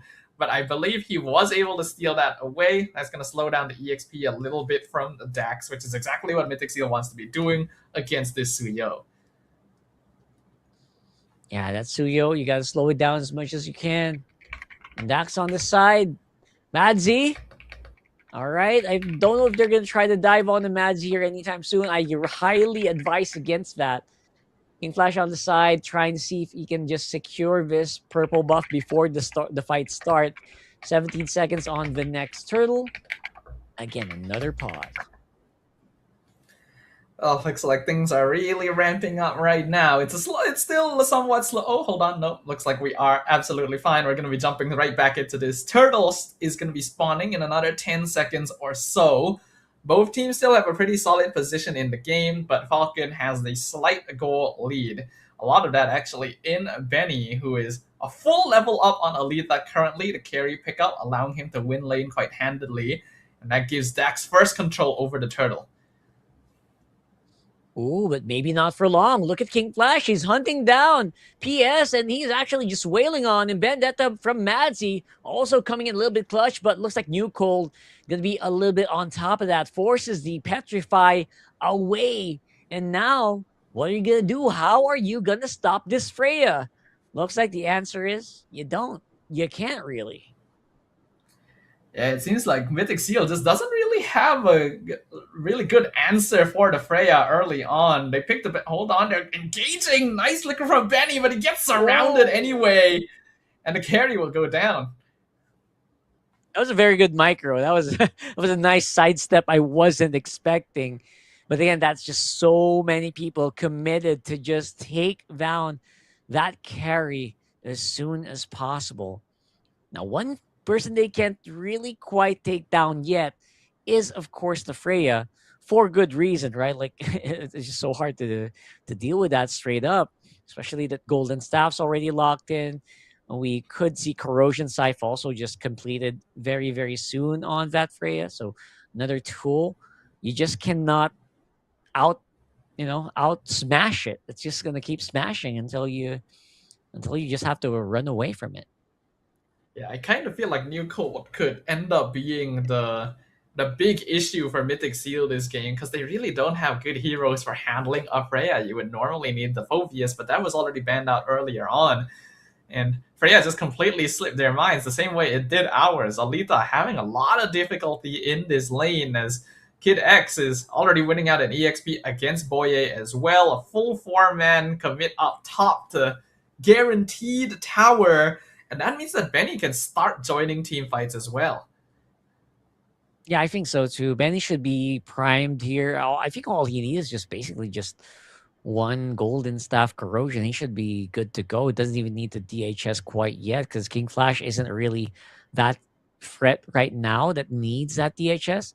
So I think they're going to do just that. They're all running towards that turtle as it spawns, trying to get a bit of a head start here. Here comes You Cold from the side. Nazi spots him. What's the fight going to be? All that thrashing around that Madzi is doing, not really quite helping. New Flash, again, being baited into this brush, this extra bush here, goes back for the rewind, and looks like it's going to be able to be a turtle for Mythic SEAL this time around. And now it's going to be fight breaking out here. Blazing duet by Alita. Forces PS back, but doesn't quite kill him. So that's very good aggression being shown here by Mythic SEAL. Yeah, really good engagement, and definitely one that they needed at that point, since a lot of their players were behind in EXP. Now they can start securing towers, farm things on the map. And all of it did start off by Kid X trying to slow with the glorious pathway. With that ultimate out of the way, Mythic SEAL could actually just dive their bodies into the turtle pit, and Falcon weren't expecting them to do so. And that's why they weren't actually in position to respawn and defend it. So you can see that there is still some rundown potential, especially early on, while King Flash and Boye are still quite... Suddenly I forgot the word. They are still relevant, yes. What? But the later the game goes, the less easy it will be for them to make these sort of things happen. Oh, bit of a slip up here. Benji was running, but this time they got Mazzy.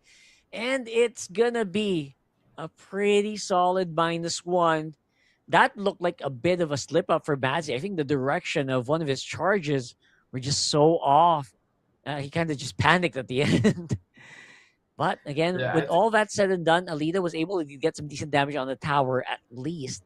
But on the bottom, Benny also took out the outer inhib, or outer turret. Yeah, Benny is honestly farming really, really well right now. I need to have a look at the itemization on the carry compared to the Claude, because it feels like so far hasn't really been disrupted much outside of that one kill earlier. Yeah, almost done with the Trinity. Claude still only working on that second item. So there is definitely a gap in that regard, and Falcon can take advantage of this. Having your Trinity Marksman come online earlier than the opponents is going to be very crucial, especially if you're able to time a team fight properly to take full advantage of it. Well, they're trying to do that right now. Dax on the side here. Trying to see if they can get some blitz. Maybe they can blitz it with Benny arriving. PS on the side. Kid X looking for an opening to throw out the glorious pathway, and he finds it. There goes a dive alongside Cold, breaking down Nico. They take out the Eve before the Eve can actually do some damage, and now teamfight looks like it might just be in favor of Falcon Esports, and it is. Dax with the kill. That's 2 down for Mythic SEAL and the Free Lord for the Falcons. Mythic SEAL attempted to replicate the success from their previous team fight, but this time around weren't quite as coordinated, and Falcon Esports were prepared for the possibility. They were the ones who took the fight to them instead, not using the glorious pathway to zone, but rather to start the engagement in the first place. And with Falcon breathing down their necks, basically, Mythic SEAL was not able to find the positioning they wanted. They sent King Flash to try and deal with Dax, but without him, they are missing a damage sponge that could have helped potentially keep the backline alive a little bit longer. So Falcon, a really good adjustment, already identifying the things that they need to change up. Really, it feels like different teams.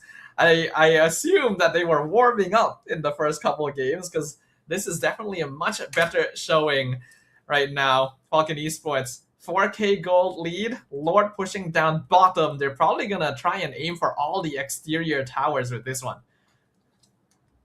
Yeah, I think so, for sure. And with all these towers, Lord in the bottom, and Cold looking like he's still an unstoppable force of nature, you know what? Falcons can do whatever they want on the map. And there's probably going to be very little resistance coming from Mythic SEAL. Popping on that outer turret defense. The holy defense is only to be the one holding them back and taking care of this Lord.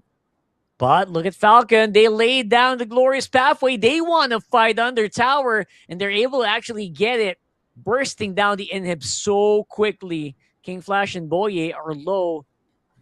Falcon Esports going for the conservative route here and just backing off completely.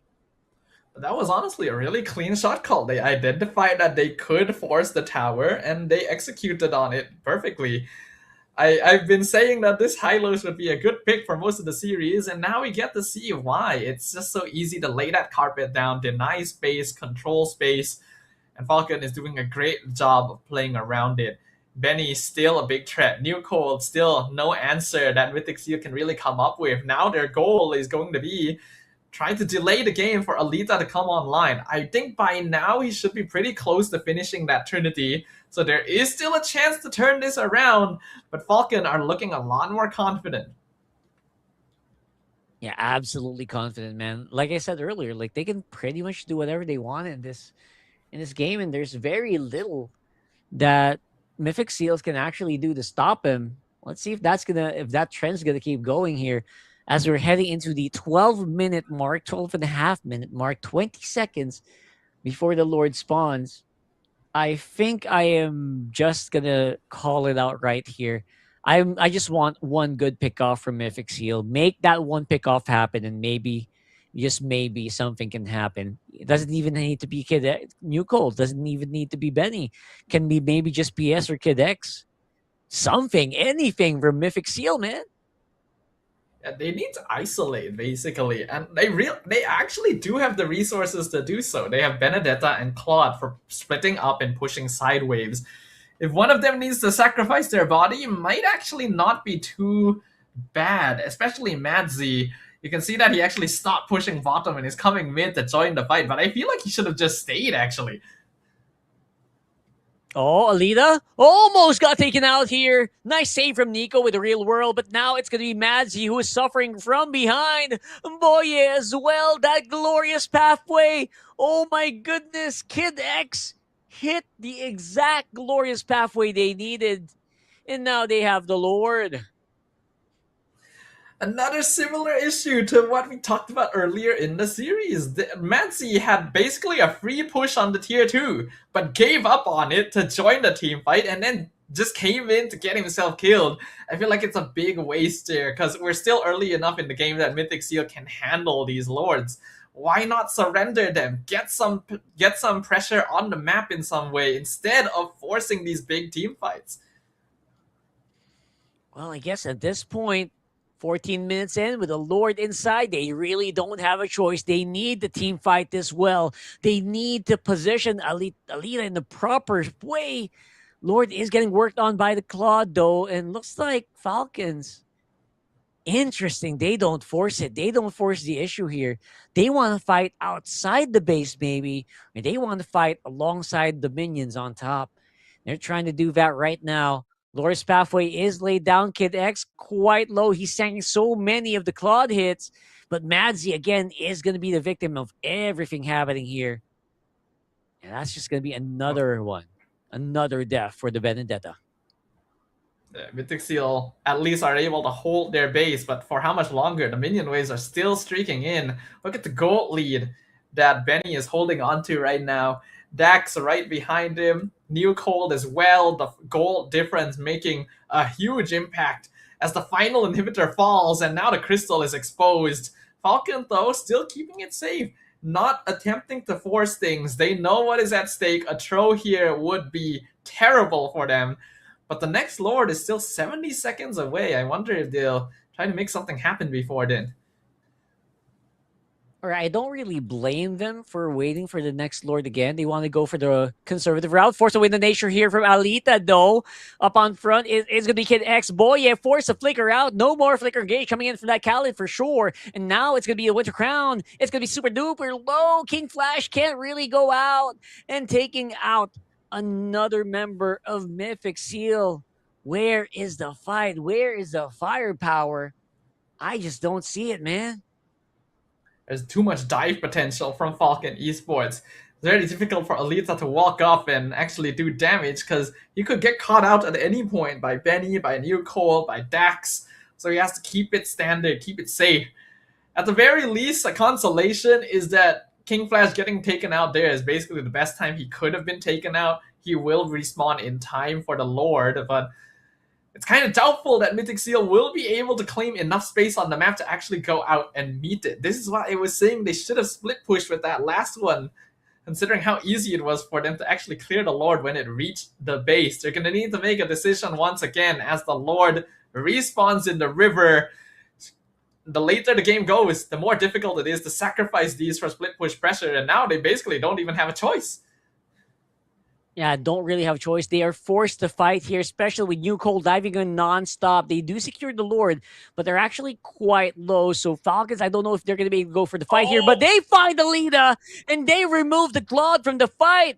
New Cole and Kid X going to get taken out as well, though. That is going to be a double, and that's still going to be a 3v4. And that just means I don't think they will go for a fight just yet.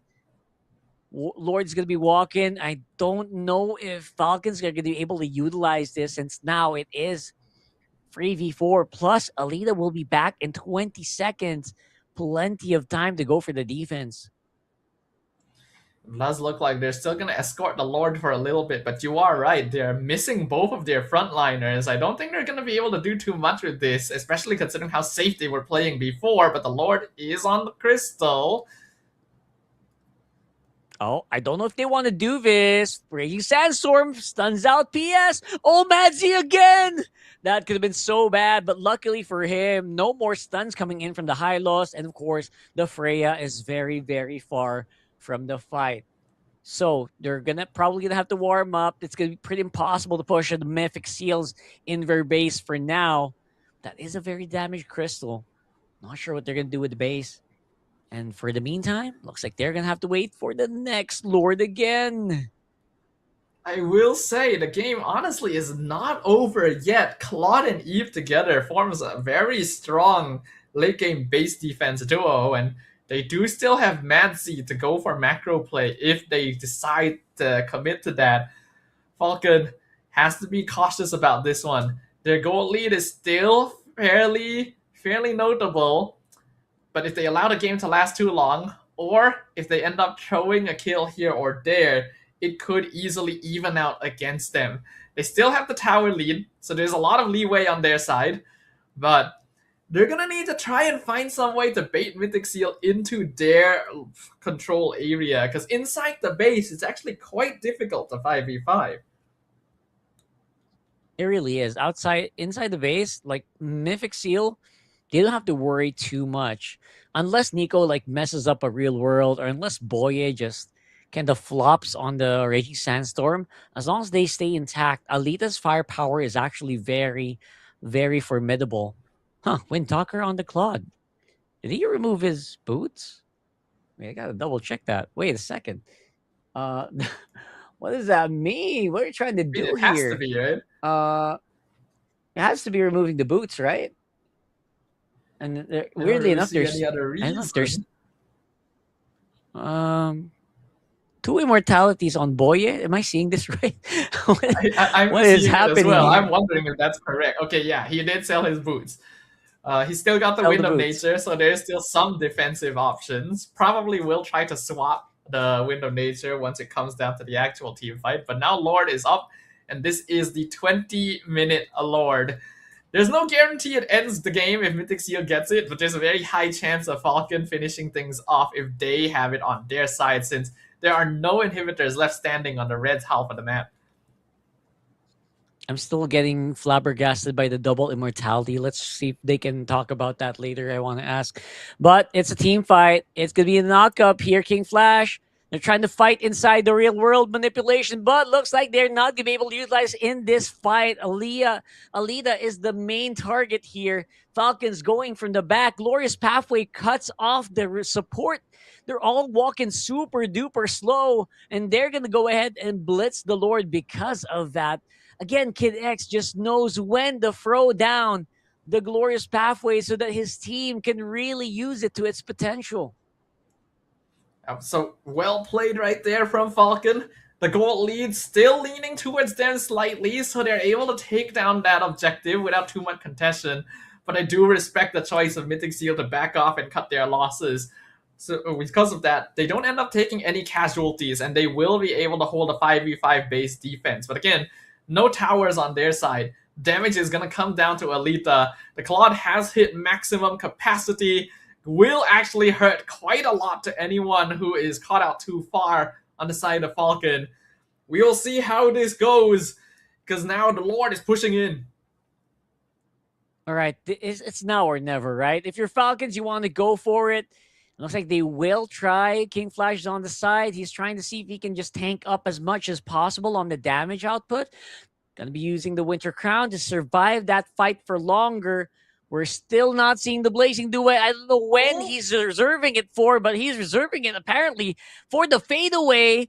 Oh my goodness, they're actually gonna be able to take out Dax, and the base is surviving, at least for now. Alina's still alive here. The Claude is doing everything humanly possible to try to push them back. But Madzi is gonna fall, and there's just so many minions. And looks like it will be the Falcon who will be soaring to the lower bracket finals. An impressive base defense from Mythic SEAL. They really put it all on the line right there. But unfortunately, it was just too much to handle. Not just the Lords, but multiple waves of enhanced minions pushing in at the same time. And the carry waiting for the perfect opportunity to strike. I gotta say, I would not have expected this result after watching Game 1. It really feels like a different series altogether, but congratulations to Falcon Esports. They will be making it to the top 3 of MSL Myanmar. Yeah, top 3, man. That is saying something. Man, oh man. All right. So, consistency. Did we get that right? This go back and forth, right? This went back and forth completely.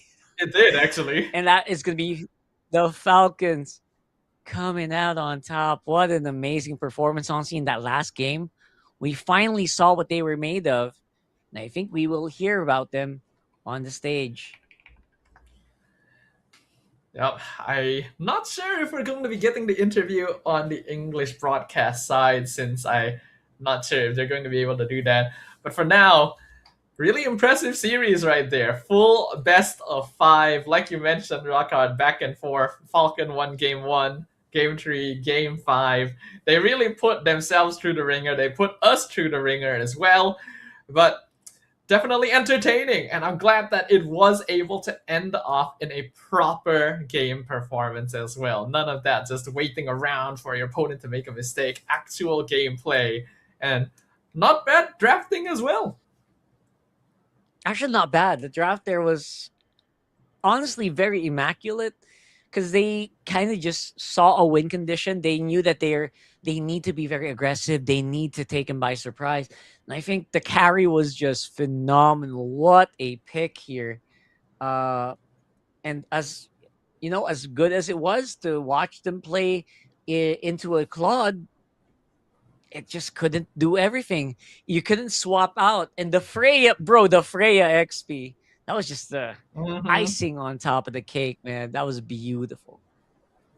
Feels like it just slipped the minds of Mythic SEAL that was still an open pick on the board right there, and Hovius was already removed.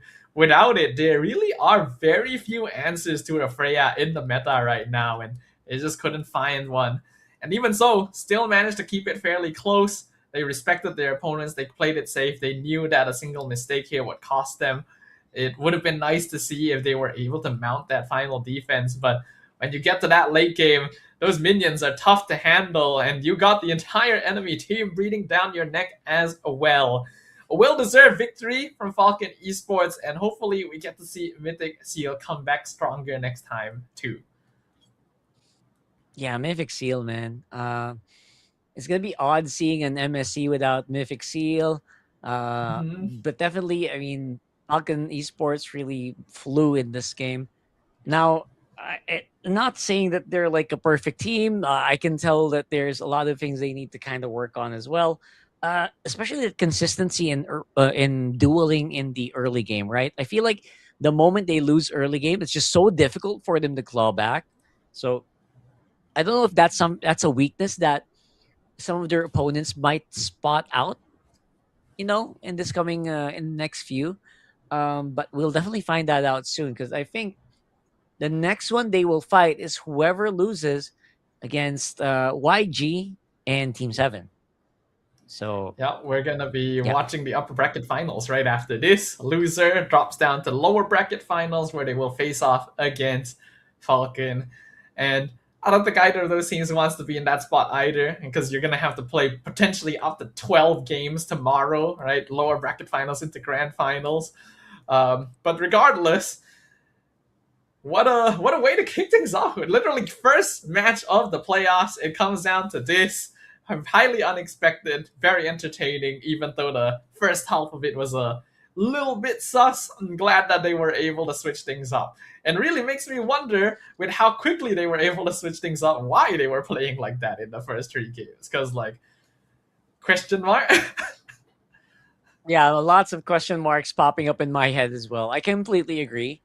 I feel like some of those games could have been a lot smoother, especially where, you know, I think especially game number 2. I feel like that could have started off pretty strong. In game number 2, they had a pretty decent draft as well. So right now, I like, you know, there's still that, what do you call that? There's still the personality that they had to deal with Mythic SEAL, obviously, right? In game number 4, no question about it. That was a Mythic SEAL game. It was difficult, but we all knew, right? Everyone watching, we all knew that if that game number 4 with the Masha and the chip went on longer, they were going to lose that anyway. So, yeah, I think for Falcons, they just need to lock down these picks that they're trying to go for, especially if they want to go for like a triple bruiser. They will have to make sure that there's going to be at least one extra damage dealer, not just like a Granger and the Zushin. And if they can do that, you know what, they can do better. But for now, with the Falcons that we saw, they probably feel somewhat 7/10. They can definitely do a lot more. They can kind of just research more into their comp. They should do better. But whoever they face, whether it be Team 7 or YG, they're gonna have a hard time, honestly. It's gonna be a tricky one, because honestly, those two teams are definitely approach the game differently than what we've seen from the two teams here so far. But I'm glad to see that there has been an improvement. There's been a sense of polish coming in. Normally, you don't see teams polish within the same series itself, but as the value of best of 5s, best of 7s, you know, you get to witness a bit of a journey happening across that match on its own. And hopefully this translates into something good in their next one on top of that. But yeah, you're right. There's still places to grow. There's still things that can be improved on. It's just a good first step. Absolutely a good first step. I'm trying to rewatch what they were doing as well. Yeah, they could have made the triple fighter work. We also saw that they were using a guys, stop doing the third pick Atlas. It's obviously just not working as well. It worked one game, but I'm just not convinced yet. So maybe they don't need to force that all the time. They won a game with the, what do you call that? They won a game with the Fanny. So I'm pretty happy with that. And I kind of know that they still have they have more flexibility than what we probably give them credit for anyway. Yeah. I think the funny thing is that one Atlas game that actually won was just not third pick Atlas. It was Blue 4. So perhaps third pick Atlas is just not the way to go. You gotta pick him a little bit later than that. Though I don't really feel like the reason for winning that one was the Atlas. There were some other conditions happening there, but overall, pretty solid start. I am definitely looking forward to that next match, though. All right, that next one. We'll talk a little bit more in detail about it later, but I think the next match is really the one everyone's gonna be keeping an eye on. Yeah, I think I see that. I see that in the comments as well. Like, people are saying, you know what, that next match, it's gonna be faster. It's gonna be higher tempo, probably more high stakes. So whether that's going to be on the side of YG or side Team 7, I don't know. But either way, I hope you guys don't tune out just yet. Just make sure you get your food later on, because we will having another best of 5 right after this one, and I'm sure a lot of viewers are very excited to watch that too. I would like to see more of that, and for sure, I'm expecting not a drastic change though. If we're still talking about Falcons, right? I'm not expecting a drastic change from them, to be honest. I still think like Benny will still prioritize heroes like the Harif tomorrow and all that. So watch out for that. But for the meantime, the MVP for this one is going to be PS. Zusin is still one of the most oppressive mid laners in the meta. The only weakness that she has to deal with is that lack of damage, but it can be supplemented heavily with the right roamer and the right jungler to help clear mid waves and allow you to unlock yourselves to affect the sides. I think he's able to play a much more comfortable game now that he had a high lows to move around with. You can kind of maneuver around as well since the hero is a little tankier than your typical mage, and that allows him to rack up a 93% kill participation, 14 assists, only a single death, and this is your typical Zusin build as well. You got that Ice Queen's wand on top of the high lows just to slow people down even further, and that gives Falcon Esports a lot of opportunity to decide how they want to take these fights on their terms. Yeah, what's interesting for me is no Skypiercer. He just wanted to be full support. He knew he didn't need to build Skypiercer. He just needed to make sure he could help keep the carry alive, right? That was the main goal. Keep the carry alive, keep the Freya alive. You don't need to go full damage. You just need to survive and take the hits so that your main cores can actually do the damage from behind. I think it's most likely the case that the Skypiercer was on Suyo instead. I think probably we'll get to see once the item builds come out. You only really want Skypiercer on one person, and there's a couple of people that can pick it up. So if Suyo has the Skypiercer, then Zusin probably shouldn't have it, since, yeah, as you mentioned, you do have multiple cores already. We can have a look here. Yep, Suyo has the Skypiercer, so PS decides to take a slightly more supportive damage role, and since it was a 22-minute game, most people also full build at the very end. I don't think there's any itemization too out of the ordinary. Madzi did decide to go full damage on this Benedetta, and I feel like maybe a slight more build into Bruiser would have helped a little bit just to add some control effects, because he was getting bursted quite quickly. Yeah, Madzi was just disappearing, man. He was disappearing from the map most of these games. Which again, I don't blame him because it is a carry. These are very scary, damaging heroes on the side of Falcon. Even if you go toe to toe against Freya, every time the camera was over them, Madzi was just running. Right? He can't go toe to toe. Very few heroes can go toe to toe against a Freya anyway. So I don't blame him for that. But everything else, you could have probably just been like a bait. You could have just built full tank Benedetta, honestly, and been a bait so that they don't focus Nico, they don't focus Alita, they focus on you. And we didn't see that as much, which, again, understandable. Usually, Benedettas want to go for flashy plays, want to go for kills, but it's just not the game to do it here. And they really suffered because of that. Yeah, it's a tough spot to be in, because you do want to try and build damage so that you can contribute. But if you build full tank as well, there is literally a carry on the opposite side that can melt through you.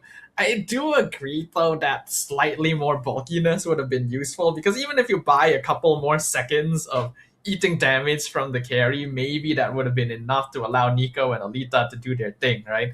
Hard to say, but we can definitely see that the match was closer than you would have thought, right? Damage taken nearly equal on both sides, actually higher DPS output on the Mythic SEAL side. I think Nico and Alita were actually doing a pretty okay job. It's just they weren't able to break through enough. Yeah, breaking through is just that's just easier said than done at this point, right? Like I kind of understand why it was so difficult for him to just go through it. Again, it feels like you should be more proactive with a lineup that has a Benedetta, that has a Khalid, but again, easier said than done. It was a very well thought out composition for Falcons. They really, they knew their win condition. They knew how they were good at, what they were good at, and they just went with that. And you got to respect them for it. Man, if they just played like this from game one, Like from the very beginning, we would have had a much more entertaining series. We wouldn't have had to be so harsh on these teams in the first couple of games. But hey, again, better late than never. We can see in these highlights again that both teams were actually a lot more active this time around in the early game. There was some good micro play, good macro decisions, and initially Mythic SEAL did actually win the first turtle fight, but after that Falcon were actually the ones with more of an advantage thanks to heroes like this Freya just kind of running at their opponent. Oh yeah, for sure. The Freya, it was just a ticking time bomb, man. You knew it was gonna pop off. You didn't even need to keep watching it. You just know that once it arrives, Valkyrie's descent, nothing can really stop it. Not even like a Khalid, not even bumping it. Bumping into it with a Baksha would stop it, really, despite having like a lot of anti-heal. That this New Cold really played this to a T. And I really commend them for it. And they played alongside this in a manner where it was impossible for Madzi to make a play, man. Even King Flash, like I was wondering, how are they gonna fight? Who's gonna start the fights here? It's all Boye. But if Boye is gone, like what happens? Here, I thought they were gonna get Benny. Honestly, in that situation, Boye and Madzi were behind. I thought they were gonna get Benny, but Benny, again, the positioning on that guy is excellent. And again, instead of them punishing, they were the ones who got punished, and that's why they couldn't really fight against Falcons properly. Yeah, I really wish that Madzi went for the macro play in that previous exchange right there. It would have had a much bigger impact, especially early on, since earlier lords can be handled quite easily. Just give them up. Go for towers. At least give yourself some breathing room for the later stages. But some of the old habits die hard. They still wanted to win team fights. And a gold swing would have been huge. Their base defense was actually really solid, but late game minions, man, they just eat so much. This also really good play from Dax. Go in, get that execute, force the Wind of Nature out from Alita early on in exchange for his life, and then after that, Benny can just take over and actually finish off the game. Yeah, there were times where I thought, hey, wait a second, Mythic SEAL? Can they actually clean up? No, not really. I mean, they just didn't have any bullets left in the gun, and they just had to whittle out. So a big commendation there. Falcons, again, have to reiterate, they're not perfect. It wasn't as clean as I want it to be, but they actually read their opponent properly in that game. And they got the win. So they really deserve third place minimum. So they're top 3 already. And let's see what else they can give us in this coming games tomorrow. They will be playing first on the lower bracket final. That's going to be a best of 5. And again, whoever loses on the next game is going to be their opponent. YG and Team 7, they're really going to be up for a very fun time there. And that one is definitely worth watching. For anyone tuning in now who hasn't really been keeping up with MSL Myanmar, Yangon Galacticos and Team 7 have very active, very aggressive playstyles overall, which means we should be seeing a very different matchup to see who claims that first grand finals ticket. But while we set up for that next match, we're going to go on a bit of a break. So don't go anywhere for too long, peoples. We will see you guys right after this.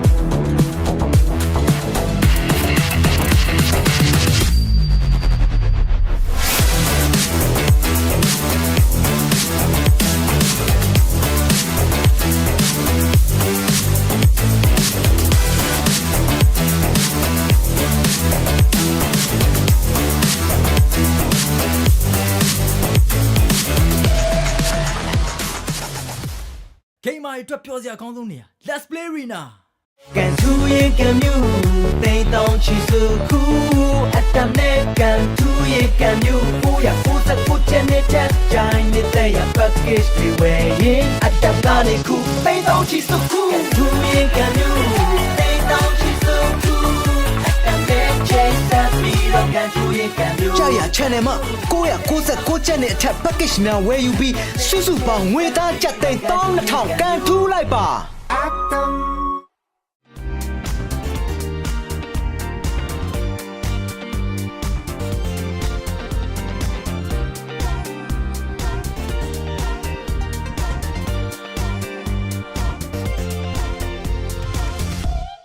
ကိုယ့်ရဲ့ energy level ကကိုယ့်ရဲ့အကြီးမားဆုံးရန်သူဖြစ်လာတဲ့အခါတမတ်ချက်တွေကိုချိုးဖြတ်ပြီး energy level ကို V ကုတ်နဲ့နောက်တစ်ဆင့်မြင့်ရမယ့်အချိန်ပဲ V ကုတ်မှာပါဝင်တဲ့ caffeine ကစိတ်ကိုနိုးကြတက်ကြွစေတယ်လူတင်းကမျက်လုံးကြောင့်ညင်ကိုတတ်တာစေပြီး vitamin B ကလမ်းဆန်ပြီးခွားမြတ်ကိုရရှိစေပါတယ် V ကုတ်ချင်း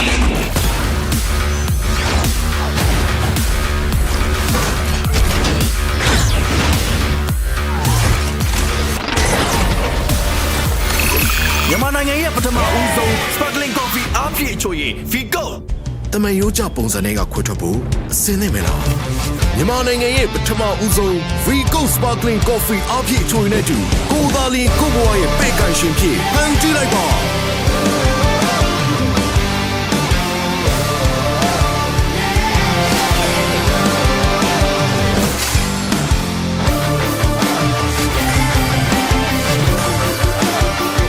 နဲ့တူကိုဘွားရဲ့ရှင်သခင်ဖြစ်ကိုရိုင်းဖန်တီးလိုက်ပါ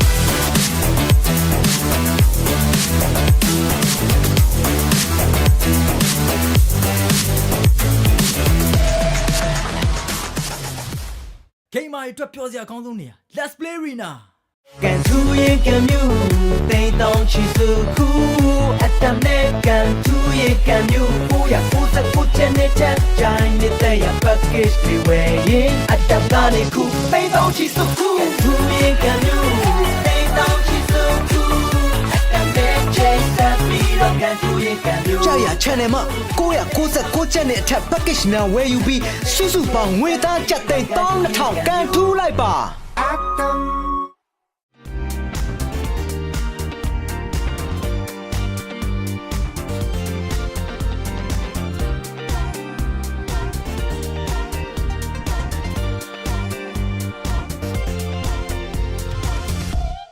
ကိုယ့်ရဲ့ energy level ကကိုယ့်ရဲ့အကြီးမားဆုံးရန်သူဖြစ်လာတဲ့အခါတမတ်ချက်တွေကိုချိုးဖျက်ပြီး energy level ကို V code နဲ့နောက်တစ်ဆင့်မြင့်ရမယ့်အချိန်ပဲ V code မှာပါဝင်တဲ့ caffeine ကစိတ်ကိုနိုးကြတက်ကြွစေတယ်လူတင်းကမျက်လုံးကြောင့်ညာခြင်းကိုတတ်တာစေပြီး vitamin B ကလမ်းဆန်ပြီးခွန်အားများကိုရရှိစေပါတယ် V code ချင်း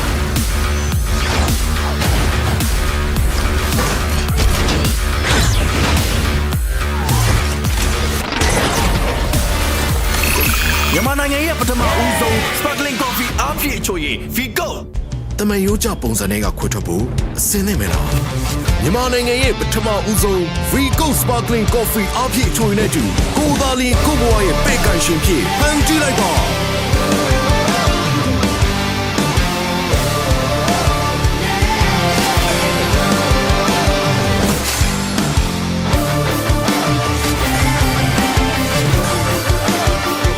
နဲ့တူကိုဘွားရဲ့ရှင်သခင်ဖြစ်ကိုရိုင်းဖန်တီးလိုက်ပါ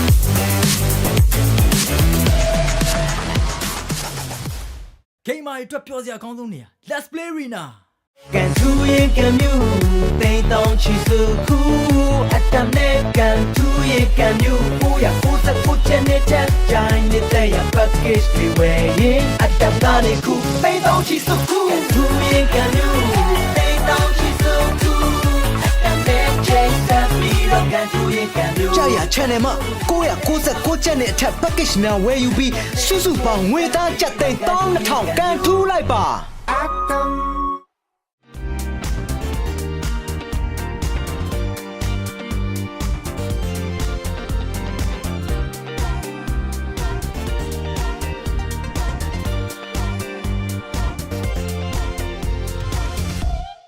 ကိုယ့်ရဲ့ energy level ကကိုယ့်ရဲ့အကြီးမားဆုံးရန်သူဖြစ်လာတဲ့အခါတမန်ချက်တွေကိုချိုးဖြတ်ပြီး energy level ကို V ကုတ်နဲ့နောက်တစ်ဆင့်မြင့်ရမယ့်အချိန်ပဲ V ကုတ်မှာပါဝင်တဲ့ caffeine ကစိတ်ကိုနိုးကြတက်ကြွစေတယ်လူတင်းကမျက်လုံးကြောင့်ညာခြင်းကိုတတ်တာစေပြီး vitamin B ကလမ်းဆန်ပြီးခွားများကိုရရှိစေပါတယ် V ကုတ်ကြီး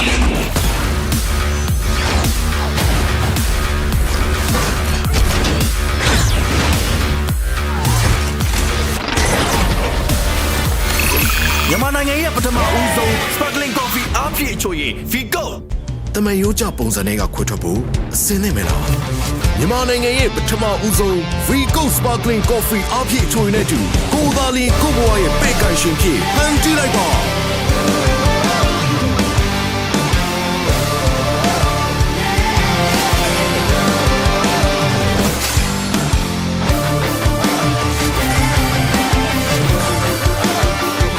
နဲ့တူကိုဘွားရဲ့ရှင်သခင်ဖြစ်ကိုရိုင်းဖန်တီးလိုက်ပါ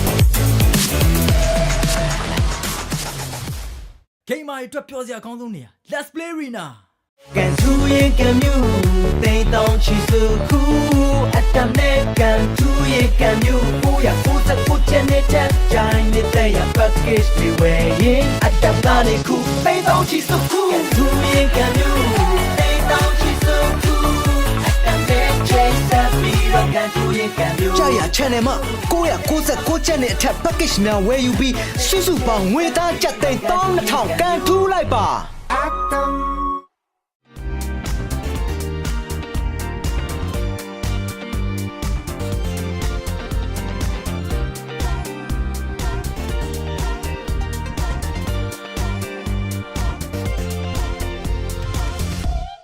ကိုယ့်ရဲ့ energy level ကကိုယ့်ရဲ့အကြီးမားဆုံးရန်သူဖြစ်လာတဲ့အခါတမတ်ချက်တွေကိုချိုးဖြတ်ပြီး energy level ကို V code နဲ့နောက်တစ်ဆင့်မြင့်ရမယ့်အချိန်ပဲ V code မှာပါဝင်တဲ့ caffeine ကစိတ်ကိုနိုးကြတက်ကြွစေတယ်လူတင်းကမျက်လုံးကြောင့်ညာခြင်းကိုတတ်တာစေပြီးဗီတာမင် B ကလန်းဆန်ပြီးခွန်အားများကိုရရှိစေပါတယ် V code ချင်း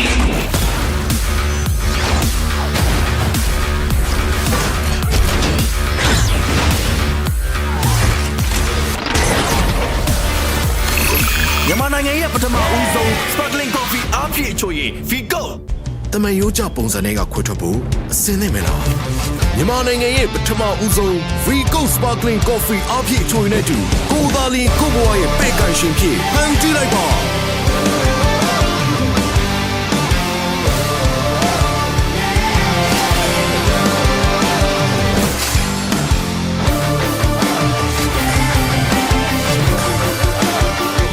နဲ့တူကိုဘွားရဲ့ရှင်သခင်ဖြစ်ကိုရိုင်းဖန်တီးလိုက်ပါ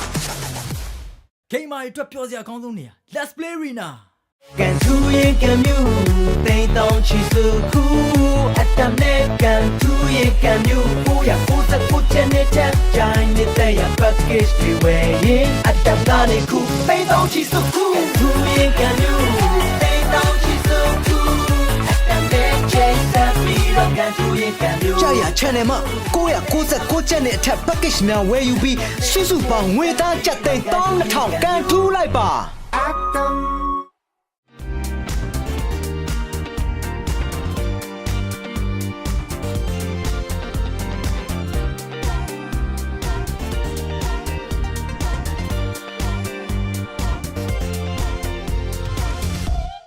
ကိုယ့်ရဲ့ energy level ကကိုယ့်ရဲ့အကြီးမားဆုံးရန်သူဖြစ်လာတဲ့အခါတမတ်ချက်တွေကိုချိုးဖျက်ပြီး energy level ကို V ကုတ်နဲ့နောက်တစ်ဆင့်မြင့်ရမယ့်အချိန်ပဲ V ကုတ်မှာပါဝင်တဲ့ caffeine ကစိတ်ကိုနိုးကြတက်ကြွစေတယ်လူတင်းကမျက်လုံးကြောင့်ညာခြင်းကိုတတ်တာစေပြီး vitamin B ကလမ်းဆန်းပြီးခွားများကိုရရှိစေပါတယ် V ကုတ်ကြီး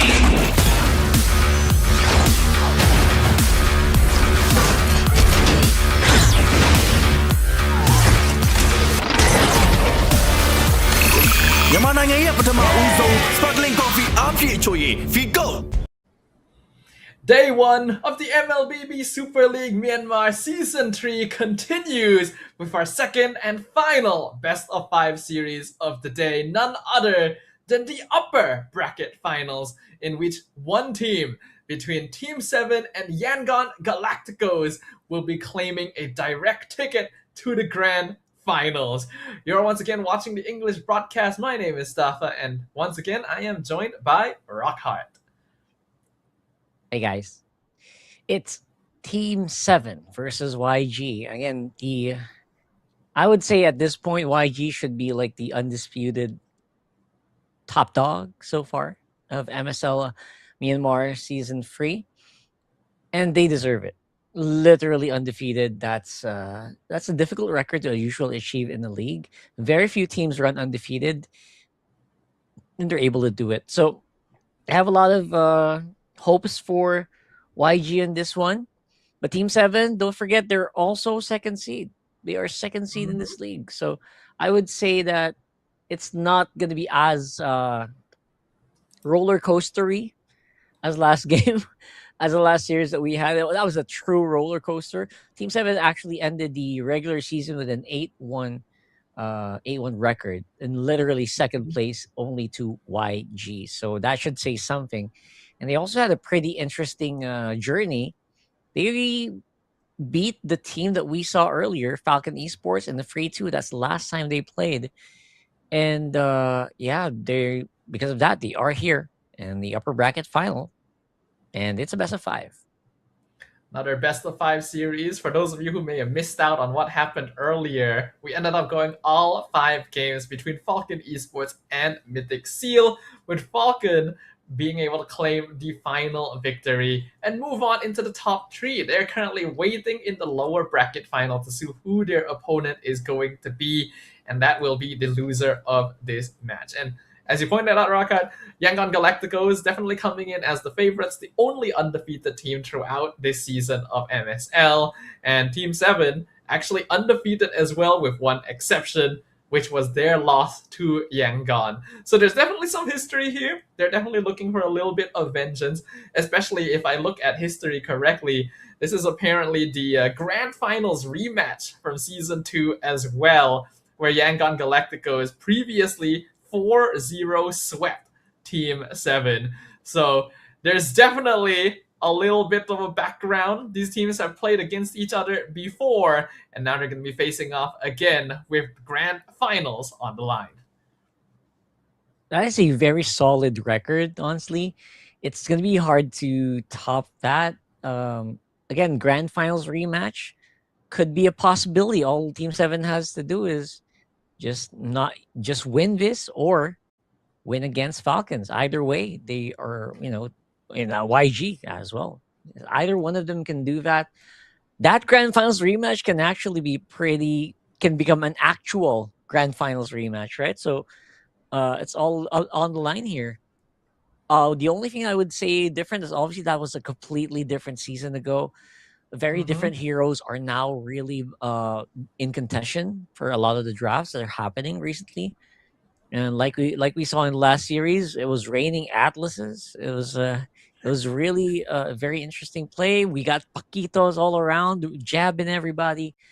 So yeah, despite it being a rematch, it feels like it's probably going to be a different battlefield, and that is saying something, right? So very excited for this matchup for sure, especially right now that there are a lot of other, you know, talents or other things that you probably picked up on during the scrims. I'm not gonna be surprised if we see, you know, more surprises here. In terms of hero picks, though, you're probably gonna see a lot more, especially similar in the jungle. I would say I'm not gonna be surprised about that. I think so as well. Earlier, we already talked about how we might be able to see slight differences in the gameplay from Falcon and Mythic SEAL because there has been a 2 week gap between the play-ins and now. Now we can bring that up again for YG versus Team 7. Have they shifted things up? Because we already kind of highlighted this a little bit towards the end of the match earlier, where we told you guys that compared to the previous two teams, these two squads are a lot more proactive. They are known for aggressive gameplay, very strong early rotations, and so we should see much more active matches between the two once we jump into the Land of Dawn. This is also shown in some of the hero picks that they do play. We see a surprising amount of Selena being picked up on both sides, actually, with Yangon Galacticos even having played one match as Selena Rome in their play-in match against Mythic SEAL. We of course still remember Blink, known for some interesting heroes like that signature Hellcat Rome. And on the other side, Team 7 played 4 games of Marcel against Falcon Esports, including 3 of those who were with a Selena mid. So definitely a hotly contested hero between these two teams. They even played 2 matches of Hayabusa at the end of that one. So both of these squads definitely capable of pulling out slightly off meta picks. Yeah, the Marcel definitely gonna be highly contested. You know, even Team 7 pulling out the random Lapu Lapu out of nowhere at times. So this is the with complete monochromatic monochromatic throwback feels. This is what they were going for. We got the squads up on screen right now. A little bit of a preview video for the matchup we are going to be witnessing.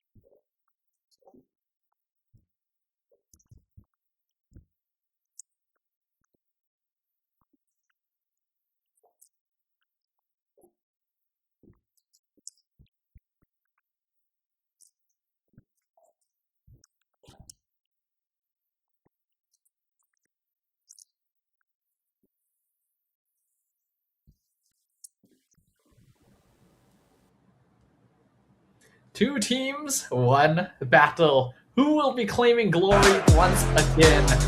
We have both teams walking up on stage right now, starting things off. It is none other than Team 7. Team 7, like we mentioned earlier, almost a perfect playoffs or a perfect regular season run, save for the opponent that they have on the other side of the aisle. And again, if you're thinking about it, this will be a pretty big revenge matchup. Though again, it doesn't feel like it's going to be an easy path for them. Definitely not. After all, in the regular season matchup. This is, of course, the one singular opponent that they were not able to take down, none other than Yangon Galacticos, the team that surprised the world and brought attention back to the region as its newest representative, ending up in 7th, 8th place during the most recent M7 World Championship, and now eager to reclaim their position on the international scene. They walk up on stage with an aggressive aura and a gameplay style known for catching their opponents off guard. They have a very surprising way of just taking opponents by storm, overwhelming them, and just taking it brute force with just pure macro. Again, a combination of so many cultures in one team as well. Infusing that Filipino firepower as well with Coach Marv's on the helm. They really did go a very long distance in the last M7, and they're trying to get back into that one. The first step, of course, is going to be to try to go for that one slot that we have for MSC 2026. There is only one direct slot available here in MSL Myanmar, which means that just making it to grand finals isn't going to be enough. You gotta be able to win the entire thing as a whole, but it's also for that reason that you gotta keep your energy about you. The team that gets this ticket, who claims this victory today, will not just claim a top 2 spot, but also be spared from having to play the lower bracket finals at the start of tomorrow and enter the grand finals with their full potential. Starting things off, we introduce Team 7. Now, Team 7, again, it's a team that just knows how to value heroes like the Harif, like the Marcel, so I'm really expecting a lot of reliance towards that. And they're also a team that kind of likes that Arlot, so looking forward to seeing them draft. But as for the other side, a very scary Yangon Galacticos facing them down. These are both squads known for heavy early game aggression, but there are slight differences in the way that they approach that. I think that overall, Yangon Galacticos has the stronger mid trio. Their synergy seems to be on point. They rotate together very, very fast, and they know how to play around those objective timings. In comparison, Team 7 is a largely more independent roster. They also have very strong rotations, but they don't really rely on having the numbers together to make it happen. It's more of a case of everyone knows how to do their own thing, and they're willing to trust each other to make that happen. It does result in some mistakes from time to time, because they are not afraid to roam the map as individuals. They're not really afraid of like, hey, I'm gonna split push this lane, I might get caught out, that's perfectly fine. Right? So that does add a bit of a chaotic factor. It also means that the fighting between these two squads is going to be very, very skirmishy overall. Oh yeah, I highly think that skirmishing is an understatement. They're both teams are very scary right now, especially if you're looking at the GPM ratings. Man, Sanji has been off the charts, 807. GPM is nothing to scoff at. Again, followed closely by Lucky. Pretty solid performance, I would say, just based off of these stats alone. Something that I find very, very interesting about the GPM rankings on MSL Myanmar is that there's literally only one gold laner up there, which is first place. After that, we've got 2 junglers and 2 mid laners.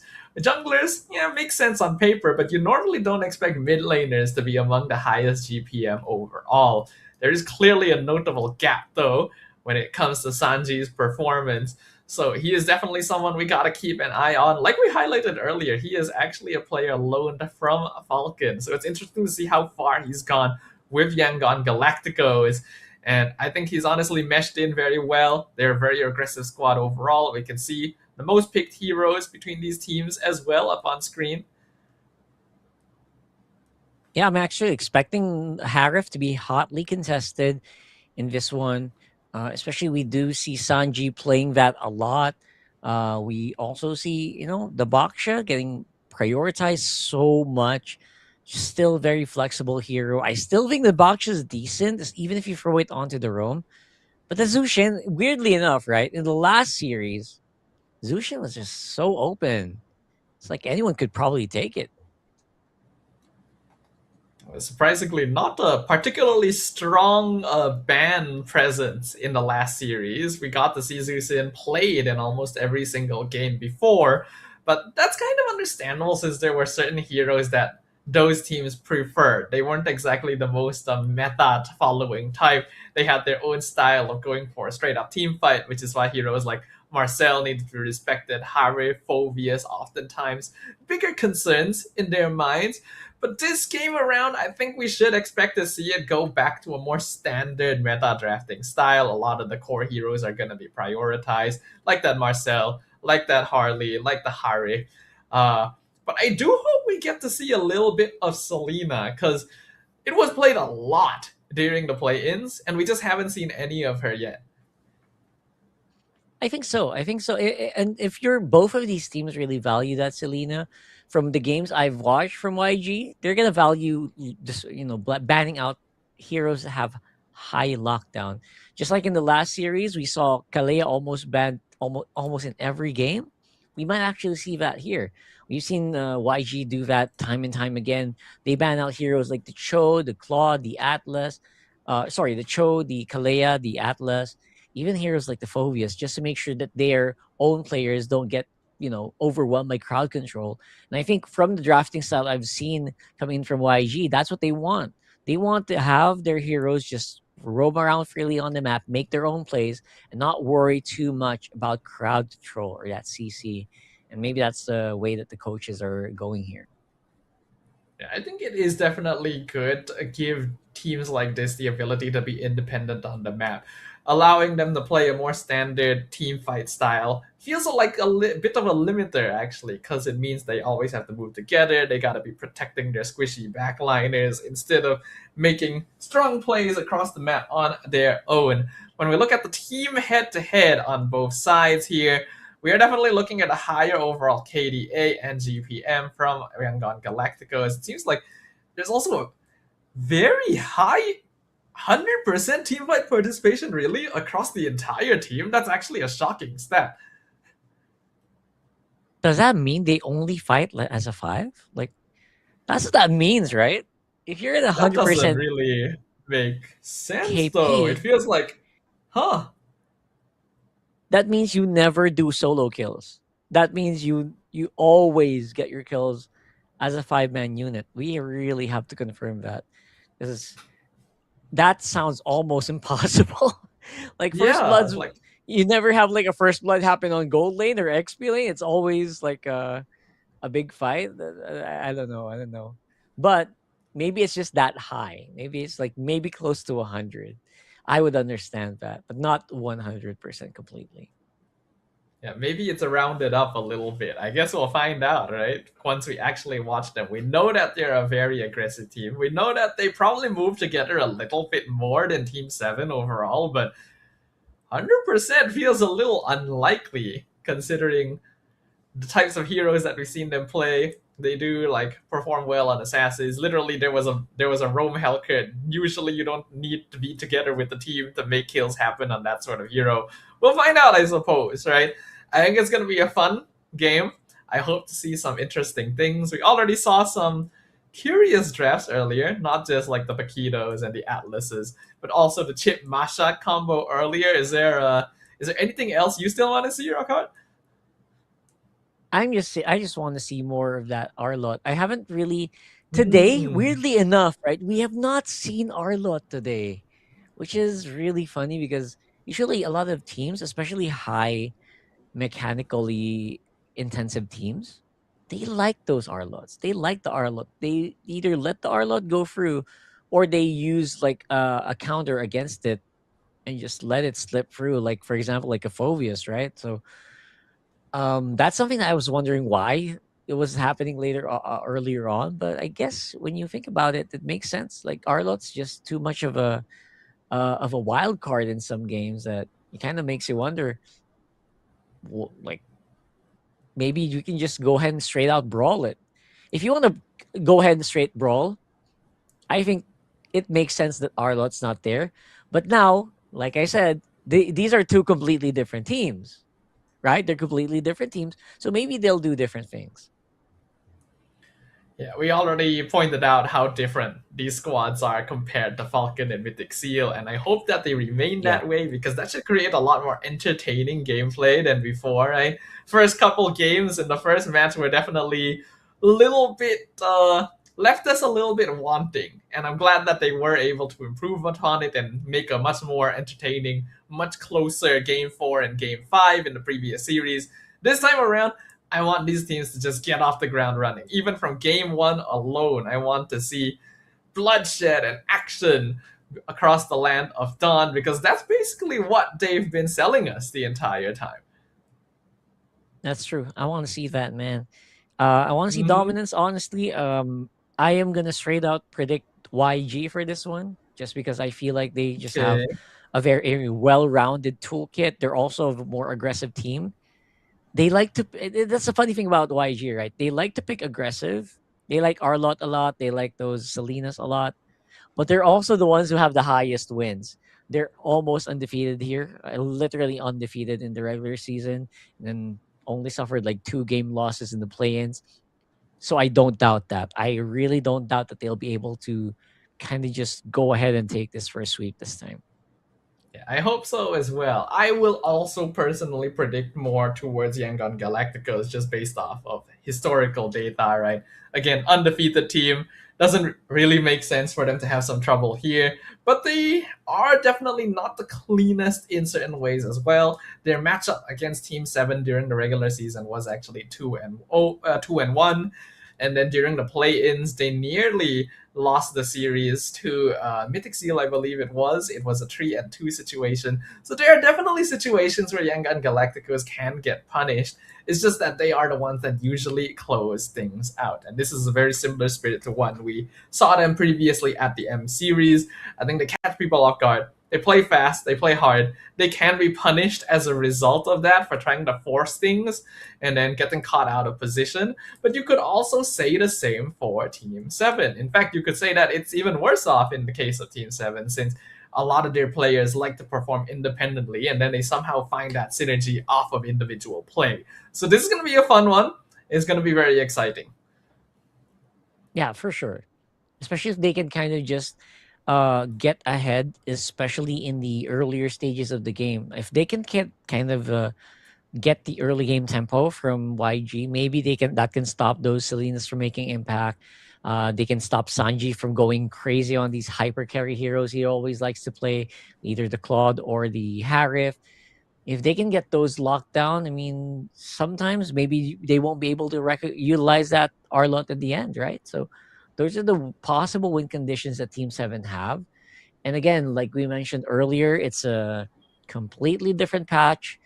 Not super different, but there's a flavor added to it. You know what I mean? There's a lot of flavor. And we should be able to find, a pretty decent middle ground for them. Again, all of that is a big coin toss. I don't know what you guys kind of predict is going to happen here. Let us know if you have any questions, comment them down below or try to read them while we're waiting for them. Because I think right now the players are doing a ping test. Yeah. We got confirmation that the teams are doing their ping test right now, basically getting everything set up on that stage so that we can get things going with the second match of the day. Best of 5. How far do you think we'll go in this one? Will we go to a full 5 games this time around as well? Nah, it's 3-0, bro. No? 3-0? I'm saying something, right? No. Realistically, maximum for me is 3-1. I don't see a 5-game series, man. I have looked deep into the future, and I don't see a 5-game series. I don't know if there's anyone who will contest me on that, but that's just what it feels like. Okay, interesting. I mean, we all know that YG are a very strong team, but they have battled pretty close games against Team 7 in the past, even if they clean swept them in the grand finals last season. That was quite a while ago. I personally don't think it's impossible to go all 5 games, while it's going to be a bit of a split for me, because on one hand, going all 5 games would be great because it would be very fun to watch, very entertaining between 2 very active teams. On the other hand, we just came off of 5 games, so we're definitely a little bit tired at this and hoping to have a cleaner finish for the day, especially considering that these teams are going to need to face off tomorrow as well, so reserving some energy is probably going to help.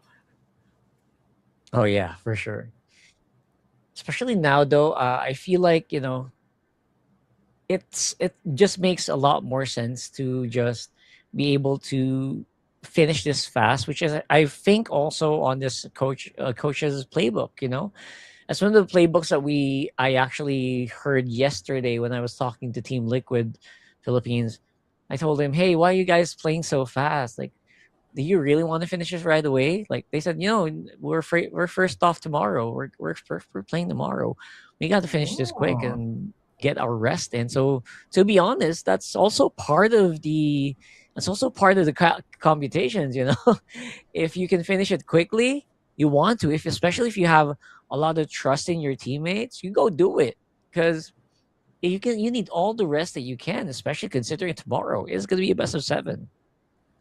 Yeah, I'm actually really glad to hear confirmation that teams do take that into account, especially from Liquid Philippines themselves.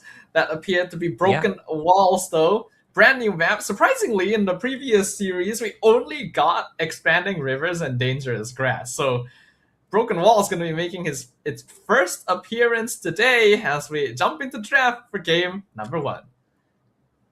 Yeah, the super neutral map where it's gonna the trail dances are just so much fun.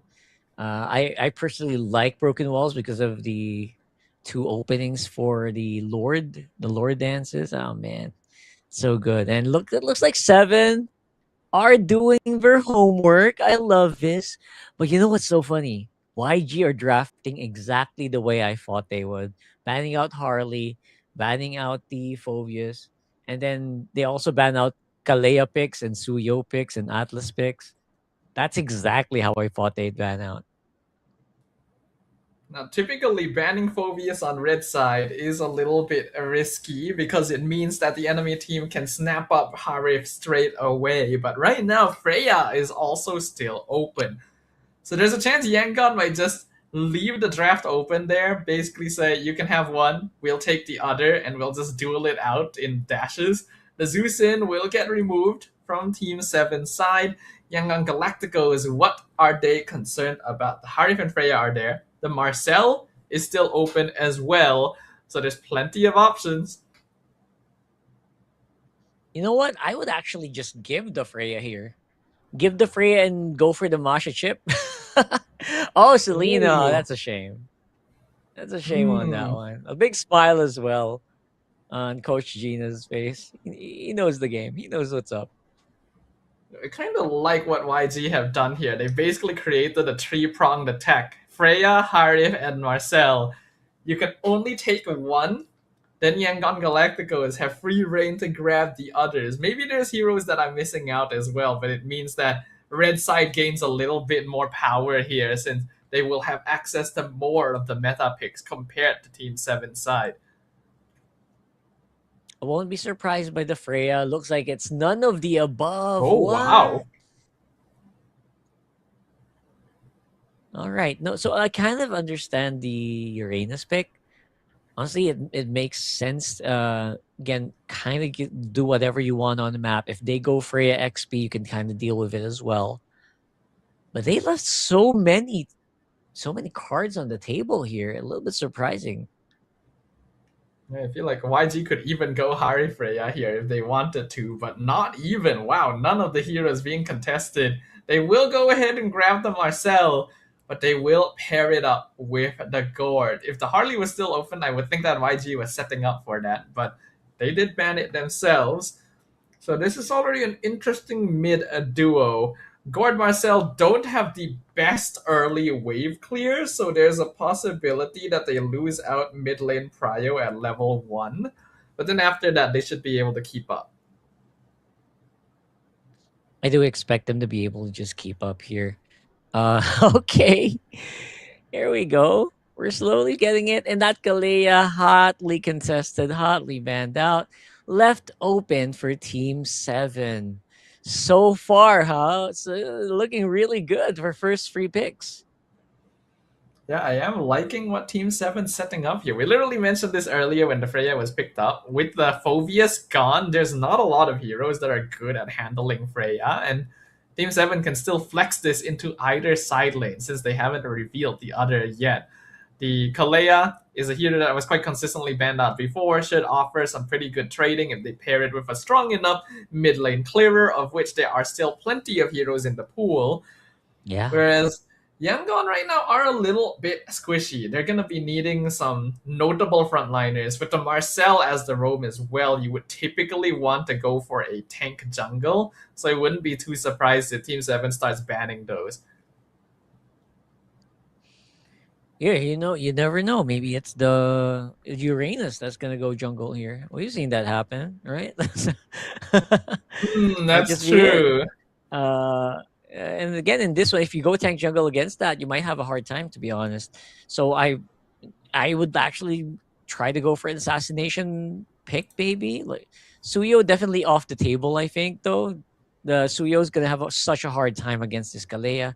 So I get what you mean. Like tank jungle just makes so much sense. You need that secondary tank because Marcel's not a tank. As much as he plays like a tank, he's not really a tank. He cannot really, stay in the front as long. So you need someone who can kind of just soak against the Freya. If not the tank jungle, I would probably pick the Hylos or as an XP. Just so there's someone who can kind of slow down the Freya's role. Yeah, I am looking at this Freya right now and wondering how Yangon wants to deal with her, because there really aren't a lot of good ways of doing it so far. Yeah, Team 7 will indeed ban out the Fredrin, probably one of the better combos with the Gord left. So the options are going down. And I honestly don't know what would be the best here. Most likely they will want to pick a... They probably should pick jungler here. But there is the argument to go EXP if you're confident Uranus is going to be your matchup. They do think it is Uranus EXP, so they'll go for the Alice first. That's good. That's very, very good, honestly. You go for the Alice here, and it's only going to be the jungler available. Maybe it's... that's going to be tough, man. What is a good jungle pick for this one? Honestly, Guinevere, I think. I feel like Guinevere is actually pretty good. We didn't see her at all, and it seems like Guinevere overall just doesn't seem to be a heavily prioritized pick in MSL Myanmar. Maybe it's not really something their region enjoys playing too much, but I do think it's a pretty solid solution under the current circumstances. Because you really need a little bit more catch. You need a little bit more presence overall in the front line. Looks like they will go for the Paquito jungle on the side of Yangon. All right. Is it? I'm convinced. Yes. Wait. Is it Paquito or jungle, Alice jungle? Wait a second. Because Han is the jungler. Right. They swapped out to Alice? Oh. No way. All right. In many ways, it makes sense. Because if you... Right now, with Paquito, he's split push type, right? Like, Paquitos now are split push type. You can't do that if you're Paquito jungle. Correct. From my personal testing, actually, Paquito feels a lot better in the EXP lane compared to jungle side, because he really can't do too much in the jungle until he gets his first item. He's actually quite easy to invade. So this does make sense, but it is pretty unique, and that's exactly what we were hoping for. Just not exactly in this way. Good to see that we can still be surprised here as we jump into game number 1 of our second series of the day. Team 7 going up against Yangon Galacticos. Yeah, Yangon Galacticos. If I haven't actually seen an Alice jungle in a long time, so I'm not sure. It might be super off tempo for me. I'm not sure if it's going to be able to accelerate itself. but I did see it win before, like way back. I've only seen like maybe 1 or 2 teams actually use it, and it's very rare they do. Man, this is so interesting. Mostly magic damage. That's what you're gonna have to deal with if you are 7 for a majority of the game. Like this mid trio is magic damage centric. But other than that, it's gonna be waiting for Sanji, waiting for Ying to actually itemize into proper position. And it looks like most people are actually voting for YG here. I mean, that is to be expected, but personally, I kind of like Team 7's draft a little bit more this game. They got the Hari Freya side lanes, they got the Kalia to play with. Hold on, they're ganking Xian, and they actually get a kill. First blood to Han. Oh, Xian, that's not a good place to be in. Mystic Projectile stops the recall as well. And weirdly enough, audience seems to be a really high number of Team 7 fans predicting they win this game. Interesting turn of events here. Despite, of course, a lot of pressure being given already by YG. Team 7 trying to fight back. The Freya is in the middle. CK just dashing in and out, providing so much pressure, and that actually might just get them. Oh, Ying! Whoa, Turtle here. Wait a second, that guy evaporated. Hanvuk removed from the game here. And a double for Ying.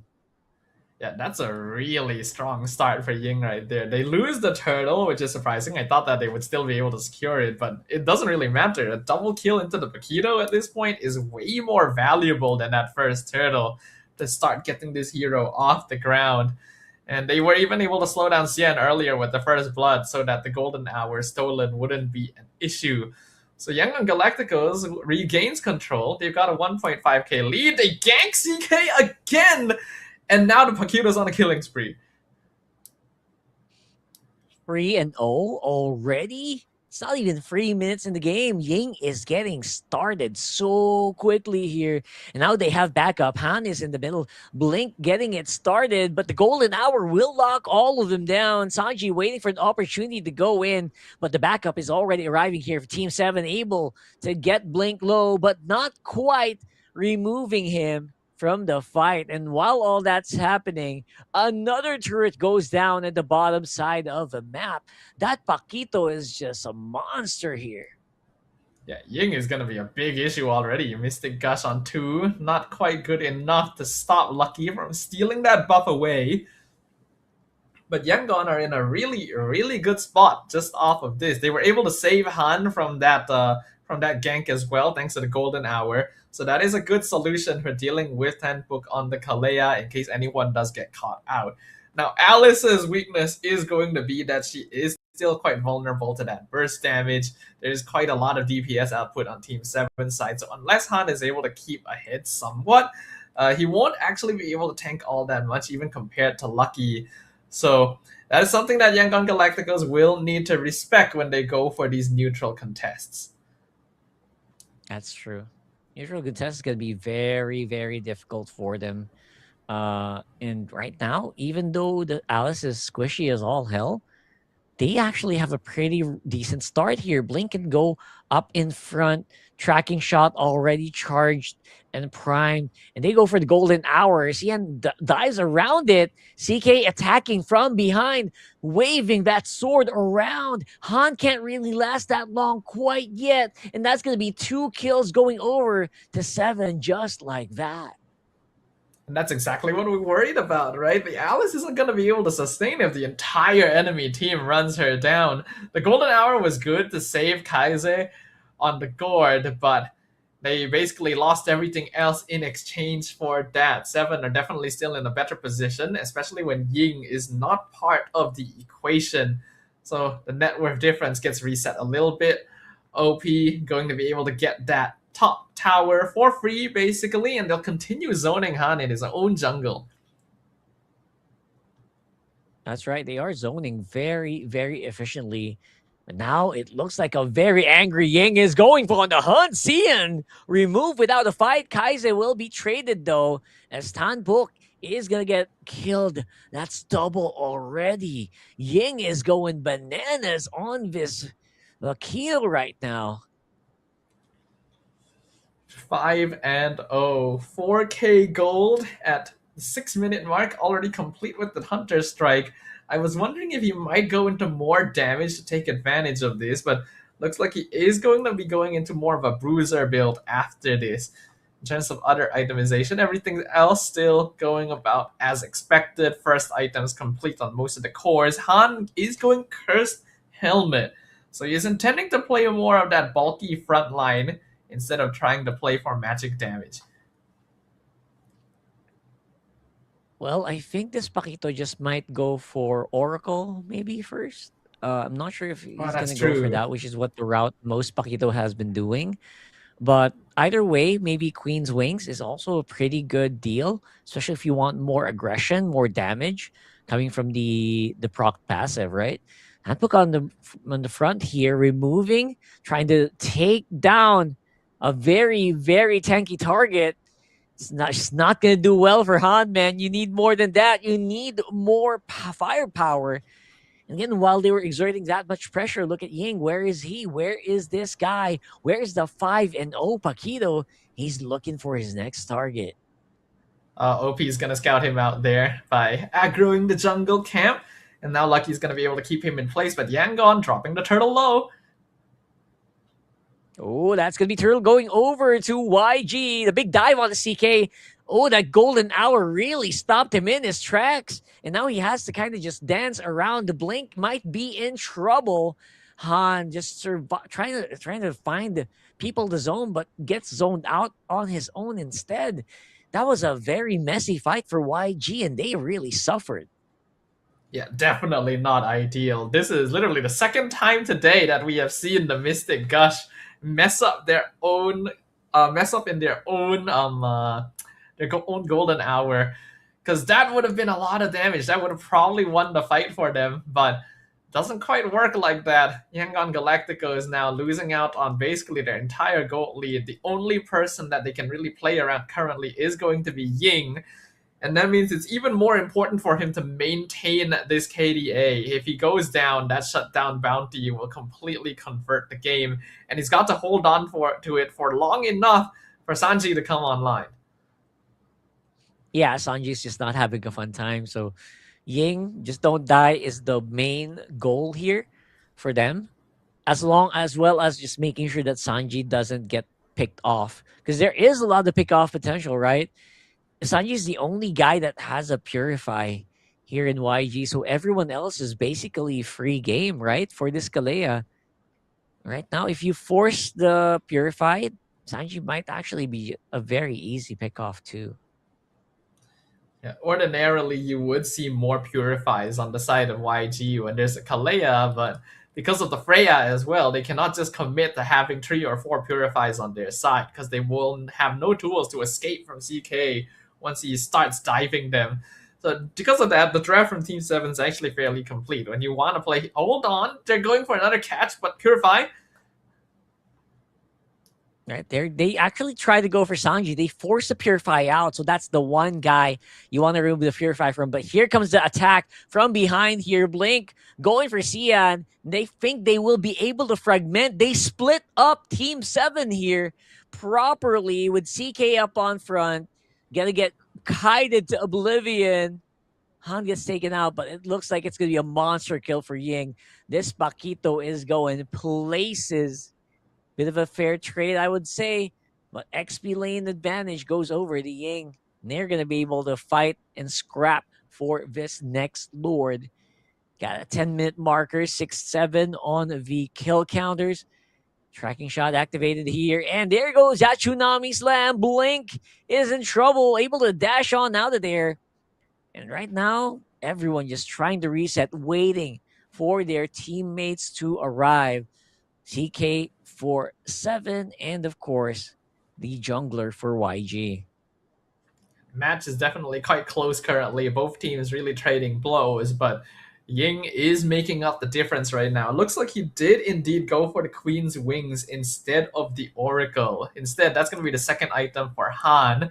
Sanji, very close to finishing that Trinity, while OP is still a little while off from that Holy Crystal. But next Lord going to be contested once again. Yep, this is going to be the next Lord contested. We got a big initiation. Golden Hour locks down Cian.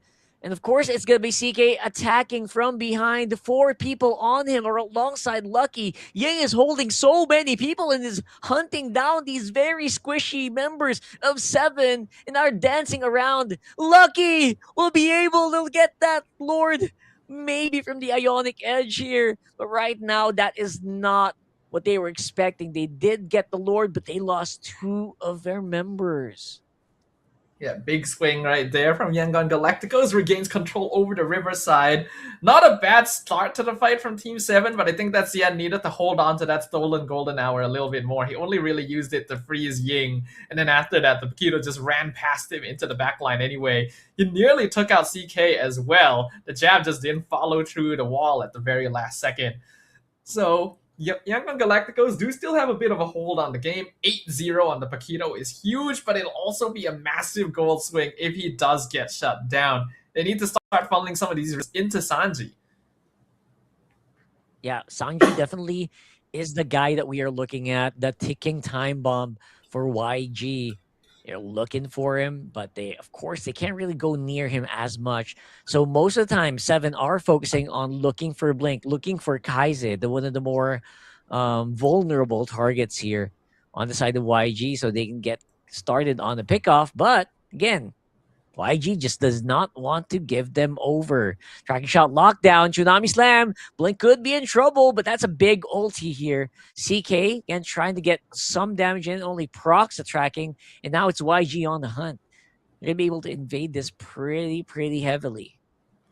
I saw how much damage Sanji was doing to Lucky as well. I wouldn't be surprised if he was done with the Trinity. Ooh, Lucky is in trouble.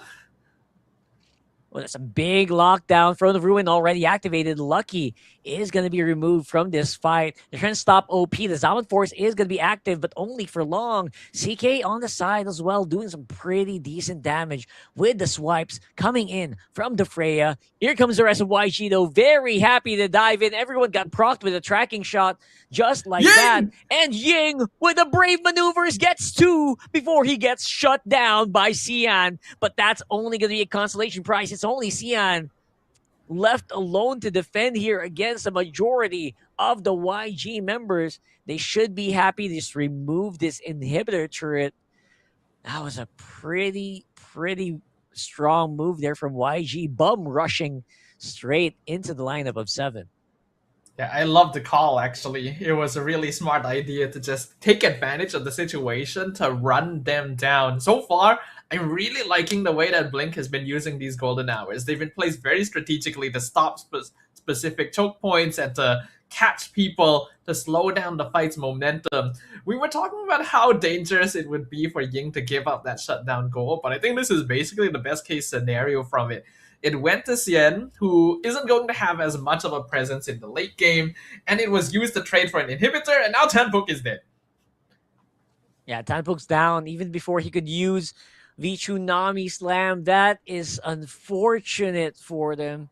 And now YG once more are on the hunt. Lock them in with the golden hour. Lucky could be in trouble here, but looks like it will be just a pretty decent engage. CK in the mid, he takes down the inner turret.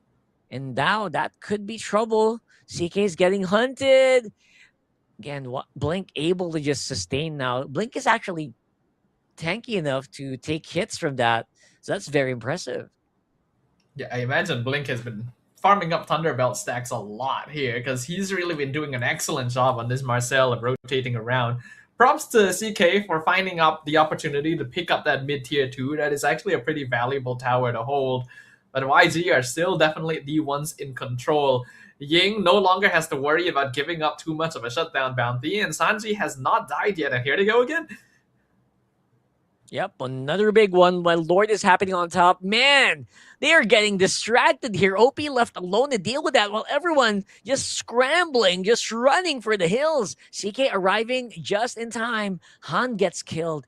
But it looks like that's going to be another tower going down. So most gold going over to YG. But they are down a man. This is going to be a 4v4. Lucky gets taken out. This rampaging Paquito is almost unstoppable here.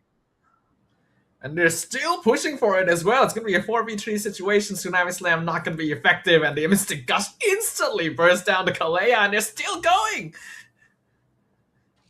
Yeah, that's going to be it, right? There's just no way that you can stop that. That's going to be game one going over to YG very, very handily. I like to see those looks getting exchanged. So a very strong start from YG. Not as strong, not as clean as I thought they would be. I mean, there was a lot of resistance from 7, but yeah, we're so far on track. YG just giving us a pretty good game. And starting off with already something quite unique, that Alice jungle. I was a little worried about it. Would it actually be able to sustain these fights long enough against the onslaught of damage that 7 has? But Blink was really playing a mean game on that Marcel. He knew where he needed to be, how to use those golden hours. I think even the stolen ones weren't quite as effective overall. And once they hit their timing, Yangon Galacticos just stepped on the gas pedal. And once we got that Trinity completed on the Claude, it was just go, go, go. We're ending the game right now, not giving them any opportunities. But I think, of course, MVP is going to be that Paquito, right? I think that was like, what, 12-1 at the aim? Actually insane performance. Yeah, 100% Paquito MVP, man. I'm not even, worried. He's gonna get that MVP 100%. Man, just goes to show, right, how powerful a Paquito can be once it gets going. And I remember he got handed 2 early kills, right? Like before minute 2 or minute 1. So yeah, that just balloons to such a high position, and I'm very impressed. I'm very impressed at how Ying was actually playing that Paquito. Very, very disruptive. We talked about before this match how different these two teams would be compared to Falcon and Mythic SEAL that we watched earlier. In case anyone was wondering if we were exaggerating, I think that we have been proven. Very active gameplay, pretty somewhat back and forth in the earlier stages, but once Yangon Galacticos find the opportunity to strike, you can tell why this team is undefeated. They have that eye for opportunity, and the synergy between them is very, very strong. There's a lot of trust. Once one person goes in, they're like, okay, we know how to follow up. Yeah, and follow up was also very important because the Paquito can't do it on its own, right? Like you need your teammates to be able to do a lot of this. The Paquito didn't even split push that much. He was just doing it on his own. And facing against a Freya, bro, I think Freya finally found his match here. I think normally Freya should still be more than a match in lane against a Paquito. It's just the early snowball that Ying was given, right? He got 2 kills before the 2-minute mark and then instantly got a rotation from Kaizei to pick off the CK again. And I believe that was Freya's second death. After that, the lane is just done. It's over. The Freya is not catching up to the Paquito anymore unless a big mistake is made. And he also only gave up his shutdown in exchange for an early inhibitor. So I really like the way that Ying was playing this one, but overall, Yangon Galacticos shows why they are the favorites of the league. I mean, that's exactly what I was saying, right? Like, just if the Paquito can just do that, like get some early kills, that Freya couldn't even go fight it one-on-one. That's what I saw, that, right? Like, that's exactly what happened, I think, on the bottom side of the map. The Freya and the Paquito were just like punching each other, and the Paquito was actually able to get rid of the outer turret and the bottom side of the map very early on without much of resistance. So I think in this game, it also just got emphasized the importance of the Marcel in this matchup, right? Like, you don't give away the Marcel at this point. That is such a scary Marcel performance from Blink. He showed us exactly why the Marcel is just such a monster in the roam. Despite not really being a true tank, was tanky enough for the purposes of this matchup. He was tanky enough to stop the Freya in its tracks. It stops him with tracking shots so easily. So if you plan to bring a Freya out, one more note, just ban the Marcel. I think that Team 7 were just confident enough that they would still be able to pull it off since they had Xian on that Valentina. You steal the golden hour, you make things happen, but I do think that Blink was overall more strategic with his usage of that golden hour. There's only the one singular mistake in the early game where the Mystic Gush didn't get to do anything due to the golden hour, but outside of that, most of them were incredibly effective for the Yangon Galacticos side. And gotta give props over to that. Now, I do think a major portion of why this game ended up being somewhat one-sided later on is because of that EXP lane snowball. So it ended up already not being particularly even right from the get-go. I'm curious to see what will happen if the lanes match up a little bit more fairly. Yeah, I think in the matchup, that's where we kind of just saw like the big differences in terms of where the power levels are. Man, I like playing Ying. Han was surprised. I was actually expecting a lot from Han. I was surprised that Han got beaten down here.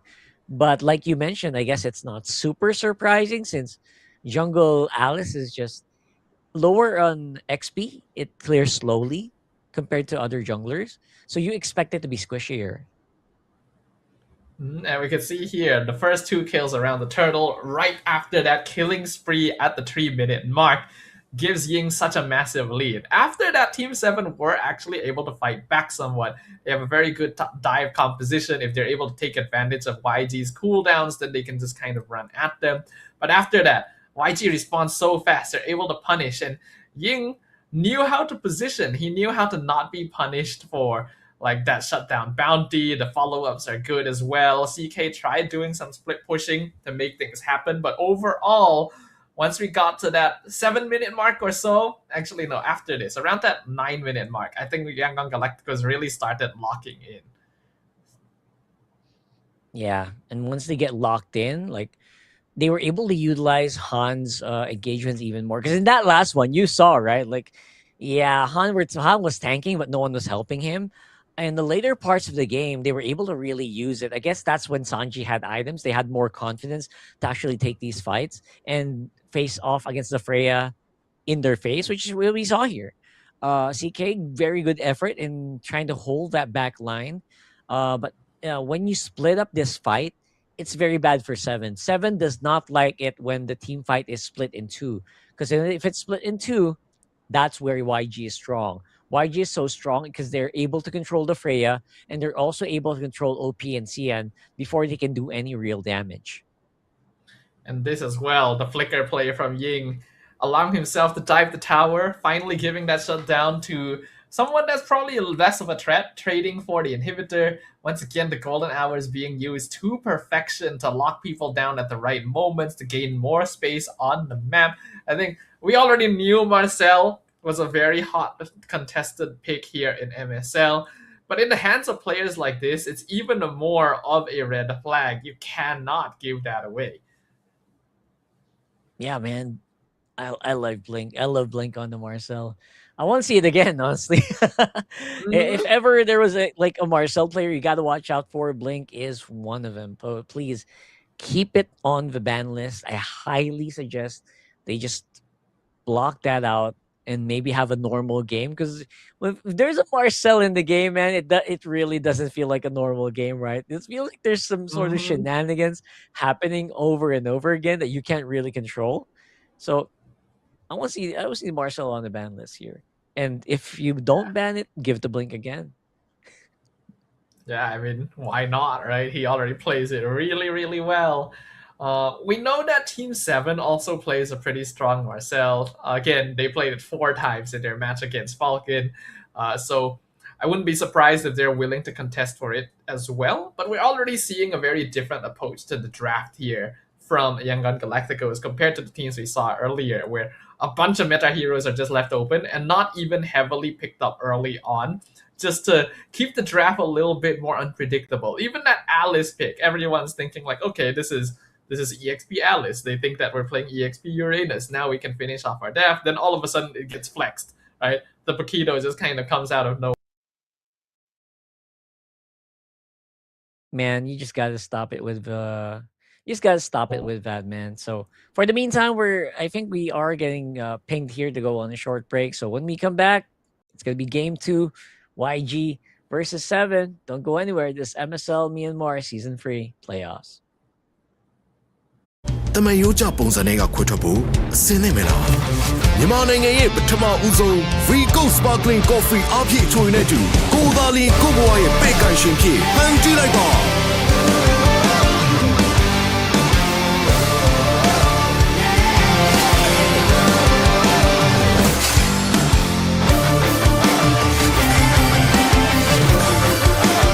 Vigo နဲ့တူကိုဘွားရဲ့ရှင်သခင်ဖြစ်ကိုရိုင်းဖန်တီးလိုက်ပါ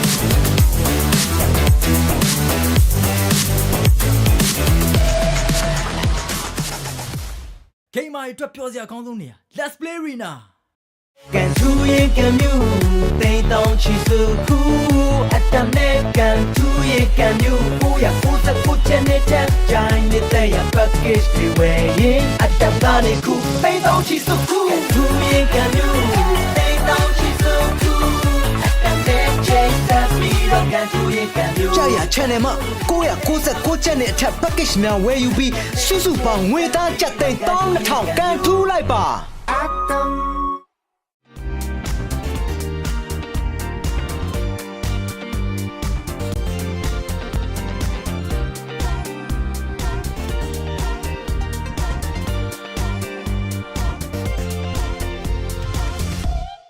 ကိုယ့်ရဲ့ energy level ကကိုယ့်ရဲ့အကြီးမားဆုံးရန်သူဖြစ်လာတဲ့အခါတမတ်ချက်တွေကိုချိုးဖြတ်ပြီး energy level ကို V ကုတ်နဲ့နောက်တစ်ချိန်မြရမယ့်အချိန်ပဲ V ကုတ်မှာပါဝင်တဲ့ caffeine ကစိတ်ကိုနိုးကြတက်ကြွစေတယ်လူတင်းကမျက်လုံးကြောင့်ညာခြင်းကိုတတ်တာစေပြီး vitamin B ကလမ်းဆန်ပြီးခွန်အားများကိုရရှိစေပါတယ် And we are back once again, ladies and gentlemen, with the MLBB Super League Myanmar Season 3. We are currently watching the second match of the playoffs, Day 1, where we have just recently witnessed Yangon Galacticos take victory against their opponent's Team 7. It's going to be a best-of-5 series, of course, so there's still plenty of MLBB action to go, but you're watching the English desk once again with me, Staffa, as well as Rockhart. All right, so in this one, so far, if you didn't catch that last one, YG, I think just displayed exactly why they were so dominant in the previous games or in the previous series that they've had, really maximizing the usage of really scary meta heroes right now, like the Paquito, like the, what do you call that? The Marcel, there you go. I lost the name for a moment there. And really just was able to really dominate. And again, it wasn't even like super meta, right? Like they had Alice on the jungle. So that's really saying something as well. I'm excited to see what else they can bring out here. We haven't really seen any picks like super meta like the Harley. I haven't even seen Leomord. We were half expecting the Guinevere right there in that last one, but we also didn't get to see that. So I'm really curious what's going on here. And I wonder what else is YG is hiding still. Yeah, I'm wondering that as well, right? We already know that this team is more than capable of pulling out unexpected hero picks, and they've already done it once. In fact, we're going to just straight up jump into the next draft for game number 2. This time, YG is going to be on the blue side. It's going to be the same bands from them with the addition of the Marcel, but they will go ahead and lock in the Zeusin, Alice, and Claude, whereas Team 7 going to start off with the Uranus and the Freya. Little bit of a rematch here. He said, "You know what? Go ahead, pick up that Freya. See what happens." And I think you know what, Alice against the Freya. If it's Jungle Alice, I might be worried, but if it's XP Alice, it's usually a pretty fair fight, right? Unless this is obviously a gold Freya, in which case it'll be actually, you know, pretty good against the Claude, historically speaking. But now we actually do get to witness that. Selena, this is a hero that we've seen played quite a lot during the play-ins, and finally going to be making an appearance on day playoffs in the hands of Team 7. Cien played a lot of Selena previously, so it looks like they're going back to comfort a little bit. They'll even go ahead and ban the Paquito that gave Ying that MVP in game number 1.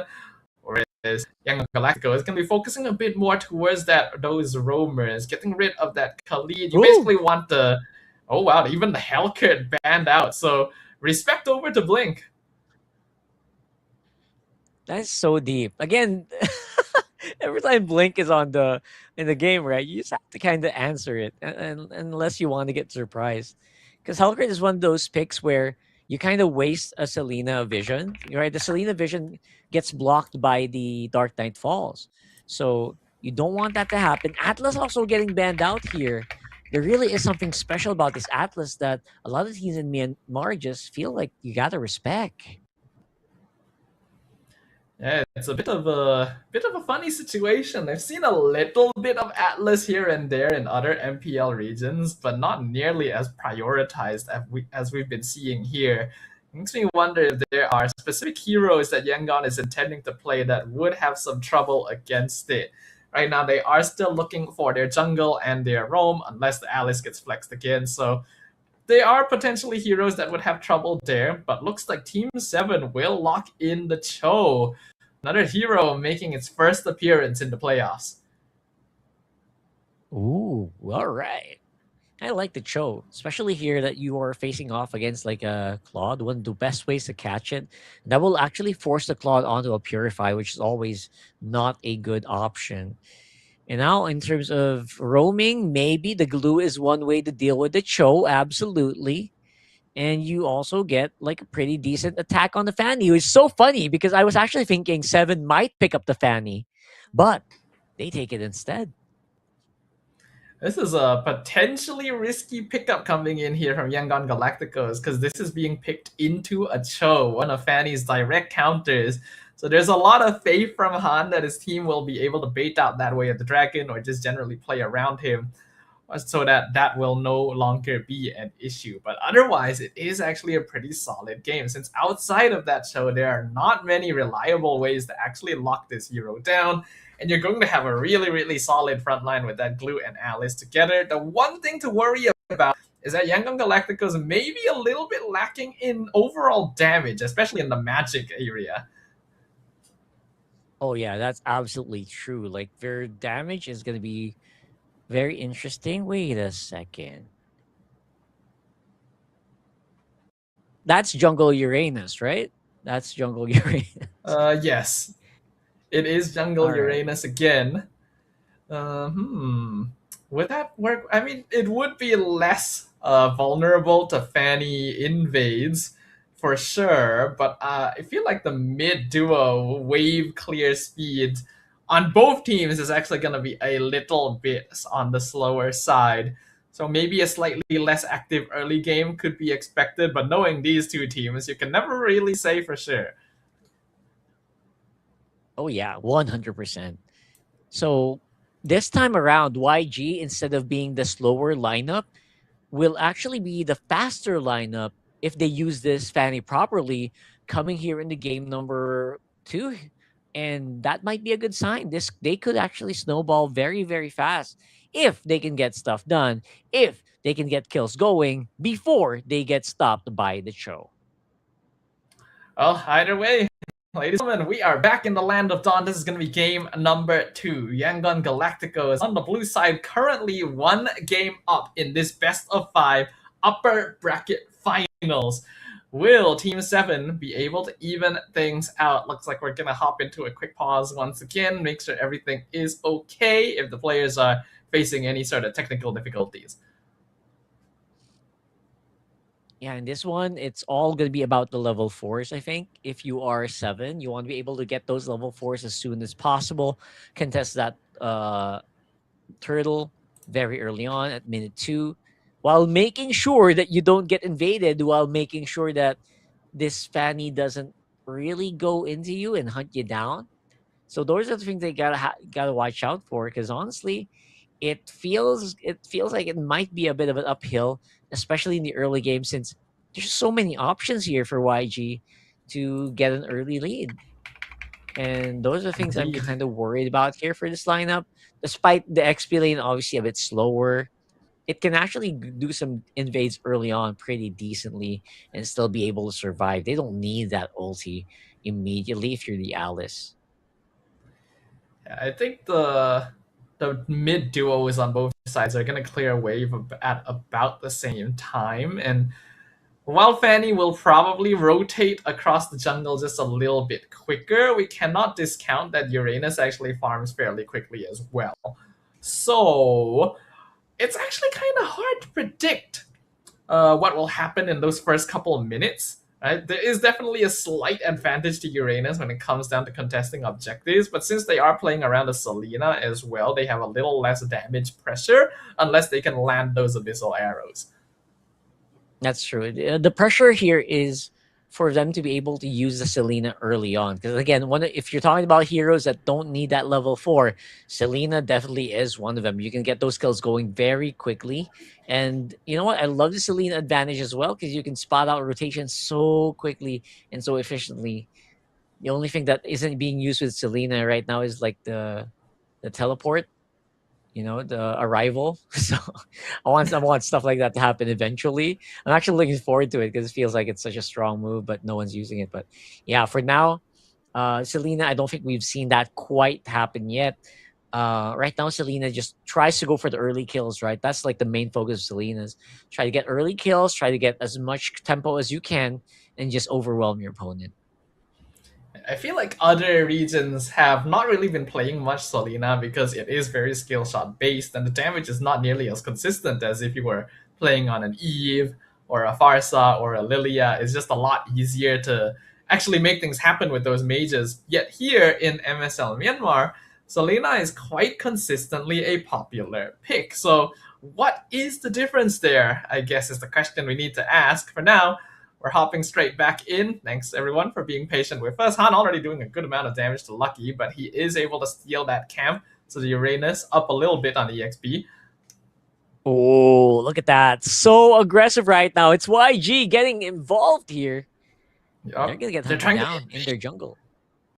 Yeah, they're trying to go deep into the jungle. Han already a little low on energy, even with that purple buff already. This early game Uranus jungle taking advantage of the situation to literally run into the enemy half of the map with 4 members of the squad and steal more camps away. This is going to be huge in slowing things down. And the arrow actually connects with Blink. So first blood going over to Lucky. Han trying to dash around, trying to get 1 kill at least, but not able to find it. Lucky picks up the double, steals the camp away. Might be looking for a triple actually. The flicker has to be used by Ling, and it's still not enough. A triple for Lucky to start the game. Oh boy.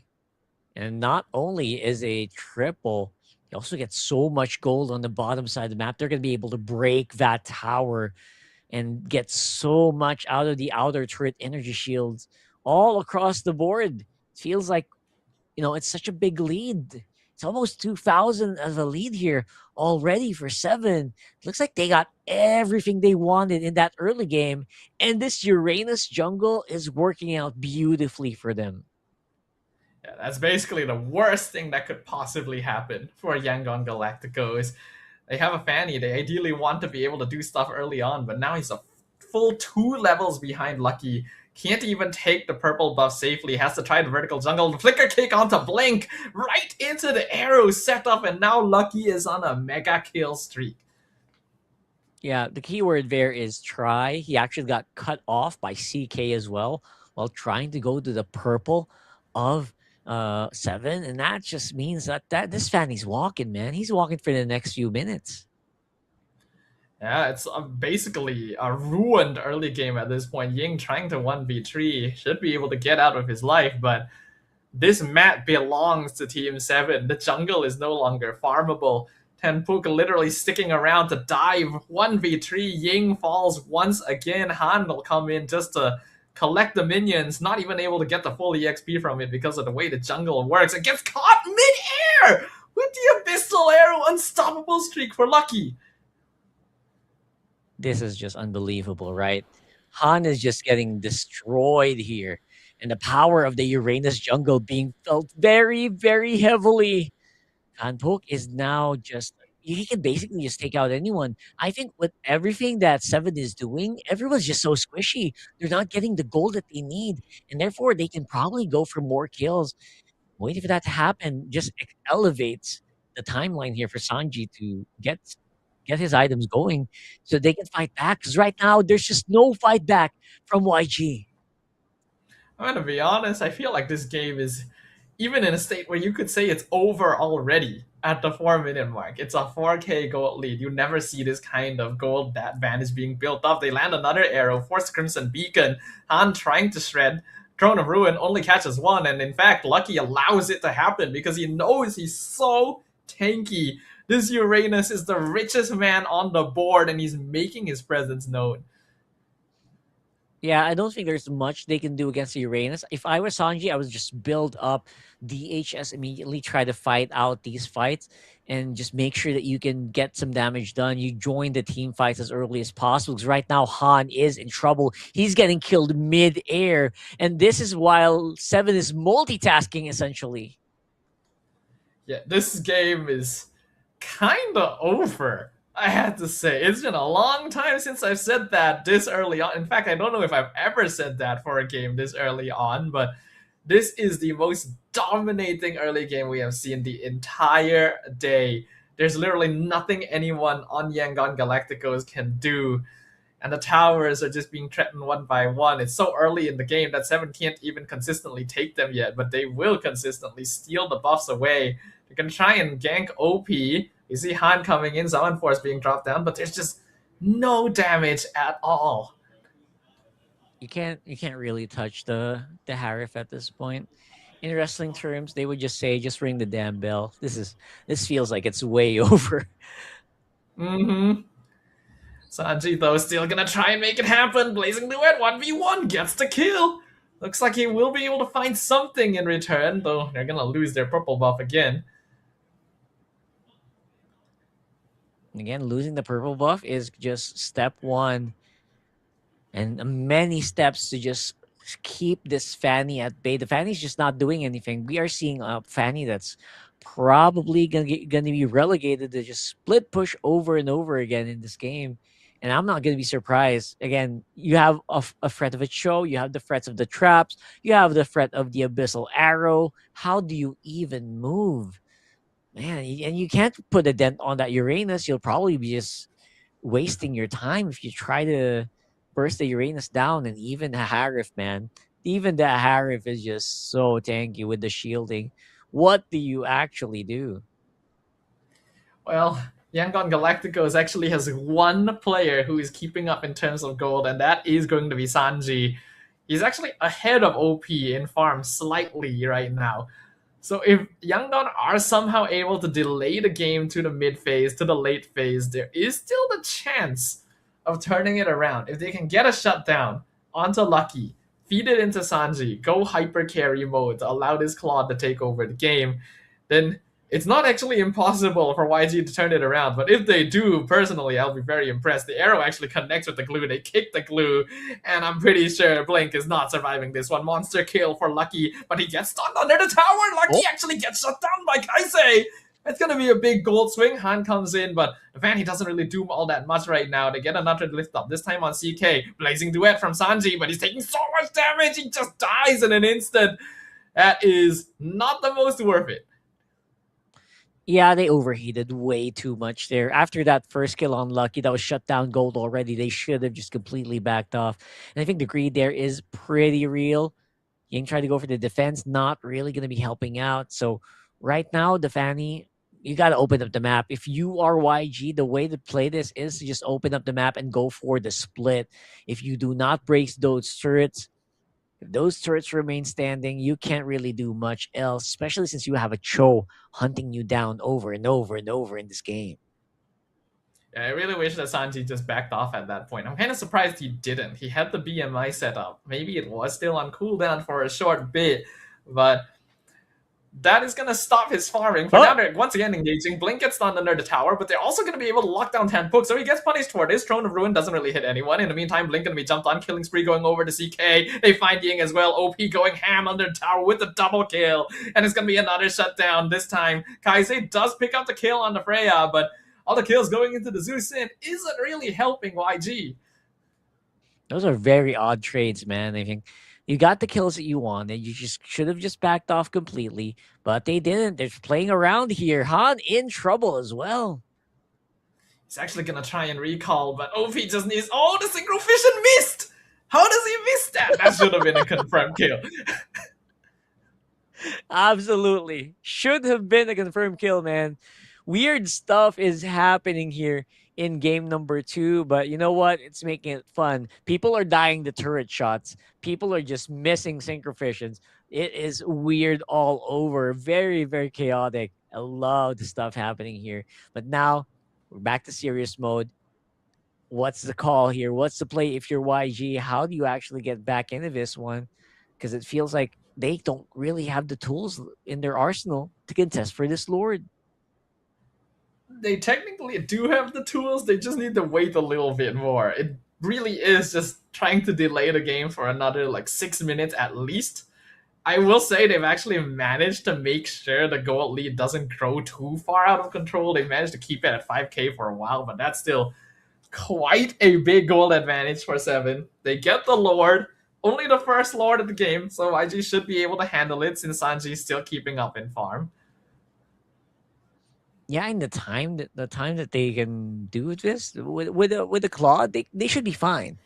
But the question is, how many turrets are going to be left standing after this happens? Sanji gets hit and can kind of tank a few shots, but not much. They're gonna have to wait for that Lord on bottom. I'm starting to see why this Selena is a common contestant for Team 7. Xian has really been hitting those, and only Sanji has that Purify. And he's probably got to save it for the Cho most of the time. We are 10.5 minutes in, still a 6k gold lead for Team 7. Lord going to be pushing down bottom. The outside inhibitors have no chance of surviving, so we can bid goodbye to that. But it's early enough that Holy Defense is still around. This first Lord shouldn't do all that much, I would think. But they're going to lose all of it across the waves, and Team 7 now going to have a direct path into the base after this. Do they want to stick around for... The arrow actually hit Sanji. Xian really sniping those right now. Do they want to collapse? Yeah, They're so much vision right on now. Bottom tower. Tanpook gets stuck. He actually dies. Not able to flicker away from the situation. Blink jumps in. Sacrifices like that's the grab. Lucky stuck under tower. Double kill for Sanji. He gets hit with the arrow, but the rest of them are following up. He's perfectly fine. Han survives on 1 HP somehow. I don't know how that happens because CK on a Valkyrie descent gonna get lifted up once again. Sanji looking for more kills, looking for some way to scale in. Blazing the Wind gonna be used. Going through, killing spree for the Claude. Yangon Galacticos turning it around. How do you even, man? How do you even do that? It's just I feel like 7 are just committing so many mistakes, right? Like Tapo could have had actually just walked on out of there on that one. But somehow, some way, the pickoffs just keep happening in YG. They're fighting back. They're starting to slowly build up those items on the Sanji. And Sanji feels like he can actually do some decent damage now. And yeah, he probably can. The only thing that's probably stopping them from going all out is that vengeance on CK. The vengeance on CK just stops the Claude from doing as much to him. So as long as that vengeance is on cooldown, I think 7 should be fine. But yeah, right now OP is very scary. Everyone's locked and loaded. I think they're starting to go Malefic Gun here, maybe for YG, for Sanji. Yep. And he just finished it as well. So again, another strong timing for the Claude. So Team 7 will just go ahead and blitz this Lord down. Will Yangon come in time? They get stopped in the tri-brush. Han flies through. Who's going to get the Lord? Han! Steals the Lord away! And now the grab is on top of CK. They'll probably sacrifice their frontliners here because I don't really see any way of them getting out. In fact, wait, hold on. Yangon might be looking to turn this around. Blink will eventually fall. A missile arrow connects with Kaise. He has to flicker back out, but Cho is going to follow him. He's able to stun him in time. Sanji doing some blink damage on the side. YG able to walk away from this. Oh, look at Han. Look at Han from the back as well. While they're dealing with this, the fan is actually trying to do some decent work. But yeah, that's a no-go, man. They're going to burn that Lord, and it's 7 just showing him what they actually still have. 7 still has so much firepower in this game, and they're barely scratching the surface, I think. Now with Winter Crown locked in, how do you even kill that Uranus? Perhaps you don't really need to. I think the goal for YG is to pick off OP and the Freya as well, if possible. But basically, any sort of kill is going to be highly valuable to them. They've actually managed to sustain this a lot further than I expected. Gold difference still 4k, but now that we're 14 minutes in, that actually means a lot less than it did a couple minutes ago. All right, so this one, it's all about the pickoff, I think. If 7 can start a pickoff, if if Tanpo can find Han, if he can find Kaize, earlier you saw, right? Like Kaize, I think kind of messed up in that last jungle fight. So if they can find that bit. again, this could be it. This could be the possibility of just, going in and finishing the game. One thing's for sure, Team 7 really cannot afford to keep giving space over to Yangon as well. They gotta pick off Sanji. He's basically the main issue for them in these team fights. Without him, Yangon Galacticos are still kind of behind itemization-wise, and they can just run at them. Look at Sanji, look at how aggressive he's being. Nearly takes out Tanpuk there. CK in position, just in case he does decide to commit, but yeah, this Claude is the main issue. We know that the Harif can basically Abyssal Arrow actually connects with Claude. Sanji might be in trouble, doesn't decide to use the Purify. They will go ahead and secure their own purple, though they give it to the Zeus in instead of Fanny. Oh. All right. So far, this Fanny has been a 0 for E2 Fanny. It doesn't feel as bad, right? Since considering your job now is to split push, we need to get that point. If you're YG, you're thinking, guys, let's open up the map. We have to make the split push work, or else we won't really be able to get anything done. So I don't know what plan is here. And 7 knows it. They're trying very hard to keep these turrets alive so that the Fanny can't really split. It's giving him a hard time, man. But that 4K gold lead, that's starting to disappear, man. I feel like now it feels more even in terms of team fighting. Except maybe some of them are a little bit harder to kill than others. But like you mentioned, right, you don't really need to go for kills right away. But they might go for here. Right now, 7 on control of the Lord. CK gonna jump forward, just the zone. The kick goes in on Blink into the Zaman Force, into the Abyssal Arrow. Throne of Ruin doesn't really hit anyone in particular, but they will find the kill onto the Cho. Meanwhile, CK trying to jump on top of the Claude, but when the crown comes out, they're doing some good damage. Ying, though, will fall. It's a killing spree for OP. And Team 7 will retain control over the Lord Pit. Both frontliners of Yangon are down for the count. Han gonna recall back to base. He's gonna get full energy back, but still doesn't have the purple buff, nor does he have vision. He's gonna fly in, but just a little bit too late. So that means Lucky will secure the Lord this time. That was very, very good control. I think they know that, Blink and Ying can only survive for so long before they have to fizzle out, especially after you lose the grab. You're usually just praying to not die if you're the glue. So right now, from what I see here, Blink is definitely one of the most vulnerable members of YG the moment he loses that grab. So make sure that you don't get microed here too much, and you should be fine. But so far, I don't know. I don't know what I feel about these traps from the Selena. It's just not as oppressive as I thought they would be, the arrows and traps. It's just all right. Here comes CK, already has an attack on the top side. Lord gonna be colliding down bottom as well. I'm worried if Yangon has enough in the tank to defend this. So far, they're doing... The arrow actually hits Sanji. He's gonna need to go home to heal. They lose the bottom inhibitor. Looks like he'll try to heal off the Lord, but OP is just gonna say, nope, you gotta go home if you want that HP back. Lord will break the bottom inhibitor. Mid inhibitor will also collapse in a moment. Goes down. Blink gonna get kicked already at half HP. They're gonna make resources to it, including Valkyrie's Descent. Glue goes down. Lucky's in the backline. Does take a good amount of damage. Is gonna back off in time. Ying with the Throne of Ruin. Set things up. Lucky goes down. Sanji jumps in. Blazing Winter Crown on OP. Keeps him alive against everything. And now 7 looks to re-engage with the refresh cooldowns. Han flanked in through. They actually find the immortality. OP goes down. Abyssal Arrow gonna be purified away. Han goes back.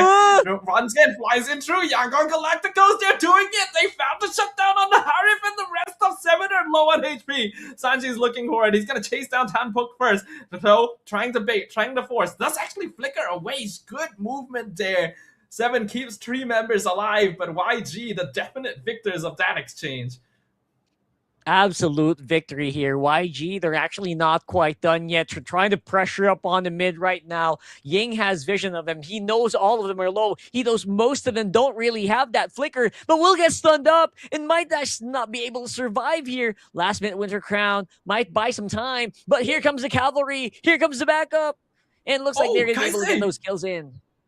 Kaiser actually tanks the kick for Ying. Ying survives it all, and now Tenpuk's the one that gets dragged back. Mega kill for Sanji. Yangon Galacticos are still in this. We are 19 minutes in, and net worth is slowly but surely evening out. Right, absolutely evened out. 2.2k at 20 minutes. Don't even think about it. It's all about the map. Now, the map looks very, very bad still for YG, right? This Fanny can't really split too much on the bottom. There's a turret that just refuses to die on the bottom of the map. But now they can focus their sights on the Lord. Blink doing a good job of standing in front. The Lord down to 30%. They've got Ying handling the Freya. Already a Winter Crown used on Lucky to avoid the grab, but the Lord is secured by Han. They get the lift up on Lucky as well. The damage from Sanji really adding up here. A Lord for YG. And it's gonna start pushing down mid. All right, so this is what we're looking for, right? This is exactly the position that you want to see. You need that Lord walking up on mid. You want to be able to freeze it. If you're YG, maybe freeze it so you can do something about that bottom lane turret. Because right now, they do see that the top side is being controlled by CK. So it's going to be hard to fight there. And all these traps are only giving them vision now. The traps aren't really doing that much. The arrows are being used to just try to repel this very, very big Lord, which is very consequential right now. They're going to be able to lose a tower on here. Yeah, but even if they do lose the tower, still the external one. It's still quite an uphill battle. Oh, they found CK. Look at Sanji go. He's already taking him down to low HP. Xian in 1v1 as well. Ying with Throne of Ruin Flicker catches two. OP is one of them. He gets lifted up. There's no hurry.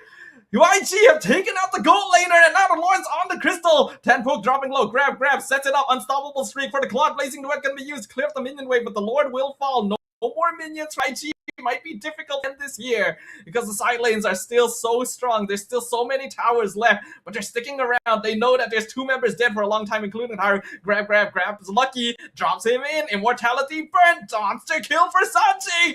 Yangon Galacticos are doing it. The crystal is open, the biggest comeback I have seen in recent MLBB history as Yangon Galacticos secures game 2. That is just a sight to see. The pressure from a 0-free Fanny going to a comeback victory. I am just, my mind is blown here, brother. Like, how do you even do that? It is a Claude. Right? It's a Claude. It's bound to do stuff. It's bound to do stuff late game, and not this crazy.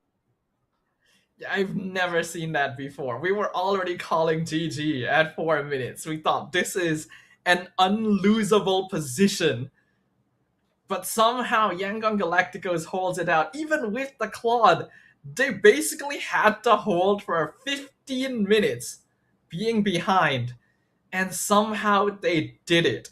They turned it around. This is why this team is undefeated.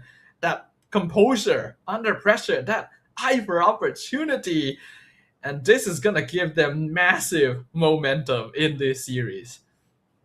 Yeah, that is massive momentum. You know you want to see that. You want to see the best that Myanmar has to offer. I think we're looking straight at it, brother. This is such a scary momentum to carry, and I'm gonna be honest. If you're thinking about like mental, that's a tough hit. That's a tough hit for 7 there. They had that game. That was 100% a Team 7 game. To lose that kind of early game lead will do things to you, and I really hope they're able to pull themselves back together for this one. I thought that our MVP would be the Claude, but turns out it is Kaise on the Zusin. 0 deaths despite the pressure that game. Being able to constantly lift people up and punish Team 7 for trying to stay and fight. I think it is deserved. Yeah, absolutely deserved, man. There were some times where Kaise would bump against a wall. There were times where he would be the ones who got picked off. But other than those times, they actually did pretty well. And they needed Kaise here to really just not die. And he didn't. There you go. Again, Kaise just choosing to be that guy who refuses to buy the Sky Piercer on the Zushin. I like it. It's good. I mean, it makes sense, right? When you are that behind for that much of the game, there's really no point in getting a Sky Piercer. I think it is the right choice. There's a lot of teams that would get the Sky Piercer anyway and be like, oh, if we can get a couple kills with this, then we turn the game around. But no, Yangon knew what they were playing for. It is Sanji on this Claude. And the turnaround is not even a single moment. It is a build-up across this game that Seven just weren't prepared for. Absolutely. I don't think anyone was actually prepared for a comeback of that magnitude. The Alice took a while to get going. You saw Blink dying over and over again, but they said, you know what, we don't care. You're still alive, right? You can still go back. You can still respawn. Let's go ahead and fight back. Let's go ahead and try to fight them on these lords. Let's try to fight them along the split pushes of a Fanny. And we're able to really get so much attention. Han, man, that from a 0-free to free, that was not an easy recovery. His jungle camps were getting camped over and over again. His purple, I don't even remember how many times he got the purple. Look at that. Purple counter 6 for the Fanny here. And he doesn't care. He says, you know what? I'll just play it and see what you mean. Like, just imagine that. 6 purple buffs to 17 in a Fanny game, and YG is able to win it out. And a good number of those purple buffs didn't even go to Han. They were sometimes secured by his teammates instead. Like, I think the biggest thing we have to look at this game is just the adjustments, the willingness to say, like, okay, I'll do what I have to do. Because, like, Ying and Blink just accept their fate this game is to be damage sponges. And then Han accepts that his fate is to be a split push bot, right? They're willing to accept that, like, okay, we're not going to be making cool plays this game. We're probably going to be sacrificed over and over again. But for that W, this is what we have to do. And there's no hesitation about it at all. Yeah, no hesitation whatsoever. I would say that's exactly the heart of a champion, right? And again, the big mental tax here is for Seven. Like, oh my goodness, we got that game, guys. What did you guys do? Like, where did we go wrong? That sounds like the comms there. Absolute dominance from minute 4. I think 3 minutes, right? 3 minutes, 4 minutes. You already called that game. But yeah, how do you even get back from that? This video should be studied. Yeah, I mean, we still gotta give huge props to Team 7. This was an incredible early game. They understood that Yangon's level 1, level 2 is not nearly going to be as strong as a Uranus jungle, so they just invade. Lucky is 4-0 at the 4-minute mark. This Uranus is unkillable. And then after that, they keep getting pickups, keep stealing jungle camps. The pressure was so high from 7. But I think somewhere along the line, that pressure did die down a little bit. It was likely when they started pushing into the base, where became a lot more distant. They are often more dependent on pickoffs and traps with the Selena Cho, and that's not so easy to do in the enemy base. You're absolutely right. It's just not as easy to do, especially since your positioning was way off, and the position was always getting reset by the Zushin, right? They always have to position so difficult because you also need to deal with the glue. You also need to deal with the Alice who was just flying in your face. And even if you position properly as a Cho, where's your backline? What are they doing? They're getting attacked by the Alice, right? The Alice just keeps nonstop going. And then randomly, there's a blazing duet that you have to deal with. So honestly, in the late game of that one, it was so difficult for them to actually manage that fight. I think it got a little bit desperate as well from Team 7, where they were trying to force catches and take these battles where it didn't exactly work out for them. I think this as well, trying to commit resources to get pickoffs and actually end the game even after the Lord had been taken out, when you know that Yangon can just keep going back home to heal, especially a Fanny, right? Trying to play base push against a Fanny is difficult. Oh yeah, that's like a disaster waiting to happen because the Fanny can just go back, regen after 3 seconds and go back out, right? So that was actually a very risky play. I have to completely agree with what you said because fighting inside the base, the Fanny just does so much. And even outside the base now, you deprive him so much of the purple buff, you forgot how strong he can be if he does have the buff. So that's why in this part of the game, it was so easy for them to just overwhelm you. Honestly, very impressive game. Like in this case, Team 7 were definitely the front runners, but Yangon Galacticos were the end closers. There's people that'll understand that reference.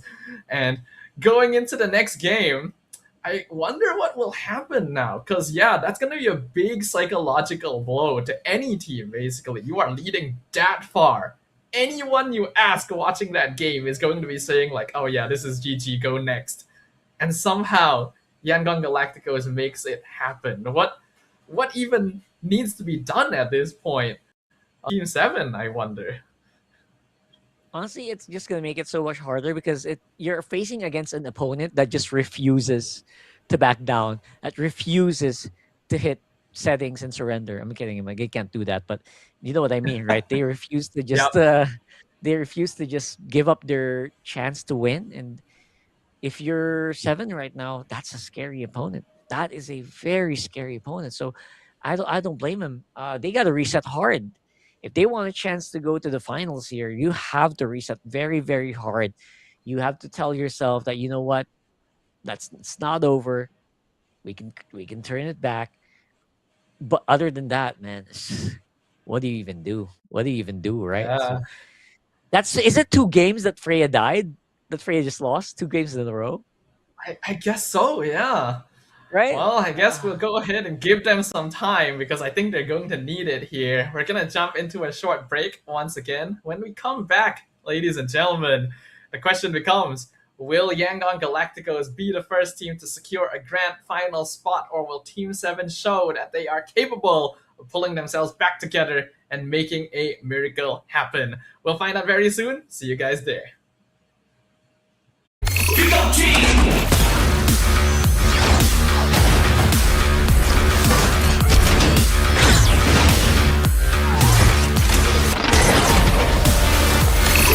Yamana Ngày ပထမဦးဆုံး sparkling coffee အားဖြည့်အချို့ရင် Figo တမန်ရိုးကြပုံစံတွေကခွဲထွက်ဖို့အစင်းနေမယ်လားမြန်မာနိုင်ငံရဲ့ပထမဦးဆုံး Figo sparkling coffee အားဖြည့်အချို့နဲ့တူကိုသာလီကိုဘွားရဲ့ပဲ့ကန်ရှင်ဖြစ်ဖန်တီးလိုက်ပါ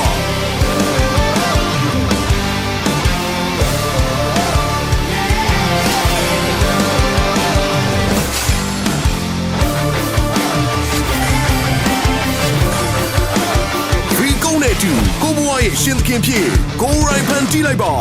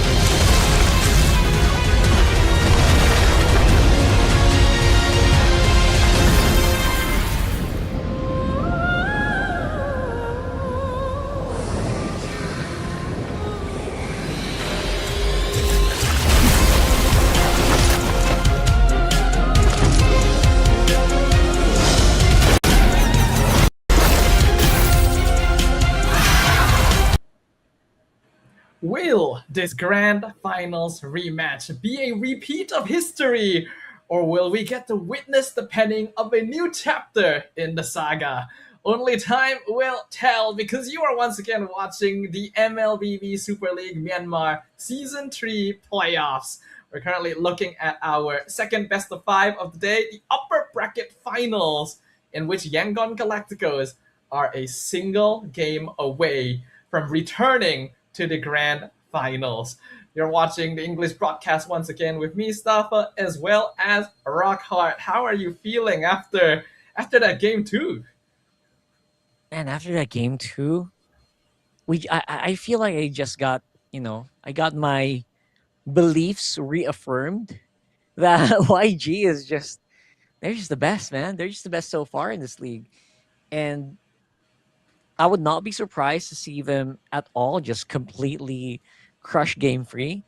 And you can see it in their faces, man. Team 7.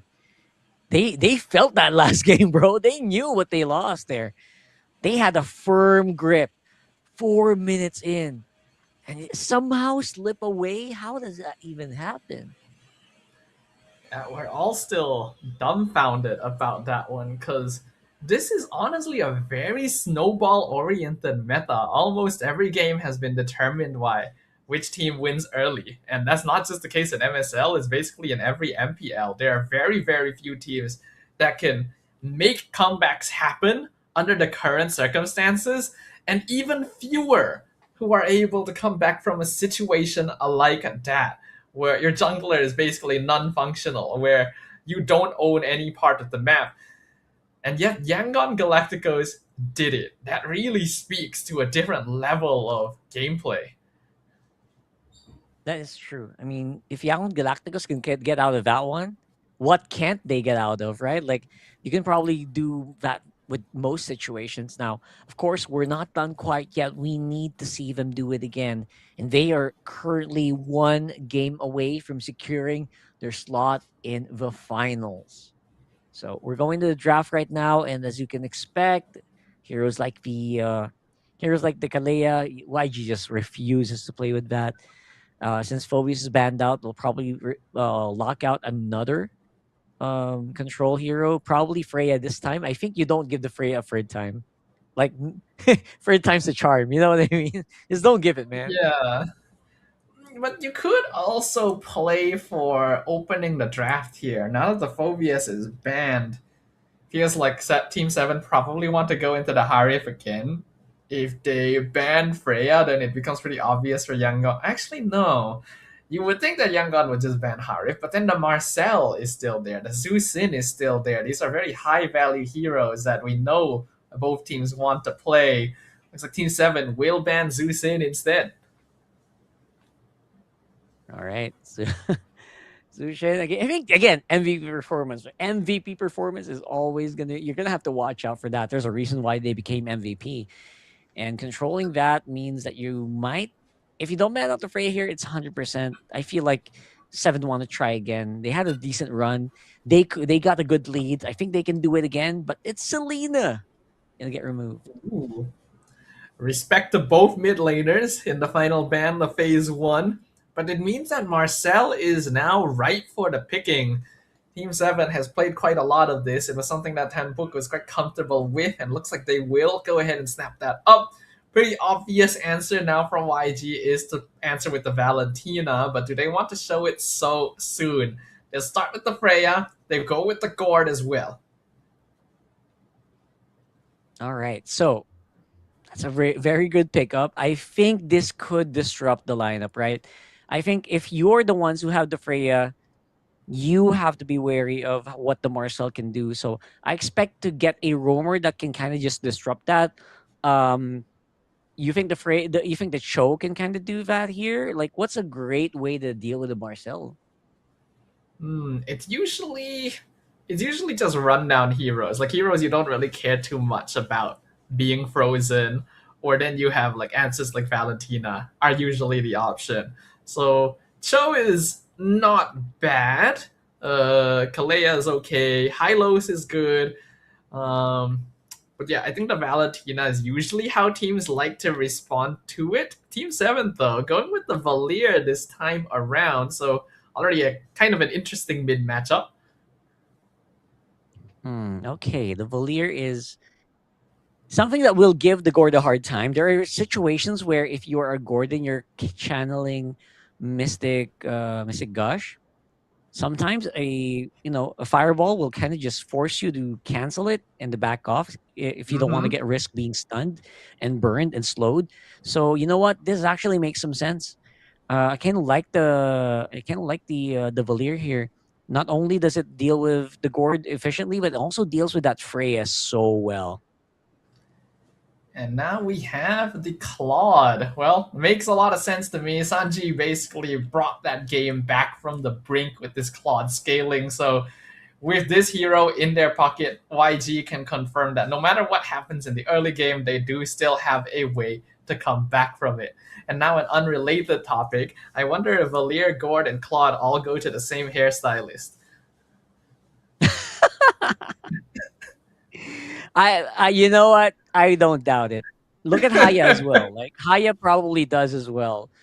Same with the Phobius. They just like that brushed They back. got that slick back hairstyle. look, yeah. Now we have to count how many heroes have that hairstyle, man. Because I feel like there are more. There probably are, actually. Are there as many as there are players with the center part, though? That's the big question. Oh, okay, that's a different story. That's we're gonna have to go through a lot of history to get that. But I've seen a lot. I've seen a lot of those, especially here in the Philippines. A lot of people kind of go with that hairstyle. Yep. The Me parted. too. And so far, Alright. I would say we are in a pretty good spot here in the draft for both of these teams. I would think we have a slot for one more roamer to be removed from YG. If you're 7, you want to be able to maybe get rid of the Atlas. I don't know. And again, we're saying in terms of roamers, there's not really much you can do about the Marcel. Other than that, I'm not really sure. I'm still thinking Cho should be a good one. I think it is just generally about outpacing it. So Cho is a good option. I think besides that, Hylos is also quite solid. Just basically heroes that can get your team out of a sticky situation if the golden hour catches them. Someone that can keep an eye on his movements and doesn't really mind getting frozen. Team 7 will ban the Hellcat, so once again, respect over to Blink just in case the cheese pick makes an appearance. And now Yangon Galacticos will have to make a decision. They're still looking for that jungle and roam pick. Probably picking jungle here is the safest, in my opinion. Okay. So, Elkert roam, you talking about the outpace? You're talking about the possible vision removal is already a pretty decent pick. What if Atlas again? I mean, we already said Atlas is... Oh, well, that's due. Oh, That's right, different. Okay. This is pretty fine. I think I would like to... This is familiar. Hold on. I'm gonna check. Yangon Galacticos. I feel like I saw them play this at some point, but maybe I'm misconstruing it with something else. This is not a matchup we have a lot of experience looking at, though. Yeah. Ooh, okay. This is a pretty good matchup, man. I like the firepower. There's so much firepower here on the side of 7 that it's actually pretty scary. I don't think a Kaja can deal with it, or not even like a Freya, man. Might be a good... I would say normally this is a good angle for a tank jungle. You have the Fredrin to help deal with the Liam Ward and the Harif, but then it's not so good against Valier and Marcel. So it's a tough spot for Yangon Galacticos to be in unless they got another interesting pickup. But no, it is going to be the Fred. So yeah, deals with some of the picks pretty okay, but might find himself in a pretty vulnerable spot a lot of the time. I do like that at least it gives Yangon Galacticos more CC, though, because they need that.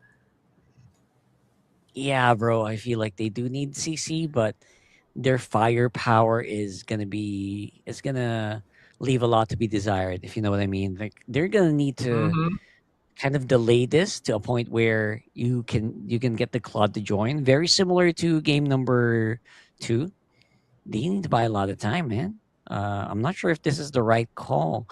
It feels like there's so much firepower and Seven can get started early. So in this game, they might actually go for that first blood again, that level 2 first blood, so they can get the lead very early on. There's definitely a lot of faith coming in from Yangon Galacticos here about whether or not they can delay the timer to that mid game where you can really start fighting as a team. Not to mention the question mark of this Kaja. Is this really the right answer against that Marcel's presence? We will find out, because Yangon Galacticos are currently 1 game away from returning to their position in the grand finals, and Team 7 are the only ones that will be able to stop them. Let's see who comes out on top in game number 3. Yep. Game number 3 is going to be very crucial. It's going to be Team 7 fighting for their lives here. They're not completely like in danger of elimination, but they will, if they lose this, they will go through so much pressure just to get the rematch if ever. So they need this game 3 win. Strike shot right now by Fanpoke is very Ouch. much needed. Again, all that pressure from the Valier is just so high. Yeah, I hate playing against Valier. This is a really, really annoying hero, especially if you're a slower frontliner. So Han especially is going to feel the pressure of it this time around. And with Tenpook running around as well, getting those freezes in, your YG is going to need to be respectful. Yeah, they need to be very, very respectful here. Especially Ying, right? Like, if Ying dives in, he might be from... Oh! Uh-oh. Oh, that's a flicker from Kaise early on. I was wondering if he would hold on to it and die, but yeah, better to use it now. It means that 7 can instantly run down the bot lane, force Blink and Han away from the turtle pit. Should be a free objective for 7. They're not actually translating to it yet. They're sticking around a very long time. The Phantom Steed is gone, so now YG turns around. Praises Wrath going to miss, unfortunately, and the burn damage from the Valier really adding up. CK going to be able to sponge enough damage for 7 to survive and rotate over to take the turtle. All right, that's very, very good pressure. But I don't think they're done quite yet. They're trying to re-engage way too late to the party. This is why I like this lineup. It's just so much firepower. It's so hard to deal with, but they're trying to go for a fight again.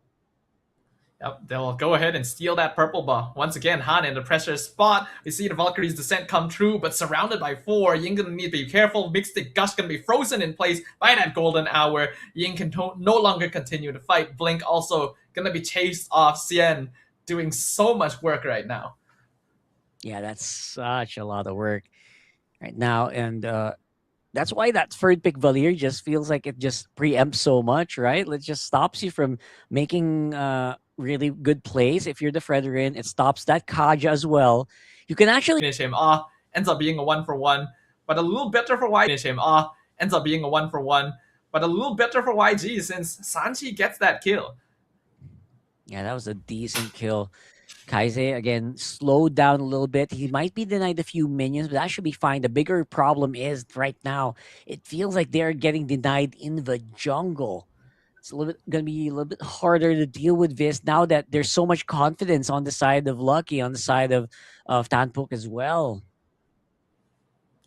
It looks like Han was actually able to secure his buff without retreat, but now he's going to be surrounded. The Praises Wrath actually does a good amount of damage, but Han down to 10%. Golden Hour misses. The rest of the team trying to save him, not able to find him, but they trade 1-for-1 to jungle, and Sanji comes in with the Blazing Duet, picks off the Marcel, chases CK and Xian away. Divine Judgment catches OP coming in too late. He's going to have to flicker out of there. The turtle secured by Yangon Galacticos. And for some reason, right, it's just... what is happening, man? Like, that's not supposed to work that way. You're supposed to just get a really good advantage with the Leomord. You don't overextend. That was a complete overextension. And maybe I would actually just credit more of that to Sanji. Obviously, just a really good entrance. Blazing Duet at the perfect time, just when you fought, just when 7 doesn't really expect it. That's already 2 kills into the Claude, by the way. He's literally got a 1,000 gold lead on the Harif. First item complete. Valkyrie's Descent used down bottom. 3-man gank on CK. Mystic projectile into the gush. And CK not surviving that one. Another pick off down bottom for YG. They get the tower. And looks like Seven not going to be able to do much on the opposite side of the map. Yeah, that's super duper clean, man. 7 on the other side maybe could have gotten that tower, but they are getting pushed back by the Claude as well. Sanji playing this to perfection so far. And OP, oh, this could be a problem. We'll be able to at least stay alive for now. But yeah, so far so good for YG. They're getting exactly what they came here for. Yeah, you can see literally every flicker on Team 7's side is on cooldown due to the pressure they were facing before. So they couldn't really afford to go over aggressive. And that means that Sanji is slowly farming up more and more throughout the game. Then Book gonna run in, get the freeze on Han. Phantom Steed knocks the Fredrin back, but I don't really feel like this is a fight they should be taking. Yeah, absolutely. Especially that you see Ying on the bottom side of the map. Guys, someone stop him. He's just going nonstop on that turret. And yeah, they're going to lose it too. This is exactly the kind of macro play I was hoping to see from some of the other teams so far today. Just continuously exert pressure, find opportunities anywhere you can. And it's not even particularly risky to do so. Han gonna be controlling the turtle once again. Ying is here to rejoin the fight. CK not too far behind. Golden Hour gets the freeze on Blink. Turtle secured by Han. Phantom Steed comes out, but a 2-man energy reaction sets up into the Mystic Gush. CK gonna be dragged backwards while Blink buying so much time by himself. Ying jumps in with Valkyrie's Descent, looking for Xian. Meanwhile, the rest being burnt down as well. Look at Ying go. He's still alive. 1v3. Might be in trouble. Has to jump back out. They'll go ahead and steal the purple. They get the Mystic projectile on OP. Worst thing that could happen. Purple buff stolen, mid tower taken, gold laner down. And that is just like an avalanche slowly descending on the mountain. They are just not going to be able to recover from that anytime soon. All that gold going over to a Freya, all that gold going over to a Claude. You got to be kidding me. That's going to be so hard to deal with. And they're still trying to duel them. Luckily, no cooldowns available, but that's probably why 7 is willing to walk this far up in the first place. But we are looking at a 6,000 net worth advantage at the 8-minute mark. A massive lead, especially for the team that's trying to have a better late game comp, actually. Sanji and Ying are so farmed already before their power spike timing has even hit. Yeah, this is way quick, right? This is as fast as you can get just because of all the global gold you're getting. Don't forget, there's also a big split push Fred on the bottom. Ying is just, how do you even stop this guy? This guy's a monster right now on that Freya. This is one of those times where, yep, we shouldn't have given that Freya over, man. He's too 0-3. He's got vengeance. He doesn't even need to use it. A lot of teams have been finding more success with the Marcel over the Freya. That's probably why Team 7 was willing to trade it, but Yangon Galacticos shows a level of understanding. They know that the Freya is not just strong because of that team fight presence, but because of her general presence on the map. Already done with the Golden Staff, building that third item. Sanji's Trinity is complete before the 9-minute mark. He's got nearly a 2k gold lead on OP, and everyone else on YG is very, very farmed as well. Even the Thunder Belt for Blink, so this Kaja contributing in terms of damage. Lord should be free here. And again, you kind of see, right, the perfect time to use this Kaja apparently is just right here. If you have heroes like the Marcel who just wants to get a perfect position, get a Kaja. It gets disrupted so easily. And now you can just go for another turret take. Fredrin on the front. Han is in trouble here. Eating a lot of abuse right now, but his team is escorting him out. Lucky does get the last hit. Mystic Gush though drops CK low and it'll be finished off. Look at the Vengeance Freya in the base. Actually ends up getting pushed out to be saved after finishing off Lucky. Holy defense is dropping one by one before the Lord has even made it out of YG's base.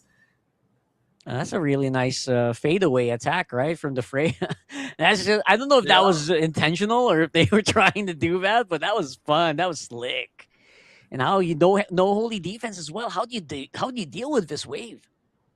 It's still a 5v4 since Lucky will respawn in time and Han still needs to walk all the way from the other side. Golden Hour completely whiffs. Used a bit early actually. Ying picks up the mega kill on Book. He didn't save it for the Lord and out of blazing to Sanjay! He's in the back line and they're all gone. Mega kill for the Claude. He even BMI's out. I thought he died to the base. No. He's still okay. He's gonna heal back up. The Lord's being cleared out now.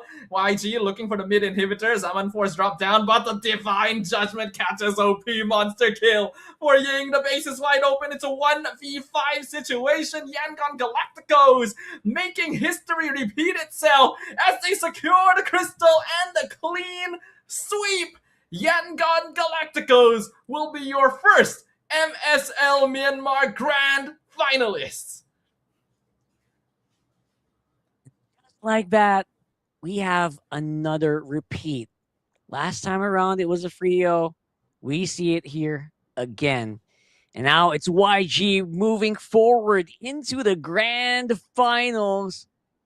Team 7 gonna have to fight against Falcon Esports to get back and get another chance at revenge. The path is not closed yet for Team 7.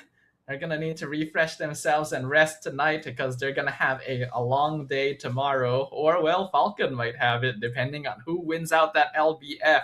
But Yangon Galacticos continuing to show us why they were the top seed, why they were undefeated in the regular season, because that was just clean MLBB. That was clean, man. That's as clean as it can get. This is exactly one of those situations where you kind of remember, all right, why do we ban the Freya again? Why do we ban it again? I don't remember. Can you refresh me? This is one of those refreshers, man. This is why it's so good. And even though it wasn't even a perfect game, there were just a few missteps that you couldn't really avoid. You saw, right? You saw how clean it was, especially towards the very end. They were popping energy shields at 9 minutes. And that was the first Lord. That base push, that was the first Lord. They made it so clean. And how they do that? Just very early aggression, very early dominance, so much force around the map. It was so difficult to actually deal with individually. And again, I really thought that this Valir was it. I thought the Valir was perfect, man. It was going to slow down the Freya. It was going to stun down the Kaja. It was going to slow down the Fredrin. But apparently, you can't really do all of that. There's 4 targets you have to hit. There's only 1 fireball. The Valir was honestly played very, very well early on. Like, it was doing most of the damage in the initial trades. It was actually quite impressive of Team 7 invading again. They use it to put pressure on the opponent. And while they were trying to put pressure, those were the times that they were being forced to actually fight very uncomfortable, very unfavorable matchups. So, yeah, CK didn't have a fun time in that one. He was actually 1-4 when that game ended. And I would say there was actually more fight in the previous game, right? Game 2, it was just so much closer. In Game 3, Game 2, it wasn't close. It was better for them. But in Game 3, it was far from a fight. It was a complete stampede. It was a total adjustment from Yangon Galacticos. They realized, like, okay, we made some mistakes in Game 2. We drafted heroes that were a little too easy to invade early on, and that resulted in us having to play from behind the entire time. This time, let's grab heroes that can punish that. We know what they're going to be doing. They literally drafted the Uranus again. Right? It's easy to tell that is the game plan. So let's pick heroes that are a little less punishable in the jungle. You got the tank Fredrin. Then we'll play it safe early on. We'll try to crab people with the Divine Judgment and the timing on that as well. The moment that he hit level 4, he was already ready to catch the heart. It's just like such good awareness. And I think they also use Blink very efficiently there, by the way. I would not be surprised if Blink was like MVP, but it's probably Ying. He was 6-0. He was 6-0 earlier, so it's probably Ying on the MVP. But Blink did a very good job. I honestly was very doubtful of this Kaja, bro. I didn't think the Kaja was going to do that much because there's just so much pressure, right? And you see, I thought, hey, they drafted the Kaja because they wanted to disrupt the Marcel. they didn't need to do that, man. They were just fighting with the Kaja very efficiently, and just keeping Sanji alive while all of that's happening. Yeah, this Kacha didn't feel like some kind of niche counter at all. It felt like they'd been playing with it from day one. And I think that is a testament to Blink as well. This is a player that caught everyone's attention during his debut at M7 with that signature Hellkit roam. We know that he has an interesting hero pool. His shot calling is excellent. The timing and awareness is great. The fact that he's not forcing fights to start with the Divine Judgment, but instead finding the right timing to use it to inflict the biggest damage. And his team is ready to follow up on that as well. YG has such a strong synergy. They look even better than they did at M7. And I really hope we get to see them on the international stage. It's now that you mention it, it's so funny because almost half a year later, people are still banning that Hellkurt against him. Yeah. It's so funny because I would never would have thought. I mean, Hellkurt just right now is just not as meta as before. It used to be meta, right? Like in M7, it's like, all right, a few teams will pick it up, but not like Blink, right? Blink just played it so well, and I guess just it translates well into your team, right? You give your team so many advantages because of that. And because of that, Kaiser was able to perform, Han was able to perform, Ying was unstoppable on this Freya, and Sanji, relatively a comfortable Claude game, I think, for Sanji. I mean, relatively is an underestimation, I would say. I mean, compared to game one. Okay. Game one. I mean, right? game. No. Yeah, true. Sorry, game two. Two. Yeah. Yeah, I think Sanji also plays a really good scaling marksman role. The Claude especially seems to be a comfort pick for him. We didn't really get to see him play much else this series this time around, but he farms very fast and he knows how to coordinate with the team. He knows like, okay, do I want to join fights this game? Do I not want to join fights this game? You can tell that Yangon Galacticos has international experience just from their gameplay and their decision making. Oh yeah, 100%. I can feel, I can feel the experience, right? It feels like they were just honed to become this team that's just so strong because of how many teams they fought in the international in recent M7. This is the Yangon Galacticos, I can't remember, but it feels like they actually are a little bit better, right? It feels like they're stronger, they're more dominant. I don't know if it's maybe because they're facing different teams, but definitely more composed. Even in a losing game, they're able to come back properly. Like, definitely a big step up from 6 months ago. And I think we have to note as well, this isn't even the same full Yangon Galacticos roster we saw at M7. Previously, we had players like Lina and Stitch. We talked about this before the stream started. So they've been able to build up synergy very, very quickly. In fact, now that I mentioned that Sanji was a loan from Falcon Esports themselves, he only joined the team at the start of the regular season. So comparatively, he's a lot newer to the roster than other players, and yet doesn't look like that is the case at all. That's true. That's actually a really good point. And maybe just boils down to, Coach Marv's able to integrate him so seamlessly. Coach Marv's, imparting to him maybe a lot more wisdom. And because that's like how many months ago? I have to double check now. When did Sanji actually join? March. Yeah. Beginning Literally of March. just March. Wow. So that's saying something, right? That's they look so smooth. They look like a team that has been playing for years.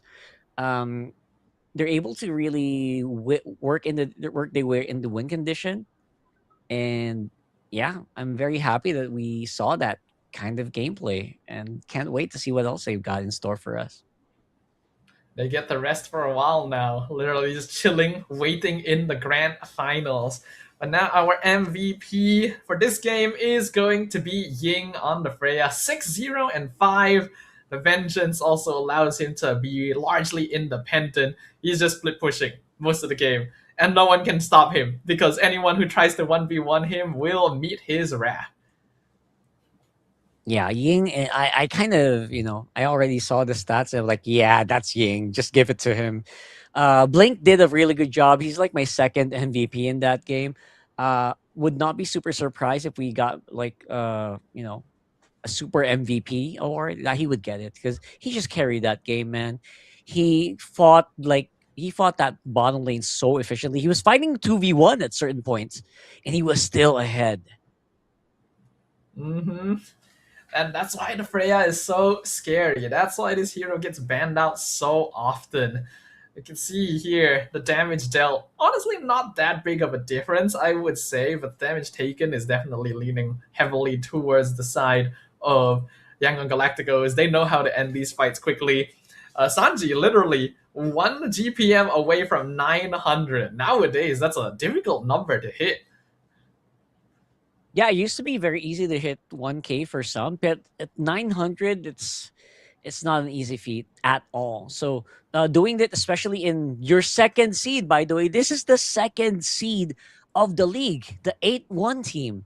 That's saying something. That also means that you just know what they're doing and you know how to efficiently fight in this game. And we can see, even in these early fights already, Yangon Galacticos are so good at responding. And here, Sanji being able to drop on in, pick up 2 cheeky kills already, and then blink out of nowhere, grabs OP. Right, all of this adds up. The synergy, the coordination. Then this 3-man gank Ying is already priming himself for it, keeping the minions alive as well, just to make sure that it happens.